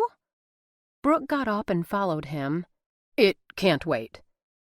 He grabbed his coat from the back of the couch, shoved his arms through the sleeves, and gave her a quick, distracted kiss. I'll text you later. She watched him disappear out the door, then turned back to David, who was scraping up the last of his drunken noodles. What do we do now? David asked. About Candy Court. Brooke dumped the rest of her pad wu sen in the garbage and put her plate in the sink, her appetite suddenly gone. We make flyers. Flyers? David looked at her blankly, his jaw slack. Advertising a neighborhood meeting. She sat down at her drafting table and ripped a fresh sheet of paper off her sketch pad. Then we post them in all the local businesses. There's strength in numbers. If the new owner thinks he's going to march in here and turn this place into some sort of yuppie hipster paradise, we're going to be ready for him. And we're not going down without a fight. Chapter 12. Eli. Simon greeted him at his office door. You're looking well rested. How was Tibet? I wanted to contact you, but Ginny said you needed some time away from everything to fuck Tibet. Eli pushed his way past his former friend and business partner and threw a folder down on his desk. It had been burning a hole through his hands ever since Ginny gave it to him, about an hour after he'd gotten her text message. His next move was a terse call to Simon, asking to meet him at Momentum, well past business hours, when no one else was around to eavesdrop on what was sure to be an unpleasant conversation. And that was putting it mildly. What the hell is this? Simon followed Eli into the room and took a seat in the high-backed leather chair behind his equally impressive mahogany desk. Unlike Eli's office, which was all sleek glass and polished steel, Simon had gone for rich leather and dark wood, giving the room a traditional, sophisticated feel. He flipped the folder open, his face blanching as he leafed through the contents. I don't understand. He ran a hand through his close-cropped blonde hair. That makes two of us. Eli sat in one of the two only slightly smaller, less imposing guest chairs. Simon pinched the bridge of his nose. How did you get these? That's not important. Eli wasn't about to get sidetracked. He reached across the desk and jabbed a finger at the picture on the top of the pile, which showed Crystal, the eager, young, and, not coincidentally attractive, PA Simon had hired not 6 months ago, sitting with Noel Dupree at what looked like a Starbucks. An 8x10 manila envelope, fat with papers, sat on the table between them. Why is your PA meeting with our biggest competitor, the man who beat us to the punch on our last 4 projects? Simon slammed the folder shut and slumped in his chair, his face now drawn as well as pale. I have no idea. Eli leaned forward, elbows on his knees. You seriously expect me to believe you had nothing to do with this? I've suspected you were working with Dupree since we lost the East Harlem building.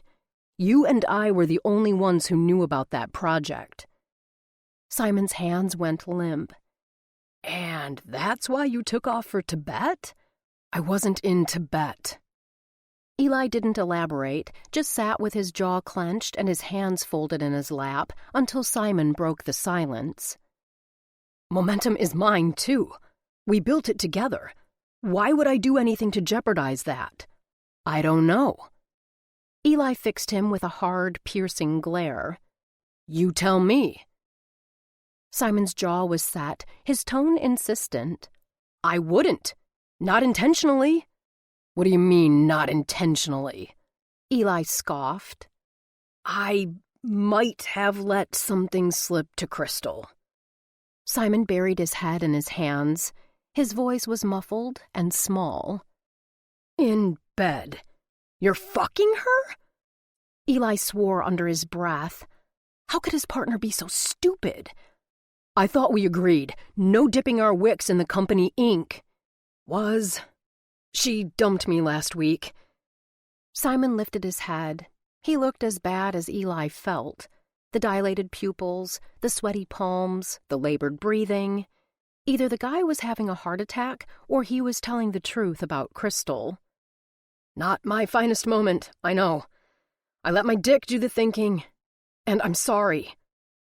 Been there, done that, bought the t-shirt, and wore it out. Eli let out a short, scornful laugh, but his words were flat, devoid of anger. Instead, looking at Simon, he felt nothing but pity and a strange sense of understanding. Hadn't he had sex with Brooke hours after meeting her? Of course, their relationship had progressed way past a casual hookup, but he had no way of knowing where they were headed when he screwed her sideways on a futon in the back room of a dive bar. He steepled his fingers over his chest and refocused on the reason for his visit. But I'm not here to talk about your love life, or mine. I'm here to find out what the fuck your assistant's doing with Dupree. I told you, I didn't have anything to do with that. Simon sighed and rubbed the back of his neck. It's as much a surprise to me as it is to you. Eli tilted his head. Give me one reason why I should believe you. I can't. Simon seemed to sink farther into his chair, his posture screaming defeat. Except that I have as much invested in momentum as you do. Selling out to Dupree would be entirely against my self-interest. He had a point there, one that hadn't escaped Eli, but that left one huge unanswered question. Why would Crystal do this on her own? I don't know. Simon's eyebrows pulled together. But now that I think of it, she has been a little off lately. Eli smirked, remembering the last time he'd seen his partner's assistant, sitting at her desk filing her nails. She hadn't even bothered to look up at him when he'd asked to see Simon. With her? How can you tell? Simon reopened the folder and flipped through the pictures. These are good. How did you get them? I've had a PI following Dupree for a few weeks. Smart move. Simon picked up a pen and twirled it between his fingers. But we're going to need more evidence to prove Crystal violated her non-disclosure agreement. Eli leaned back in his chair and crossed an ankle over one knee. What do you mean, we? I have no right to ask you this, but I'm going to anyway. Give me 2 weeks. Simon stood and came around to sit on the corner of his desk. I'll get what we need to nab Crystal, I promise. And in the meantime, I'll make sure she doesn't have access to any more sensitive information. How are you going to do that? Eli asked. Plant a dummy file? Then when Dupree starts sniffing around, we'll know exactly where his information came from. As much as he didn't want to, Eli had to admit it wasn't a half-bad idea, and one a guilty person would never have suggested in a million years. You really didn't put Crystal up to this, did you? No. Simon jutted out his chin. I didn't. Eli studied his friend for a long minute before speaking. When he did, he weighed his words carefully. I can help create the fake file. Does that mean you're coming back to work? Ginny's done a great job covering for you, but I miss my partner. Simon's voice broke, and he stared down at his hands. I miss my friend. Eli swallowed a lump in his throat. He hadn't expected to feel sympathy for Simon. When he'd walked through the door to his partner's office, he'd come in with guns blazing, his only thought retribution, his only emotion white-hot anger. But that anger had quickly dissipated. What was the point in being mad at someone who was so clearly miserable? Besides, if it weren't for Simon shooting his mouth off to Crystal and torpedoing the East Harlem deal, Eli would never have met Brooke. That didn't mean Eli was ready to forgive him, but maybe he could forget long enough for them to catch Crystal. Not yet. Possibly not ever. Even if he managed to look past his best friend's lapse in judgment for the sake of smoking out their mole, Eli wasn't sure he could ever trust Simon again, and trust was essential in a business partnership. I've got some things to wrap up in Brooklyn. Brooklyn? Simon blinked. So that's where you've been hiding? Eli ignored his comment and stood. We can collaborate remotely through our private emails. And Ginny, I tell her everything. Everything? Simon's Adam's apple bobbed up and down in his throat. Don't worry, Eli assured him. I won't say anything about you and Crystal. Your private life is just that. Private. Simon let out a relieved sigh. I appreciate that. I'm not doing it for you. I'm doing it for Ginny. For some strange reason, she thinks you walk on water. I'd hate to see her disillusioned. Eli moved toward the door. There wasn't anything left to be said between them, not tonight. Now he wanted to get back to Brooklyn, back to Brooke. I appreciate it anyway. Simon rose and followed him. Will you be at the silent auction on Saturday? Damn. With all the shit going on in his fucked-up life, the Geek Girls benefit kept slipping his mind. He made a mental note to have Ginny send him a day-of reminder. If he was smart, he'd head into the city on Friday and spend a couple of nights at the penthouse. Although that meant 2 long, lonely nights in his California King without Brooke. Of course, Paige would have my head on a platter if I missed it. As a board member, I was planning on attending, but if you'd rather I not, it's fine, Eli said, cutting him off. I'm good with it if you are. Thanks. They reached the door. Simon opened it and stuck out his hand awkwardly. For not being half the asshole I would have been if our positions were reversed. Eli probably would have been twice the asshole if it weren't for Brooke. It was hard to be pissed about losing something when you'd gained so much more. Still, he wasn't ready to bury the hatchet just yet. There's still plenty of time for that. He ignored his friend's hand and stepped past him into the corridor, his feet pointed automatically toward the elevator bank at the end of the hall. First, we've got a huge-ass fire to put out. Brooke was halfway to dreamland, images of her and Eli in a variety of increasingly interesting sexual positions flickering behind her closed eyes, like a hardcore porn highlight reel, when a knock so soft she almost didn't hear it interrupted the movie in her mind. She sat up and listened again. 3 knocks, louder this time. She threw off her blankets, padded across the loft in her thick, fuzzy socks, and peered through the peephole. Eli stood on the other side, wearing the same clothes he'd rushed off in hours earlier. "So now you knock?" she joked, opening the door and stepping back to let him in. "See?" He wrapped one arm around her waist and lifted her off her feet, simultaneously kicking the door shut and bringing her mouth level with his. "They were wrong. You can teach an old dog new tricks." She breathed in the scent of him, warm and soapy, with a hint of his citrusy cologne. Her fingers tangled in the silky dark hair at the nape of his neck. "Is everything okay?" "It is now." He crushed his lips to hers and took possession, his free hand coming up to hold her head in place for a deep, brutal kiss. She was sinking, drowning in him. Seemingly of their own volition, her legs circled his waist, pulling him imperceptibly closer. "Do you want to talk about it?" she asked, her voice husky with lust when he finally let her up for air. "Talk about what?" "Whatever you're avoiding talking about by kissing me." "Can't I kiss you for the sake of kissing you?" As if to prove his point, he lowered his mouth to the hollow where her neck met the curve of her shoulder, leaving a trail of hot, wet kisses along her collarbone. "Of course." She arched away from him, and he lifted his head to meet her gaze. "But I can tell the difference between a kiss for the sake of kissing and a kiss for the sake of avoiding." "We'll talk later."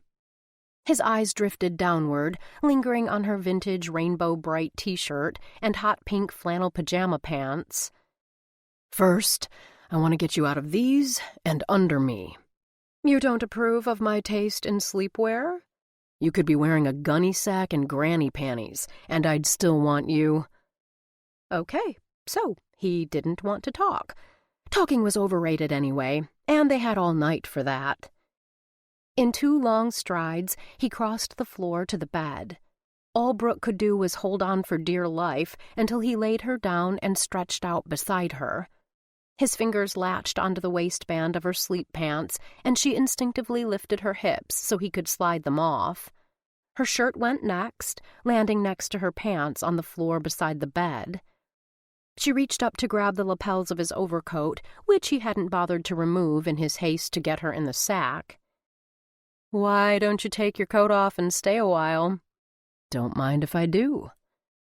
He rolled away from her and stood, shedding not only his coat, but the rest of his clothes, and rejoining her on the bed before she had a chance to miss his warmth.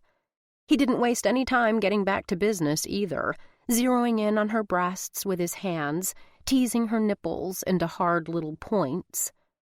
Only when they were practically screaming for more did his mouth get in on the action. He latched onto one stiff peak and suckled, then licked, then bit, each new sensation made all the more delicious by the sensual scraping of his beard against her sensitive skin. One hand snaked down to the wet, pulsing heat between her thighs. "Open." She obeyed, like there was really any question, and let her legs fall apart. One gentle probe with his finger told him she was slick and ready for him. Within seconds, he was inside her, the weight of him pressing her into the mattress, solid and good and right. There was nothing patient or gentle or careful about this pairing.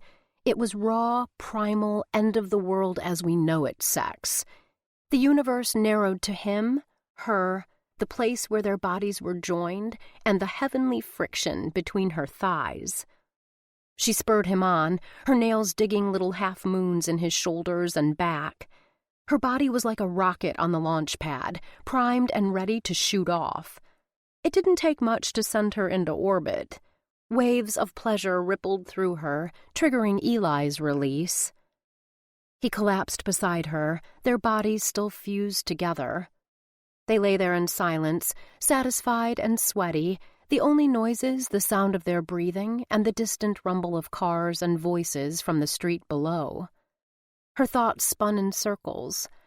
Each time she and Eli were together was more powerfully mind-numbing than the last. Each time she gave a little more of herself, more of her trust, more of her heart, more of her soul. Had she done the unimaginable?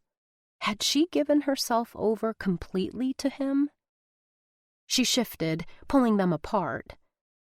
Eli looked down, and his muscles tensed. The fingers of one hand clenched and unclenched spasmodically. Shit! Her eyes followed his gaze to where they'd been joined. It wasn't what she saw there, but what she didn't see that made her understand his strange reaction. No condom. Shit! He repeated. His hand balled into a fist, and he punched the mattress. I can't believe I forgot to suit up. I can. You were like a man possessed. He hit the mattress again, harder this time. She took his face in her hands, tilting it upward so he was forced to look her in the eyes, and smoothed a stray lock of hair off his brow. It's okay. We both got carried away. Besides, I'm on the pill, and I haven't been with anyone else in... well, let's just say it's been a while. The tension leaked from his body like air from a punctured tire. Same here. I'm clean. Then we're good? She drew back to study him. His deep, masculine chuckle warmed her from her toes up. Yeah, we're good. He rolled onto his back and gathered her close, throwing one leg across her hips to make sure they stayed that way. There's something I need to talk to you about. The dreaded "we have to talk." Brooke's heart squeezed into a knot, and her stomach plummeted what seemed like 20 stories. She fought to keep her tone light and her thoughts positive. That sounds ominous. Do you have a wife and kids stashed somewhere? Are you on the FBI's most wanted list? He laughed softly and kissed her nose. Nothing that dire. I've got to go away for a couple of days. Business. Is that all? Relief coursed through her like a sugar rush. We're not joined at the hip, you know. Could have fooled me. His leg pressed into the small of her back, pulling her tight to him. Not that I'm complaining. How long will you be gone? I'm leaving tomorrow, but I should be back sometime Sunday afternoon. As luck would have it, I won't be here this weekend either. She made a face. Family stuff. You don't seem too excited. I'm not. Going to some hoity-toity fundraiser at the Worthington wasn't exactly her idea of a rockin' good time. But I promised my sister I'd be there. I owe her for helping with the wedding. Do you think you can manage 2 whole days without me? His breath was hot against her ear, making her shiver. It'll be hard, but I'll try. He ground his hips against her, rubbing his already stiffening cock against her thigh. Oh, it'll be hard, all right. Her traitorous body responded, her nipples hardening and a tingling sensation vibrating between her legs. Is that all you think about? When you're lying in my arms naked? He took one finger and drew a sensuous line from her neck to the valley between her breasts. Hell yes. It's pretty much impossible to think about anything else. She couldn't argue with that. She had the same problem where he was concerned. I'm flattered. She shuddered as she sucked in a breath. I think. What do you say? His wandering finger found her nipple. One more round to tide us over until Sunday? She closed her eyes and surrendered to the waves of pleasure that took hold of her body whenever Eli touched her. At least. Chapter 13. The ballroom at the Park Avenue Worthington was just about the last place Brooke wanted to be on a Saturday night, or any night, for that matter, but she had to admit the staff had gone all out. The room was ringed with long, black-skirted tables. More tables formed a square at the center of the room. Each one held an array of items from bottles of wine to Yankees tickets to gift certificates for some of Manhattan's most exclusive restaurants, all up for bid. Rumor had it a walk-on part in a Broadway play was up for grabs. Smartly dressed waitstaff circulated among the growing crowd with trays of mouth-watering hors d'oeuvres and glasses of champagne and sparkling water. At the far end of the room, a stage was set up with a podium and microphone. Balloon bouquets and floral arrangements dotted the room, adding pops of color. Wow! She turned to her sister, who looked stunning in a black sleeveless Valentino cocktail dress and matching patent leather Louboutins. Brooke felt dowdy in comparison in the tomato-red fit and flare number she'd pulled off the clearance rack at Neiman Marcus. She smoothed down the skirt, wishing she were home in her yoga pants and an extra-large t-shirt. Or, better yet, buck naked in bed with Eli. You've really outdone yourself. Mallory waved off the compliment with a perfectly manicured hand. I'm the chef. I'm only responsible for the food. You can't fool me. Brooke snagged a glass of champagne from a passing waiter. This thing has your fingerprints all over it. Well, I did collaborate with the event planner, Mallory confessed, blushing and taking a sip of her sparkling water. Her sister had never been very good at accepting praise. Brooke decided to let her off the hook and change the subject. Dare I ask about the whereabouts of dear old Mom and Dad? They're around here somewhere. A man in a white coat flagged Mallory down from across the room. She acknowledged him with a nod and handed Brooke her glass. That's my sous chef. Must be some minor emergency in the kitchen. I'll be back as soon as I can. Brooke spent the next half hour meandering around the ballroom, making small talk with strangers and family friends she barely remembered, and checking out all the items up for auction. Signed sports memorabilia, exotic vacations, golf lessons. She was scrawling her signature on one of the bid sheets when her mother's piercing, judgmental voice stopped her pen mid-stroke. A hot air balloon ride, Brooke? Really? Do you think that's practical? No, Mom, I don't. Brooke finished signing with a flourish and turned to face her mother. No surprise, she was decked out to the nines in a floor-length beaded gown, her makeup flawless, not a frosted white blonde hair out of place. But I think it sounds like fun. And it's for a good cause. She assumed. To be honest, she hadn't paid much attention to the cause célébrée du jour. If memory served, the signs at the entrance to the ballroom said something about girls and science. A refreshing change from saving whales or building houses or fighting disease. Not that there was anything wrong with saving whales or building houses or fighting disease. "Where's your young man?" her mother asked, one plucked eyebrow inching upward. Not here. Brooke didn't volunteer more. Her mother's eyebrow rose higher, disappearing beneath her frosted bangs, but she didn't press. Well, at least you made it. Brooke. Her father joined them, putting an arm around his wife, whether for show or because there was still some real affection between them, Brooke was never sure. You look lovely. Yes. Her mother looked her up and down, her expression shockingly more supportive than scornful. That color suits you. Thanks. Compliments were so rare from her parents, Brooke didn't quite know how to react. Fortunately, a tall, blonde-haired man who was a close second to Eli in the heart-stoppingly gorgeous department stepped onto the stage and tapped the microphone, diverting their attention. Hello, and welcome. I'm Simon Adler, and on behalf of the Board of Directors of Geek Girls, I'd like to thank each and every one of you for coming out tonight. The crowd applauded politely, and he continued. I hope you brought your checkbooks because we've got all sorts of great items up for auction. So remember, bid often and bid high. Laughter. When it died down, Simon went on with his speech. In a few minutes, you'll be hearing from our board president, who'll let you in on some exciting things we have planned for this year. But until then, eat, drink, and, of course, bid. The crowd applauded again, a little more enthusiastically this time, and Simon left the stage.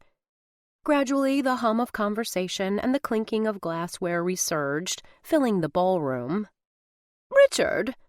Never Rich, and certainly not Dick. Her mother was nothing if not predictable. She laid a bony, ringed hand on her husband's arm and with the other gestured to a couple on the other side of the room. "I think I see the Garrisons. We should say hello." "Yes." Her father nodded to Brooke as his wife dragged him away. "We'll catch up with you later." "Not if I see you first." "Sure thing." Brooke hijacked another waiter, handed off Mallory's half-full sparkling water, and exchanged her now empty champagne glass for a fresh one. She sipped and scanned the ballroom for her sister, coming up empty. The emergency in the kitchen must be proving more major than minor. Just when she was about to give up hope and hit the bar for something stronger than champagne, Mallory showed up. "Everything okay?" Brooke asked. "It is now." Her sister stopped a waitress, took a canapé from the tray she was bearing, and bit into it. "Tell Hector it needs more mascarpone." The waitress nodded and hurried off. "Did you find Mom and Dad?" Mallory popped the rest of the canapé into her mouth. "More like they found me," Brooke grumbled. "Let me guess. Mom wanted to know why your young man isn't here," Mallory said, putting air quotes around young man. Brooke let out an unladylike snort. "How did you know?" "She grilled me about Hunter." "Where is the boy wonder tonight?" "He's on call." Mallory's ever-present smile slipped a little. "And I wish you wouldn't call him that." A pang of guilt sucker-punched Brooke in the gut. She'd been so busy with Eli and the wedding, she'd never had a chance to talk to her sister about Hunter. More like never made the time, she scolded herself, remembering how she'd canceled their lunch date after the wedding. The guilt doubled, then tripled. "I'm sorry. I'm sure Hunter's a great guy." Brooke tried her hardest to sound convincing. "It's just—" The lights flickered, and Mallory put a finger to her lips. "Shh, they're about to start." Simon Adler returned to the stage, this time accompanied by a slightly taller man with cerulean blue eyes and dark hair that curled over the collar of his tuxedo. Eyes that had seen every inch of Brooke's body. Hair her fingers knew the silky feel of almost as well as her own. Mallory clutched her sister's arm in a death grip. "Isn't that—" "Yes," Brooke ground out between clenched teeth. "It is." "I take it you didn't know he'd be here?" "No." Brooke watched him step up to the podium, a vein pulsing in her temple. "I have no clue what he's doing here or why." "Good evening." He flashed the crowd a disarming smile she was more than well acquainted with. "I'm Eli Ward, president of the Geek Girls Board of Directors and co-founder of Momentum Development, the sponsor of this evening's event." What the actual fuck? Anger warred with heartbreak as Brooke tried to process what she was seeing. Her Eli Ward was the Eli Ward, the one her parents had talked about at brunch. Billionaire real estate developer, one of Fortune's most influential business people under 40, or some crap like that. If he'd ever been hers at all. She considered turning tail and running. Almost as quickly as the thought popped into her head, she rejected it. She'd always been more of a fight than flight kind of gal, and her need to know why Eli had been lying to her all this time trumped her desire to bury her sorrows in a pint of Ben & Jerry's Chunky Monkey. "I don't have a clue," Brooke repeated, shaking off her sister's hand and lowering her voice to a hard, cold whisper. "But I'm sure as hell going to find out." The night was going perfectly according to plan. Beautiful ballroom, good food, free-flowing alcohol, and tons of eager bidders. By Eli's estimate, Geek Girls should have an additional $100,000 minimum in its coffers by the end of the evening. He'd finished his speech and was barely off the stage when his sister intercepted him, steering him into a corner away from the tables of auction merchandise. "Houston, we have a problem." Great. More mess. Eli glanced around the room. Still nothing but happy campers as far as he could see. What's wrong? Seems like everything is going great. "Pissed off brunette at 11 o'clock. Paige hissed. Says she needs to talk to you and only you." He frowned. Why me? What does she want? "Who knows? She didn't say." Paige looked over her shoulder and swore under her breath. "I was hoping to hustle you out of here, but she's on her way over. I hope you can defuse this without creating a scene." Trust me, whatever it is, I'll take care of... The words curled up in his throat and died when he caught sight of the woman storming her way across the room. In other circumstances, he'd be admiring her long legs in her open-toed stilettos, the way her fire engine red dress clung to her breasts and hugged her tiny waist before flaring out at her hips. Now all he could focus on was the murderous glint in her eyes and the steam practically coming out of her ears. "Told you she was pissed," his sister warned as Brooke bore down on them. "Is she one of your exes or something? Are you sure you didn't break her heart?" No, he wasn't, but she might be about to break his. He acknowledged what he'd been shoving to the back of his brain for weeks. He was in love with Brooke. Why else would he barely bat an eyelash when Simon confessed to having a fling with his PA? Why else would he do a complete 180 on his plans for Candy Court? And now he was going to lose her, unless he could convince her that he wasn't a complete douchebag for lying to her. "I'm out of here," Paige said, turning on her heel and sprinting for the door, just as Brooke was about to reach them. "Good luck, big brother," she called over her shoulder. "Remember, no ugly scenes. It's bad for business." Thanks for nothing, Eli muttered at her retreating back. But Paige was right. He didn't need her as backup. This was something only he could fix. "This is what you meant by I'm in finance?" Brooke stood in front of him, fists on her hips, feet firmly planted at least 12 inches apart. Her Wonder Woman power pose, reserved for when she was really fuming. Like now. "According to my parents, you're some sort of hotshot real estate mogul. And here I was picturing you bent over a calculator crunching numbers." He scrubbed a hand across his freshly shaven jaw. We need to talk. "No shit, Sherlock." His eyes flicked around the jam-packed ballroom. Way too many witnesses within earshot. But not here. "What's wrong with here?" She waved a hand wildly. "I've got nothing to hide." You might not, but I do. He reached out to put a hand on her shoulder, but she flinched and pulled away. Please, I promised my sister we wouldn't make a scene. Geek Girls was our parents' brainchild. It's really important to her. And to him, but not half as important as Brooke. She huffed out an exasperated breath. "Fine, but not for you, for your sister. And because it's for charity." He didn't dare try to touch her again, so he motioned for her to follow him into the hallway.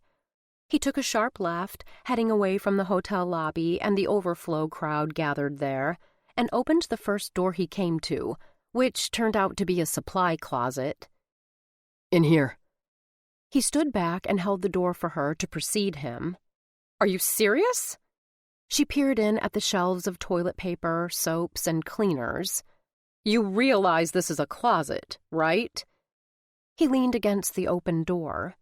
Which pretty much guarantees we won't be interrupted.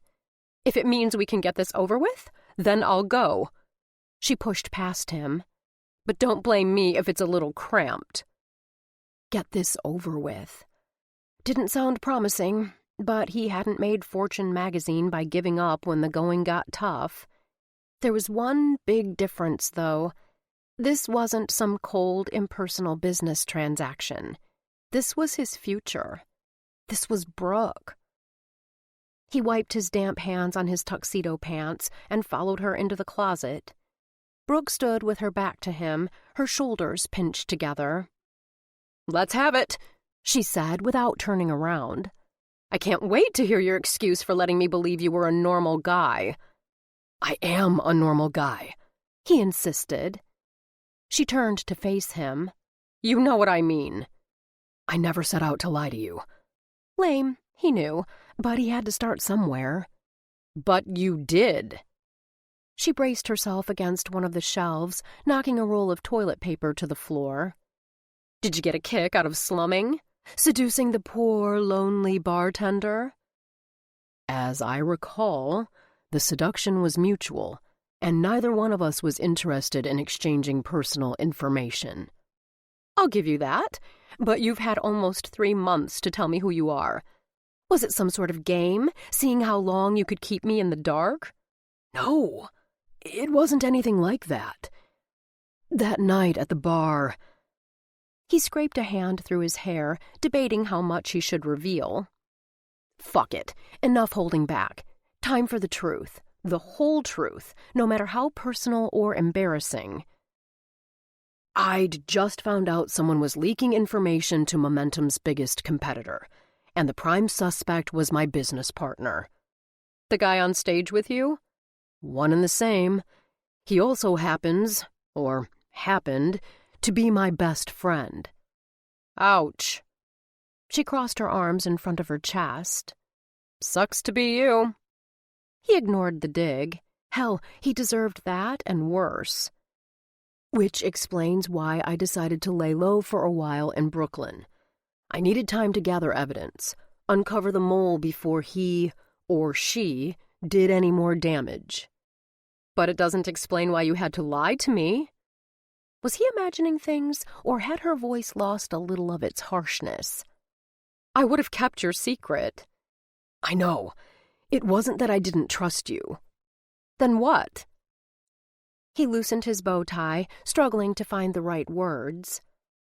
"I guess I just liked being Eli Ward, average Joe. Liked knowing you wanted me for me, not..." "Your money?" she finished for him. "Who I was. No, who I am with you. That guy is 1,000 times more authentic than the one you saw up on stage tonight. With you, I can let down my guard and just be. That's pretty rare for me, almost non-existent. I didn't want to lose it." She stared at him, silent, so he kept going, hoping against hope that he was making some headway. "Once we got involved, I wanted to tell you the truth, but it never seemed to be the right time." "It must be hard, never knowing if someone's with you for you or what you can do for them." She kicked off one shoe and wiggled her toes, flashing her brightly painted nails. Not fire engine red to match her dress, like most women would have chosen, but an electric purple. Totally unexpected. Totally Brooke. "Yeah." He let out a short, harsh laugh. "Poor little rich boy." "That's not what I meant." She slipped her foot back into her shoe and stood tall. "I have something to tell you, too." "Wait." He held up a hand. "I'm not done." She sucked her bottom lip between her teeth. "You don't understand." "Please," he interrupted, his voice dripping with desperation. "If I don't say this now, it will be too late." "Too late for what?" She looked at him side-eyed. "Don't tell me. You witnessed a mob hit and you're going into the witness protection program." "Not exactly." His fingers curled and uncurled nervously at his sides. Brooke wouldn't be making wisecracks when she heard what was coming next. "But you might want to ship me off somewhere when you find out what it is." "How much worse could it be than hiding your identity?" "Way worse. You know there's an offer out on Candy Court." "Of course." She rolled her eyes at him like he was Captain Obvious. The surveyor was there the other day, remember? We're having a neighborhood meeting at the end of the month to formulate our response. There's no way some opportunistic asshole bent on gentrification is going to come in and kick us out of our homes without a fight. The vehemence in her last sentence made the knot in his stomach seize up, but he forged on. No turning back now. Come hell or high water, this closet was going to be his confessional. He just hoped Brooke was willing to absolve him from his sins. The asshole is me. Time seemed to freeze, the closet eerily quiet, except for the sound of their shallow breaths. It could have been 10 seconds or 10 hours before she spoke. What do you mean? I mean, I'm the one buying Candy Court. My company, that is. The Hearthstone Group. No. She shook her head, distracting him with waves of coconut and citrus from her shampoo. Focus, man. Focus. I heard you up there on that stage. Your company is called Momentum Development. One of my companies. Hearthstone is another. Let me get this straight. Brooke tapped one toe on the tile floor. You own Hearthstone. Right. And Hearthstone is buying Candy Court. Right.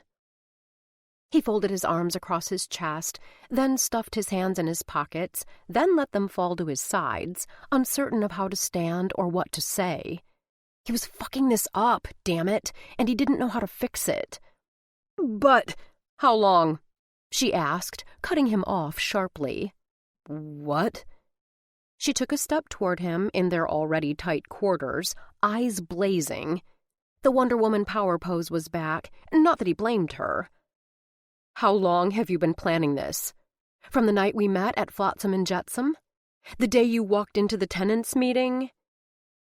The guilty-as-charged look on his face must have given her the answer, because her eyes went from hot with fury to ice-cold, and her lips flattened into a hard slash across her face.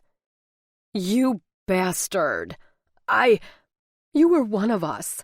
We accepted you, no questions asked.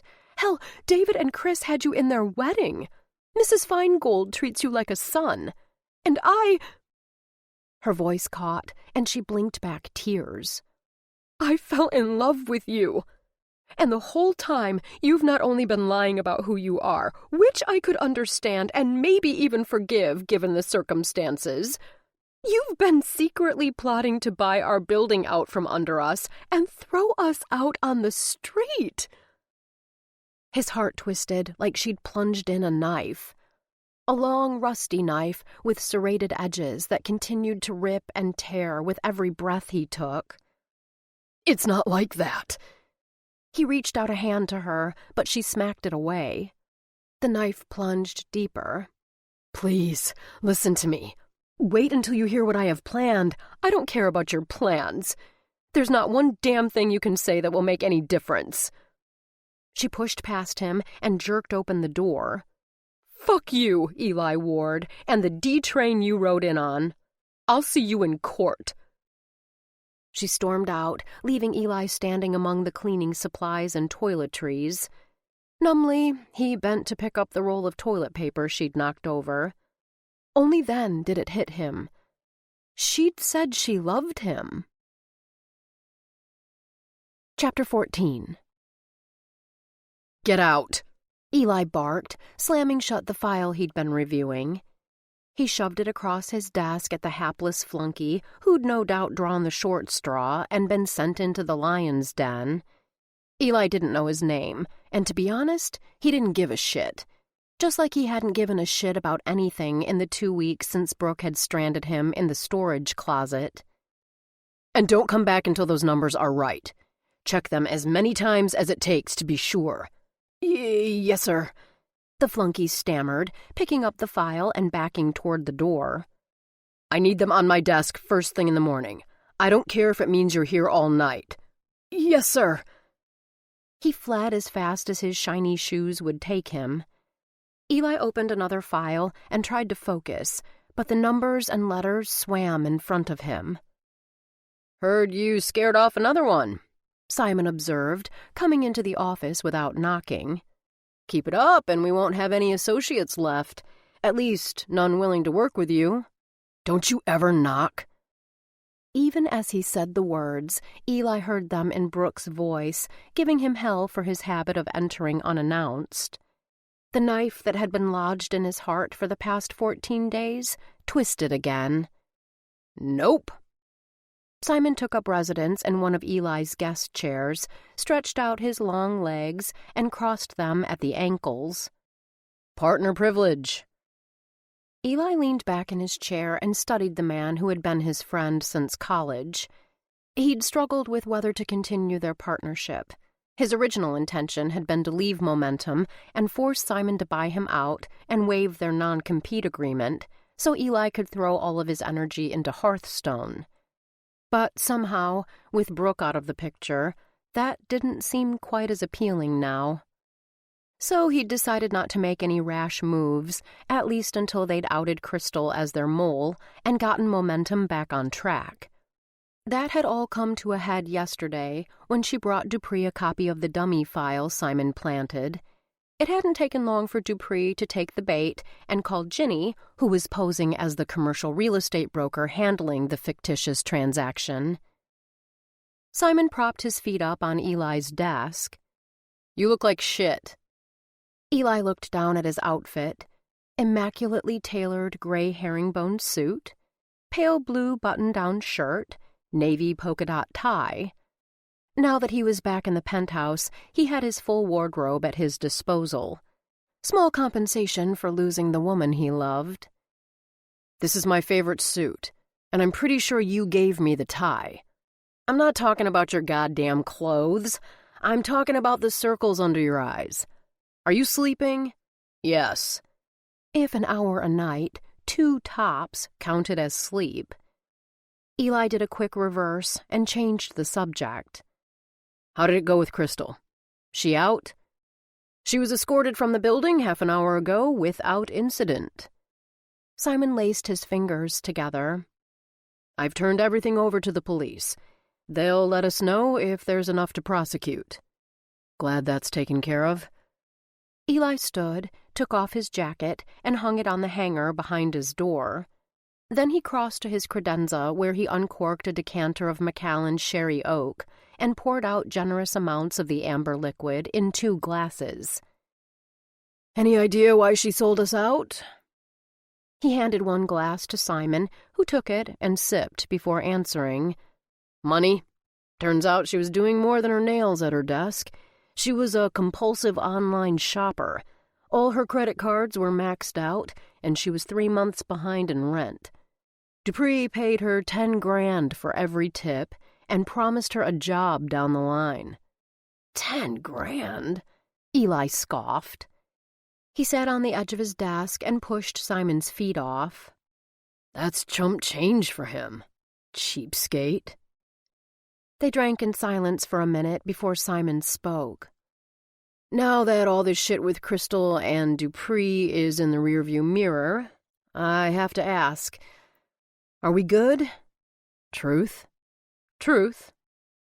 Eli swirled his scotch. I don't know if we'll ever be good. I'm hoping our business relationship can be saved, but you slept with your PA, risked everything we spent years building together. I'm not going to be able to forget that anytime soon. I thought I was in love with her.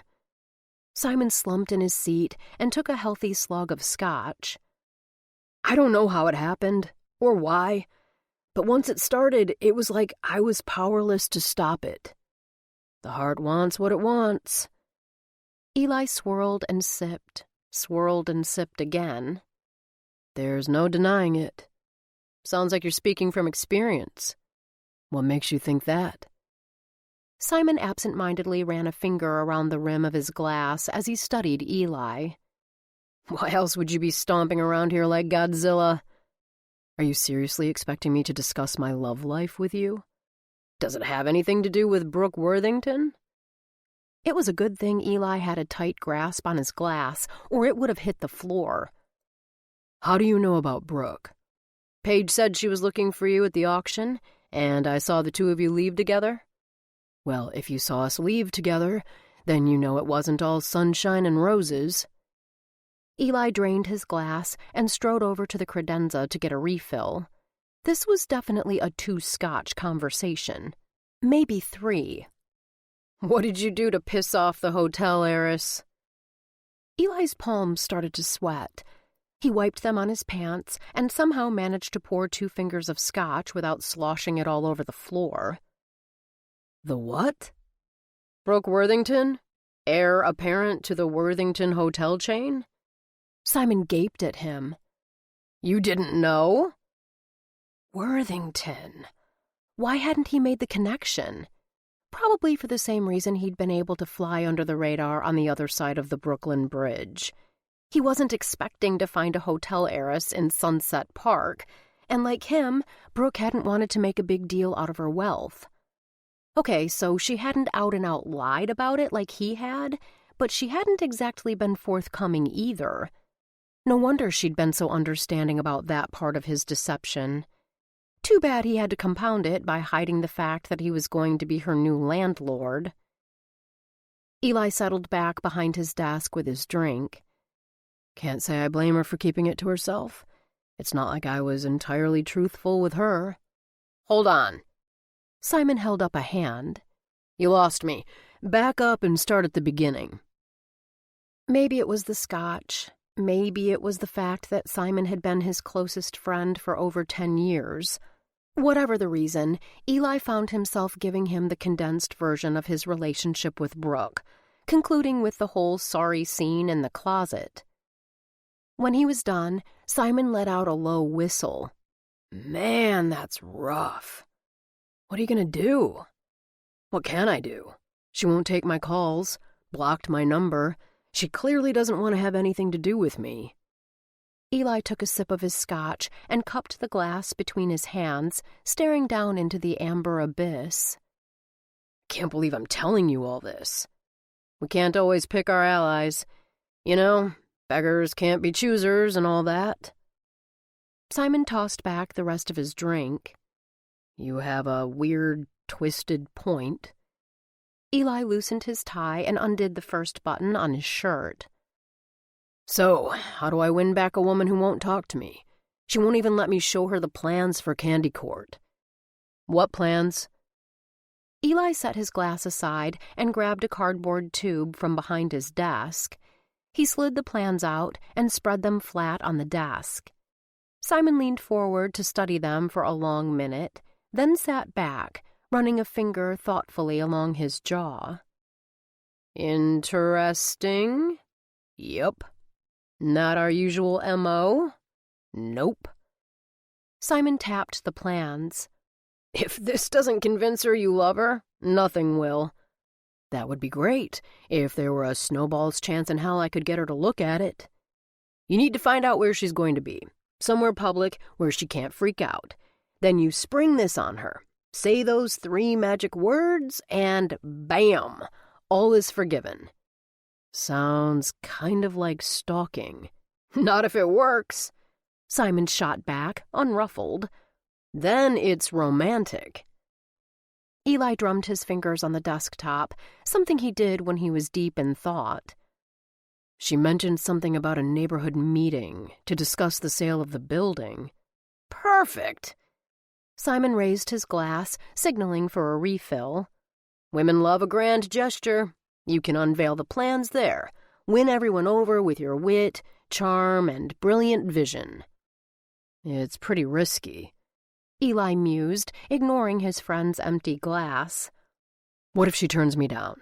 I'm not really into public humiliation. What's that old saying? Nothing ventured, nothing gained." Giving up on Eli, Simon went to the credenza and poured his own drink. "You didn't get where you are today by playing it safe." Eli lifted his glass to his lips and drank, a plan already starting to form.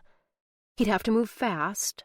First order of business was to find out when and where the meeting was being held without tipping off Brooke, and he knew just the person to help him. "Go big or go home." He raised his glass in a mock toast. Simon clinked his glass with Eli's. Exactly. Working from home had its advantages, like not showering for days on end and subsisting on junk food and Diet Coke. Made wallowing in self-pity so much easier. It helped that Brooke had a little sister willing to overlook her substandard appearance and questionable odor and trek out to Brooklyn to replenish her supply of said junk food and Diet Coke. Thanks, Mal. Brooke took one of the grocery bags from her sister, brought it over to the counter, and started to unpack. Powdered donuts, Chex Mix, Slim Jims, Twinkies. It looked like Mallory had bought out an entire gas station convenience store. Their parents were right. She was the nice one. I brought some real food, too, so you don't die of malnutrition. Mallory followed Brooke into the apartment and hip-checked the door closed behind her, her arms otherwise occupied with the remaining grocery bag. And a little something special. She dangled a smaller plastic bag from her fingers. Brooke took it from her and peered inside. Please tell me that's your homemade black satin mousse cake inside that box, she said hopefully. If the kitchen at the Worthington counts as home. Mallory put the second grocery bag on the counter, along with her purse, and leaned against it to scrutinize her sister. That's an interesting ensemble. What, this old thing? Brooke fingered the hem of her tattered RISD sweatshirt, which she'd paired with Minnie Mouse pajama pants and fluffy unicorn slippers. And you smell god-awful. Mallory wrinkled her nose. How long has it been since you showered? So much for overlooking her lack of personal hygiene. I plead the fifth. I get that you're nursing a broken heart. Her sister reached into the second grocery bag and started pulling out what she apparently considered real food. Baby carrots, hummus, chicken cutlets, bananas. But you're going to have to leave this apartment eventually. Eventually can be a long, long time. With the bags unpacked, Brooke got to work putting the perishables in the refrigerator. What about the bar? Don't they need you? I've been cutting back on my hours there, working on my book and doing more freelance design stuff. That's good, I guess. Mallory picked up a banana, peeled it, and took a bite. But you're going to have to rejoin the land of the living at some point. You're not the first person to be unlucky in love. More than unlucky, Mal. Brooke put the last of the perishables in the refrigerator, closed the door, and slumped against it. He lied to me. About everything. Our entire relationship was one big colossal joke to him. You don't know that. I know the whole time he was screwing me, he was planning on evicting me. Do you? Mallory asked. He said he was buying the building, but did he tell you what he was going to do with it? Not exactly. Brooke hedged. But he's a big-time real estate developer. It doesn't take a rocket scientist to figure out that he's going to tear this place to the ground and put up a luxury high-rise, or convert it into overpriced condos for the nouveau riche. I'll admit, it doesn't look good. Mallory polished off the banana and threw the peel in the trash. But didn't he give you some kind of explanation when you asked him? I didn't ask. Brooke tore open the bag of Chex Mix and dug in. Mallory nodded knowingly. Now I'm getting the picture. You did your cut-and-run routine.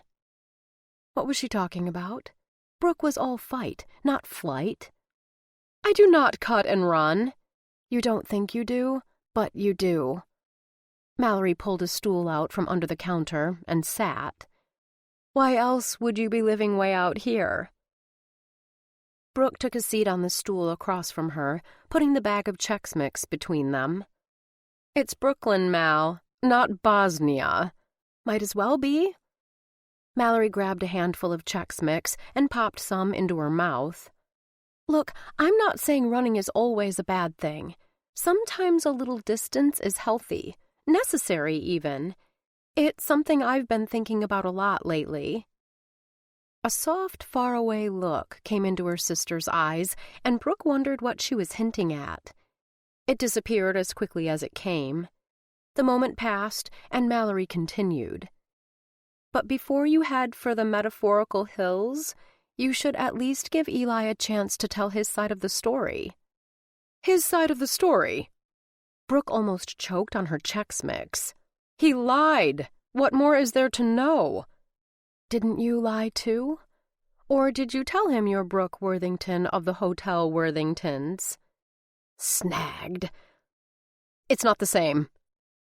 Brooke broke open the box of donuts, took one out and all but inhaled it. 2 thumbs up for emotional eating. Isn't it? At least a little bit? Mallory didn't wait for her to answer. You owe him the chance to explain. You owe it to yourself. How can you be so sure? Brooke licked powdered sugar off her lip. What do you know that I don't? I watched you two at the wedding. I haven't seen you that happy and relaxed with a member of the opposite sex in, ever. And that guy is totally in love with you. He couldn't take his eyes off you all night. Something stirred inside her, something she didn't want to acknowledge, much less name. She pushed it way down deep and reached for another donut. You got all that from a few hours on a rooftop in questionable lighting? Mallory hopped off her stool and grabbed 2 Diet Cokes out of the refrigerator. Sometimes you've just got to trust your instincts. She kept one of the sodas for herself and slid the other across the counter to Brooke. Then she sat back down, popped the tab, and drank. Brooke followed suit, wiping her mouth on the sleeve of her sweatshirt when she was done. Yeah, well, my instincts suck. They let me fall in love with someone who's a carbon copy of Dad. Really? Aside from the fact that he's one of the richest men in Manhattan, how is Eli remotely like Dad? He's... Brooke stalled. How was Eli like her father? He was supportive, not selfish, took an interest in her career, her friends, fixed sinks and planned weddings without asking for or expecting anything in return. And although he was rich, he didn't let his money define him. Qualities as foreign to her father as making minimum wage. Mallory cleared her throat. I'm waiting. Since Brooke had no answer to her sister's question, she asked one of her own. How do I know it wasn't all an act? You don't? Mallory gave a rueful little lift of her shoulder. Not for certain. That's where those instincts come in. And yours aren't anywhere near as bad as you think. You had Hunter pegged as a pretentious prick the minute you met him. Brooke's jaw dropped, and a little piece of donut plopped onto her sweatshirt just above her left breast. I never said... You didn't have to, Mallory interrupted. It was written all over your face. And you were right. We broke up. Oh, Mal. Brooke reached across the counter and covered Mallory's hand with hers. I'm sorry. I've been so preoccupied with my own drama, I didn't realize you were hurting too. Probably because I'm not. Mallory gave her sister's hand a reassuring squeeze. Which should tell you something. What? The man I lost wasn't worth keeping. But maybe, just maybe, yours is. Mallory's cell phone chimed. She pulled it out of her purse, swiped the screen, and scowled. What's wrong? Brooke asked. Mallory tossed her phone back into her purse and stood. The idiots at the fish market messed up our delivery again. I've got to go take care of this, or we'll have to take the scallop special off the menu tonight. Go! Don't worry about me. I'll be fine here with my processed food and carbonated syrup. Brooke held up her soda can in mock toast. Okay, but promise me you'll think about what we discussed. I promise. Not a hard one to make, or to keep. Brooke couldn't imagine she'd have space in her brain for much else. Mallory came around the counter to give her sister a hug. And one more thing. Name it. Mallory scrunched up her nose and pulled away. "Take a shower." Chapter 15. Not bad for our first meeting. Brooke stood in the back of the gym at the neighborhood elementary school and surveyed the crowd filing in and taking their seats in the folding chairs she, Charisse, and David had spent the last hour setting up. They were lucky the school board had agreed to let them use the space. They would have been spilling out the door of Brooke's studio. I'd say we've got at least 100 people out there. Just wait. Charisse rubbed her hands together. We'll have a bigger crowd next meeting when we've got more time to get the word out. We're not going down without a fight. The natives are getting restless. Brooke shuffled the papers in her folder. We should get things rolling. No, David squeaked, bouncing on the balls of his feet. Not yet. It's still a few minutes before 7. Brooke eyed him suspiciously. What is with you? Nothing. He stopped bouncing and stuffed his hands into the pockets of his perfectly pressed khakis. I just think we should give everyone a chance to get here. We need all the help we can get. Okay, you win. I'm going to find a quiet corner to go over my notes. A little extra prep time couldn't hurt. Just as she'd predicted, she'd been distracted since her sister's visit. Mallory's words continuously bumping around in her brain. That guy is totally in love with you. You owe him the chance to explain. You owe it to yourself. Sometimes you've just got to trust your instincts. Like that was so easy. Her instincts were what had gotten her into this mess in the first place. Out of all the guys in the 5 boroughs, leave it to her to pick the one buying her building to be her one-night stand. A one-night stand that had morphed into something much, much more. She'd thought about calling Eli 100 million trillion times, but each time she picked up the phone, she put it back down again. He'd tried to reach out to her in the days following the auction, and she'd shot him down at every turn. What if it was too late now? What if she put her heart on the line only to find out he'd moved on, that he no longer cared about her or Candy Court? Brooke shook her head to clear it. She didn't have time for this now. She needed to bring her A-game tonight. The rest of Candy Court, the rest of the neighborhood, was counting on her. At least she'd showered and put on pants without an elastic waistband and a shirt that didn't advertise what she'd eaten for dinner last night. That was a step in the right direction. She clutched her folder to her chest and headed for the hallway. She needed out of the gym, with its noisy buzz of chatter and the heat building up as the crowd grew. Come get me when you're ready to start. David found her 10 minutes later in a classroom across the hall, still reviewing her notes. Zoning laws, variances, historical landmarks. There was a lot to remember, every bit of it important if they were going to save their homes and the area around them. You're on. He gave her a thumbs up, then let his cheerful guard down, his eyes filling with concern. Are you sure you're up for this? I'm sure. With shaky hands, she put her papers back in the folder, checking and double-checking that they were in the right order. I know I'll have to face him sooner or later, but it's not like he's going to be here tonight. David was the only one at Candy Court who she'd told about Eli buying the building, probably because, other than her sister, he was the only one brave enough to get close to her when she looked and smelled like yesterday's garbage. The others just thought Eli had gone as quickly and mysteriously as he'd come. They'd find out the truth soon enough. She didn't want to be the one to disillusion them. Right. David pulled on his collar. Let's go. The gym was more crowded now. Brooke recognized a few familiar faces in addition to the Candy Court crew. Her boss and some of the other staff at Flotsam and Jetsam, the 2 guys who owned the brew pub, Wayne, looking clean and sober with a middle-aged woman she assumed was his wife. Good turnout, David observed as they climbed the stairs to the stage at the far end of the gym, where Charisse and the Feingolds were seated. What's the hold-up? Mr. Feingold grumbled. I want to get to the cookies and coffee. Like you need cookies, his wife shot back. And you know you're not supposed to have caffeine after 8 o'clock or you'll never get to sleep.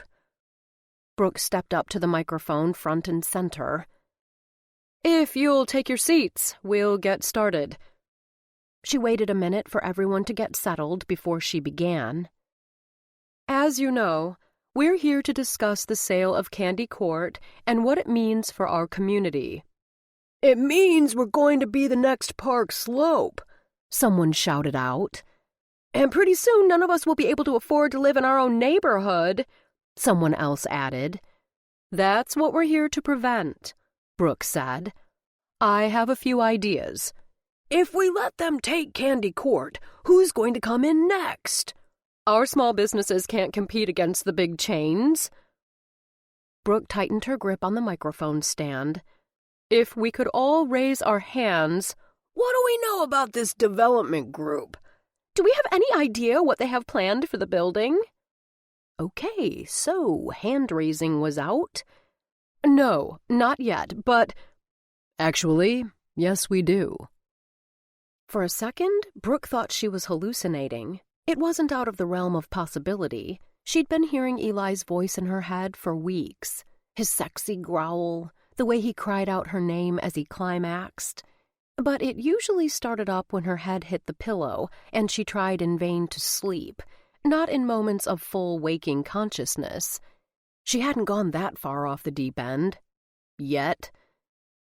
Then she saw him, striding down the center aisle with a cardboard tube tucked under his arm, moving like he owned the goddamn world. Why did he always have to look so good? If there were any justice in the world, he'd look as bad as she felt. Bloodshot eyes, scraggly hair, at least some 3-day-old scruff on his jaw. But no, Eli was bright-eyed, neatly coiffed, and clean-shaven, looking like he stepped out of the pages of Esquire or GQ in what must be business casual for him. A crisp white button-down shirt, lightweight gray cardigan, and dark jeans. He climbed up onto the stage, exchanging hugs with a squealing Charisse and an equally excited Mrs. Feingold, and a fist bump with her more reserved husband.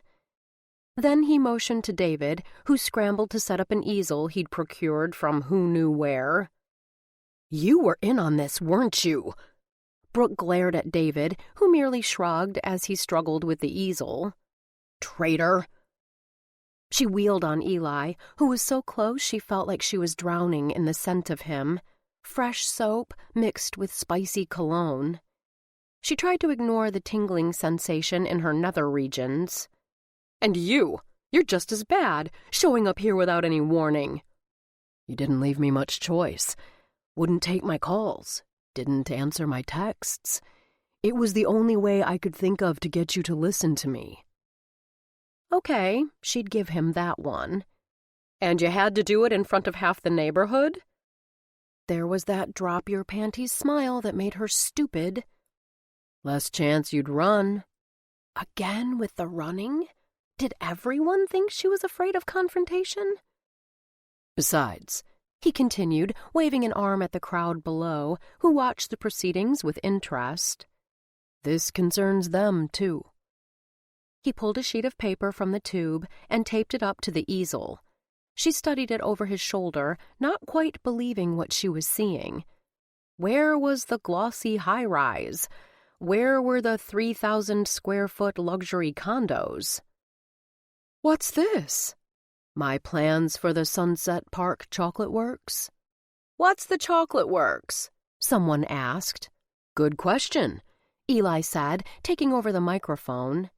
First, let me introduce myself. I'm Eli Ward from Hearthstone Development, the new owner of the Sunset Park Chocolate Works, formerly Candy Court.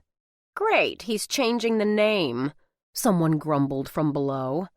What else are you going to change? Someone else asked, louder. Other voices joined in, and the hum of the crowd rose to a dull roar. Eli seemed unfazed. I suggest we adjourn for a few minutes, give everyone a chance to come up and have a look at the plans. Then I'll be happy to answer any questions you might have." He put his hand over the mic and turned to Brooke. "And you and I can discuss this in private." She stared at him for a long, awkward moment, weighing her options. It was decision time. Open up to hurt or walk away. Finally, she pushed his hand away from the microphone and leaned in. "Meeting adjourned." Meeting adjourned. Funny how 2 little words could make his heart sore. Eli grabbed Brooke by the hand and dragged her off the stage before she had time to change her mind. Once in the hall, he pushed open the first door he found, which, of course, turned out to be a supply closet, this time stocked with glue sticks and markers and pencils as round as his thumb. "What is it with you and closets?" Brooke rested her perfect ass on a shelf of spiral notebooks. "Do you have a fetish or something?" Eli willed himself to focus on the speech he'd rehearsed 1,000 times on the way to Brooklyn. He had one shot to get this right, and he wasn't going to waste it, even if it meant having one of the most important conversations of his life in a closet. Again. She gave him a don't bullshit me glare and crossed her arms. "You've got 5 minutes. Okay, she wasn't going to make it easy on him. He couldn't say that he blamed her. He braced a hand against the door. "I'm sorry. I was wrong to keep you in the dark about Candy Court." She smirked. "Tell me something I don't know." "I thought I could wait until the sale was a lock. I didn't want to leave anything up to chance. I've lost a few deals recently at the 11th hour, and I didn't want that to happen again." "So you could make a small fortune turning our building into a haven for yuppies and elitists?" "At first, yes, that was the plan." She bristled, and his heart started to pound. He couldn't afford to lose her now, not when he was just getting to the good part. "But that changed once I moved in and got to know you. All of you. So those drawings out there, they're the real deal," he insisted. "The only thing that's going to change at Candy Court is the name. Well, that and some upgrades. All in keeping with the history and character of the building, of course." "No luxury condos?" "Studio apartments, 1-bedrooms, maybe a handful of 2-bedrooms for families. Quality, affordable housing for hard-working, middle-class people. That's what Hearthstone is going to be all about." "What about Momentum?" "Simon will make sure Momentum keeps doing what it does best. High-end commercial development. Hearthstone's my baby." "You've really put a lot of thought into this." He took a step toward her, and his spirits lifted when she didn't flinch. "Did you seriously think I could throw the Feingolds out onto the street? Or Charisse and her baby? And I'm not about to destroy the rooftop garden we worked so hard on. Chris and David would never speak to me again." She lifted one eyebrow, a gesture that was incongruously both imperious and endearing. "Aren't you leaving someone out?" "Not just someone." He reached up to touch her face. "The one." "Not so fast." She caught his hand and brought it down. "I haven't forgiven you." His heart stuttered. "What do you think it'll take?" "Well, let's see." She kept hold of his hand, twining her fingers with his, and his heart kick-started into high gear. "You've admitted you were wrong."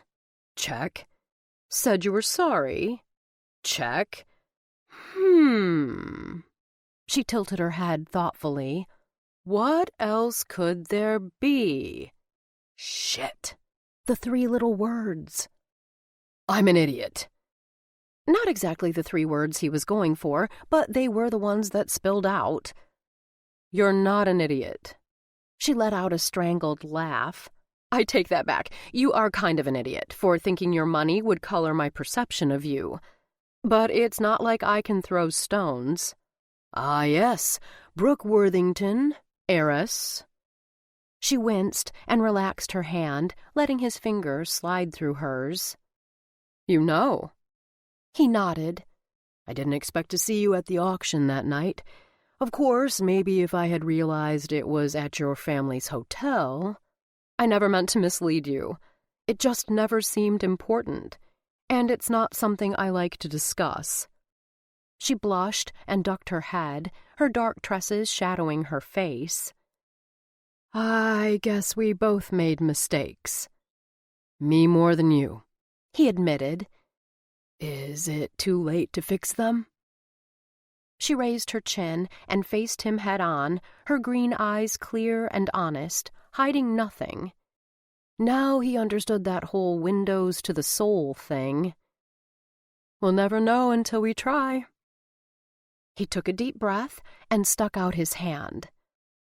Hi, I'm Eli Ward. I'm filthy rich and I'm buying the building you live in, but I promise not to tear it down, kick you out, or raise your rent. Oh, and I'm truly, madly, deeply, irrevocably in love with you. Slowly, carefully, like she was about to touch a live wire, she took his hand, her fingers curling into the warmth of his. Hi, I'm Brooke Worthington. My family owns a bunch of hotels, and I was raised in the lap of luxury, but that's not really my scene. And I'm truly, deeply, madly, irrevocably in love with you, too. Thank God. He pulled her in and crushed her to him, relief swelling his chest. I was hoping you meant it when you said you loved me in that closet at the Worthington. Hoping I hadn't fucked it all up beyond repair. You came close.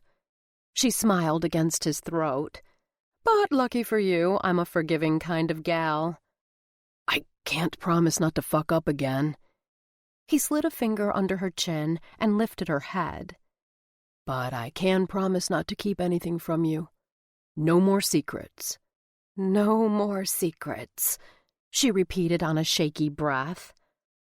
His hand went around to the back of her neck, and his lips brushed hers in a soft, tender kiss that, laced with 2 weeks of unrequited longing, almost immediately turned passionate. Their mouths clashed as he moved against her, backing her up against the wall of shelves. No shrinking violet, Brooke demanded equal participation, her hands moving up to her shoulders, digging into his shirt and tugging him closer. He kissed her long and hard and deep, their breath coming hot and fast, until he heard a high-pitched, girlish giggle. When they pulled apart, Mrs. Feingold and Cherise stood in the doorway, beaming at them. "Don't mind us," the older woman said, already closing the door. "You just keep doing what you're doing.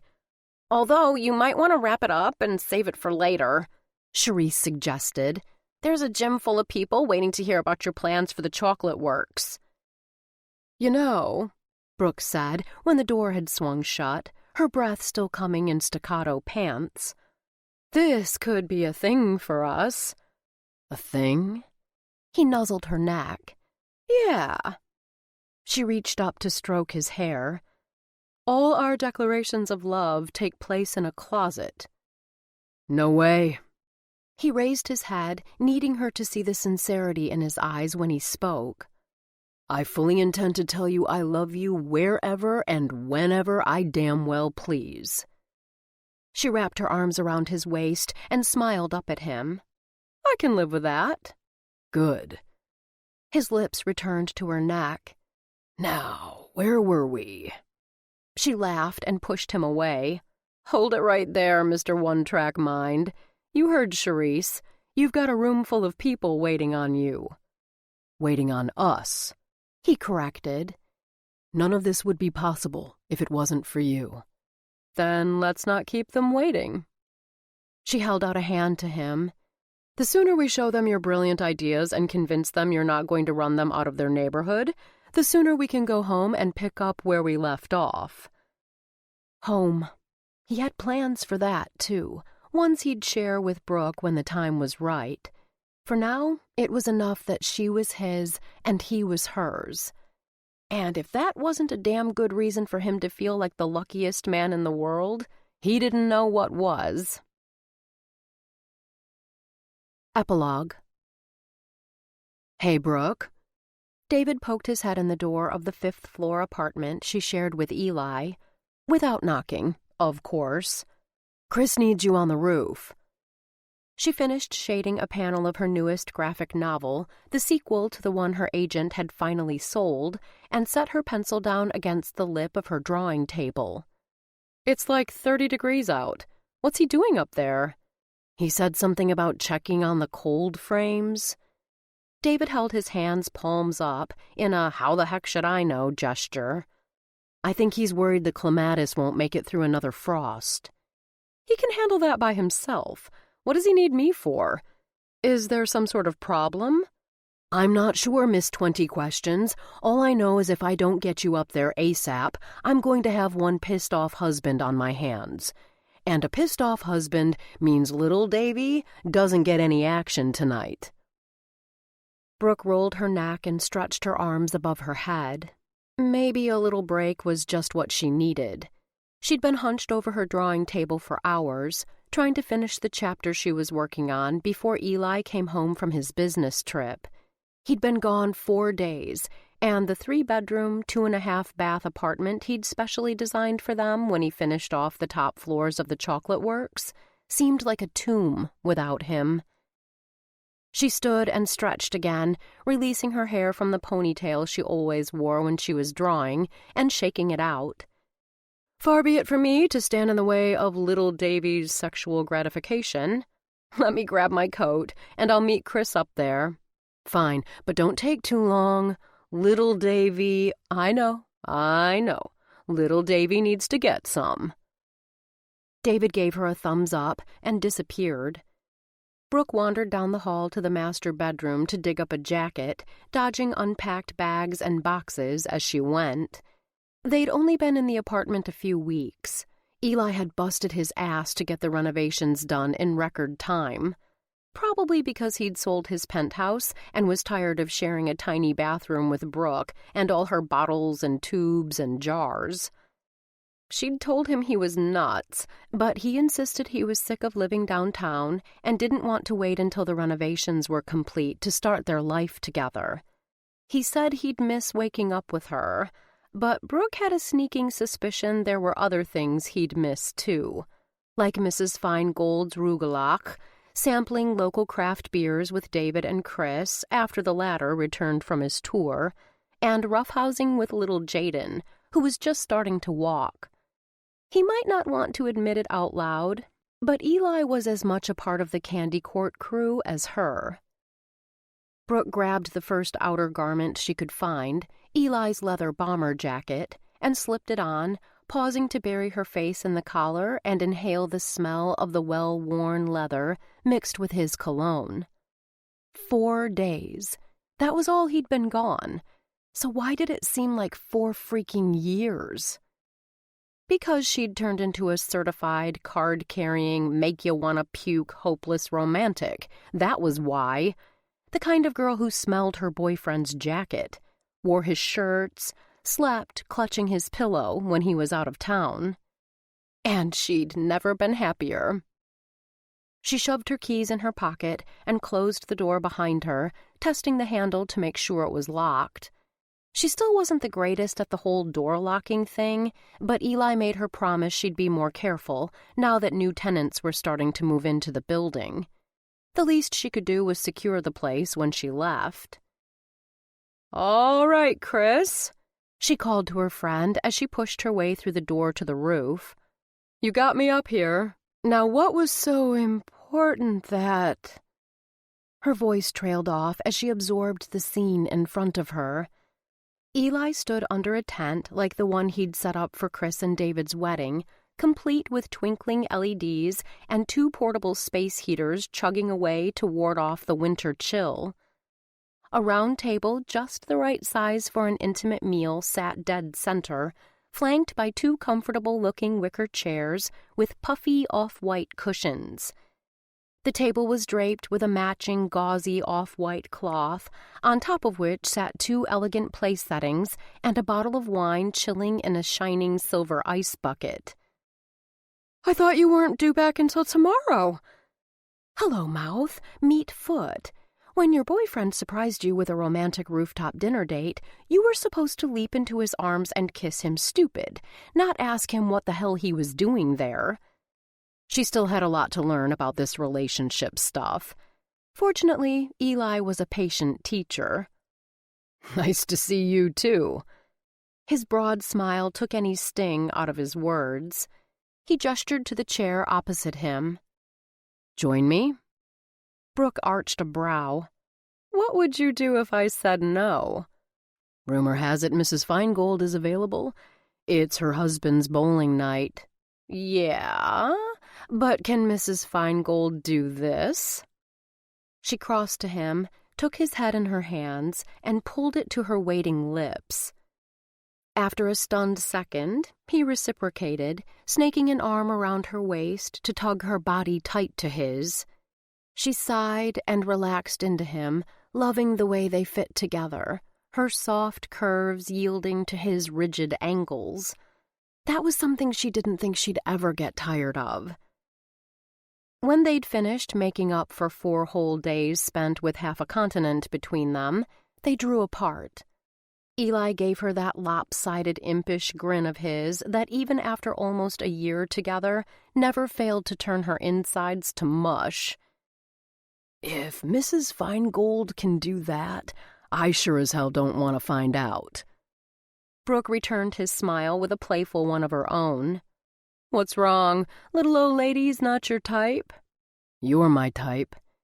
He gave her a swift, sizzling kiss, turned her around, and with a pat on her bottom, nudged her toward the nearest chair, which he pulled out for her. Sit. She studied the picture-perfect setting Eli had clearly worked hard to create, then glanced back at the man responsible, noticing for the first time his neatly pressed dress pants and cranberry V-neck cashmere sweater rolled at the sleeves, the starched white collar and cuffs of his dress shirt peeking out from underneath. She frowned down at her frayed yoga pants and well-worn, much-loved Cowboy Bebop t-shirt, partially covered by Eli's half-zipped bomber jacket, which swallowed up her shoulders and hung past her hips. If she'd known what was in store for her, she would have taken a couple of minutes to throw on something decent and freshen up. I feel underdressed. You look beautiful. Stop stalling and sit down.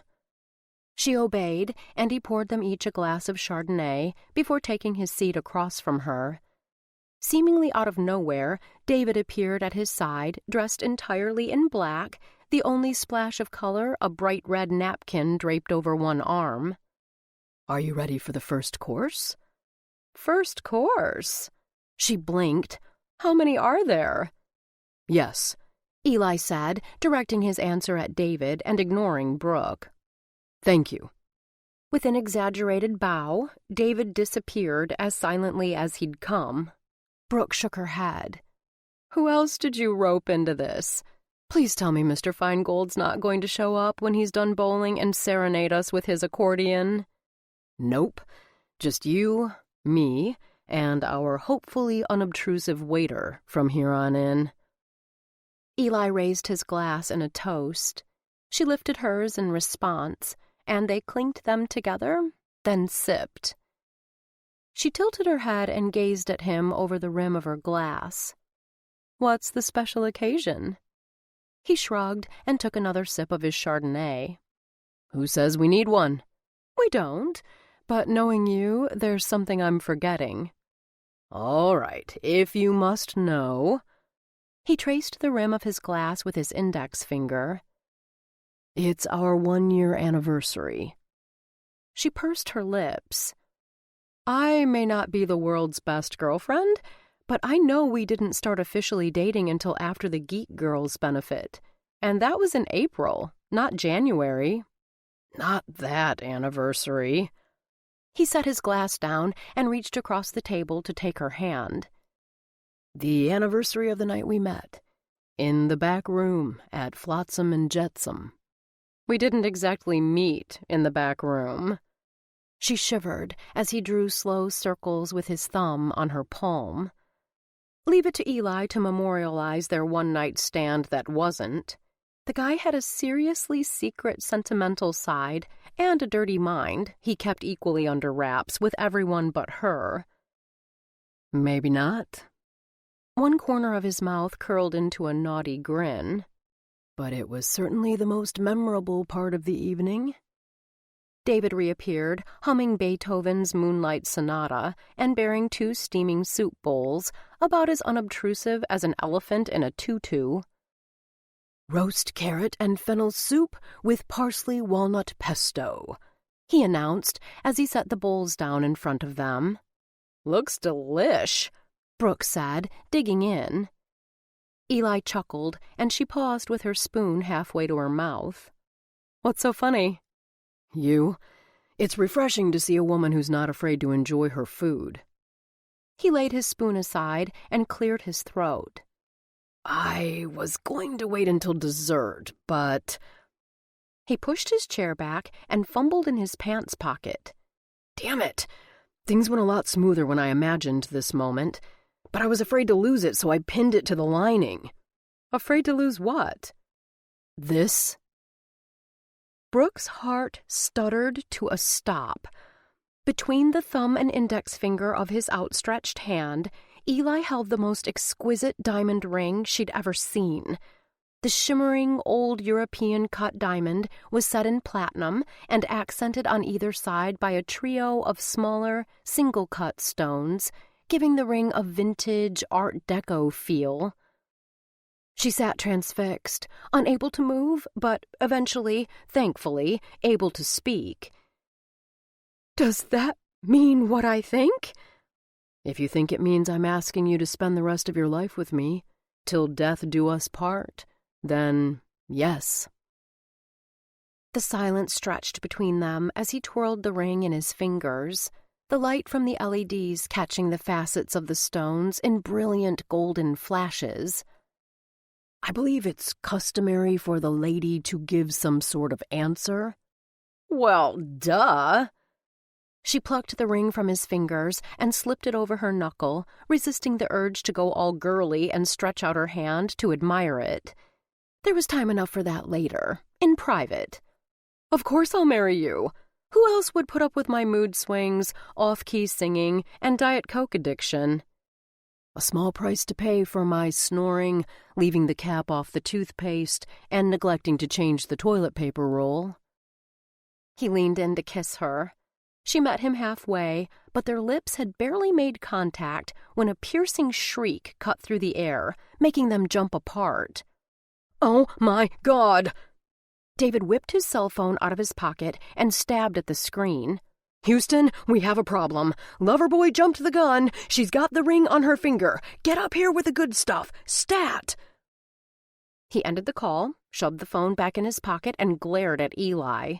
"What happened to waiting for dessert?" "Sorry." Eli gave one shoulder a half-hearted shrug that said he wasn't the least bit sorry. "Patience isn't my strong suit." "What does he mean, the good stuff?" Brooke smiled across the table at her fiancé. Fiancé. The word sent ripples of excitement and anticipation through her.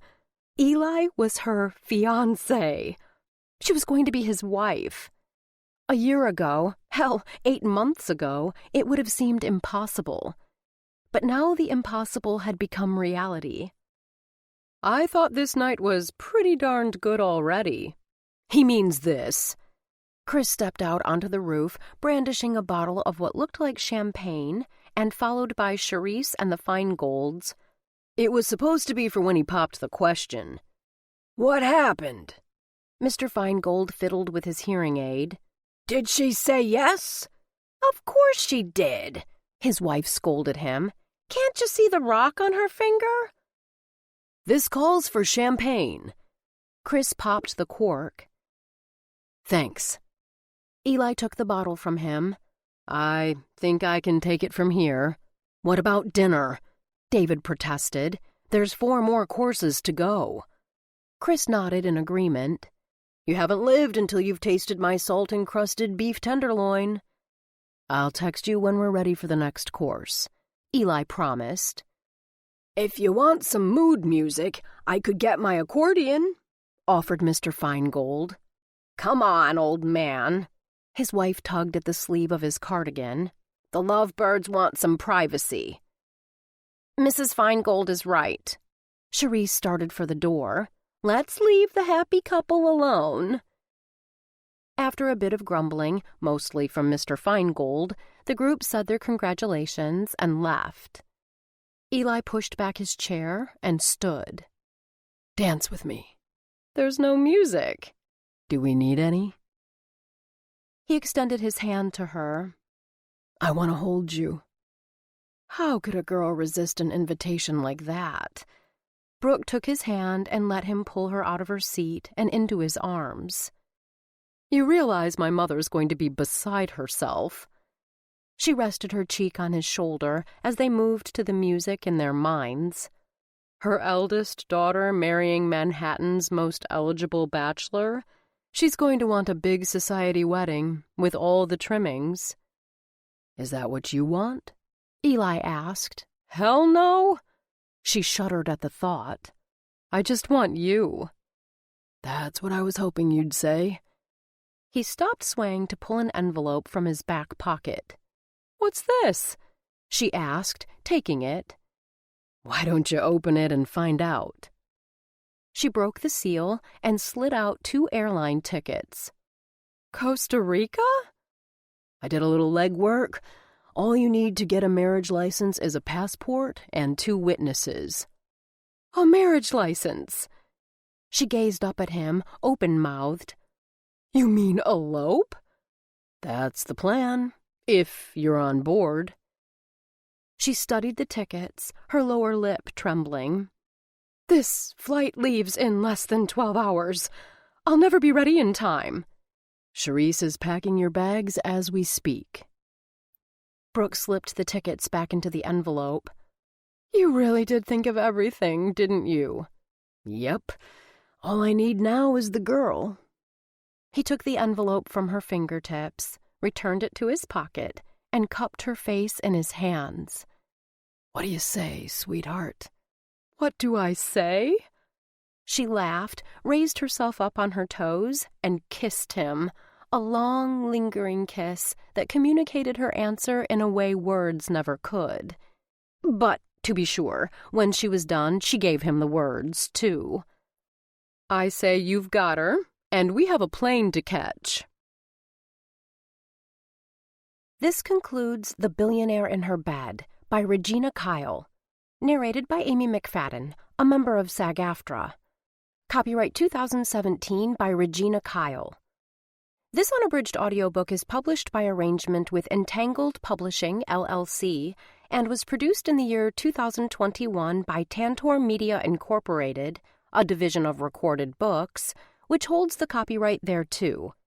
Please visit tantor.com for more information on our growing library of unabridged audiobooks.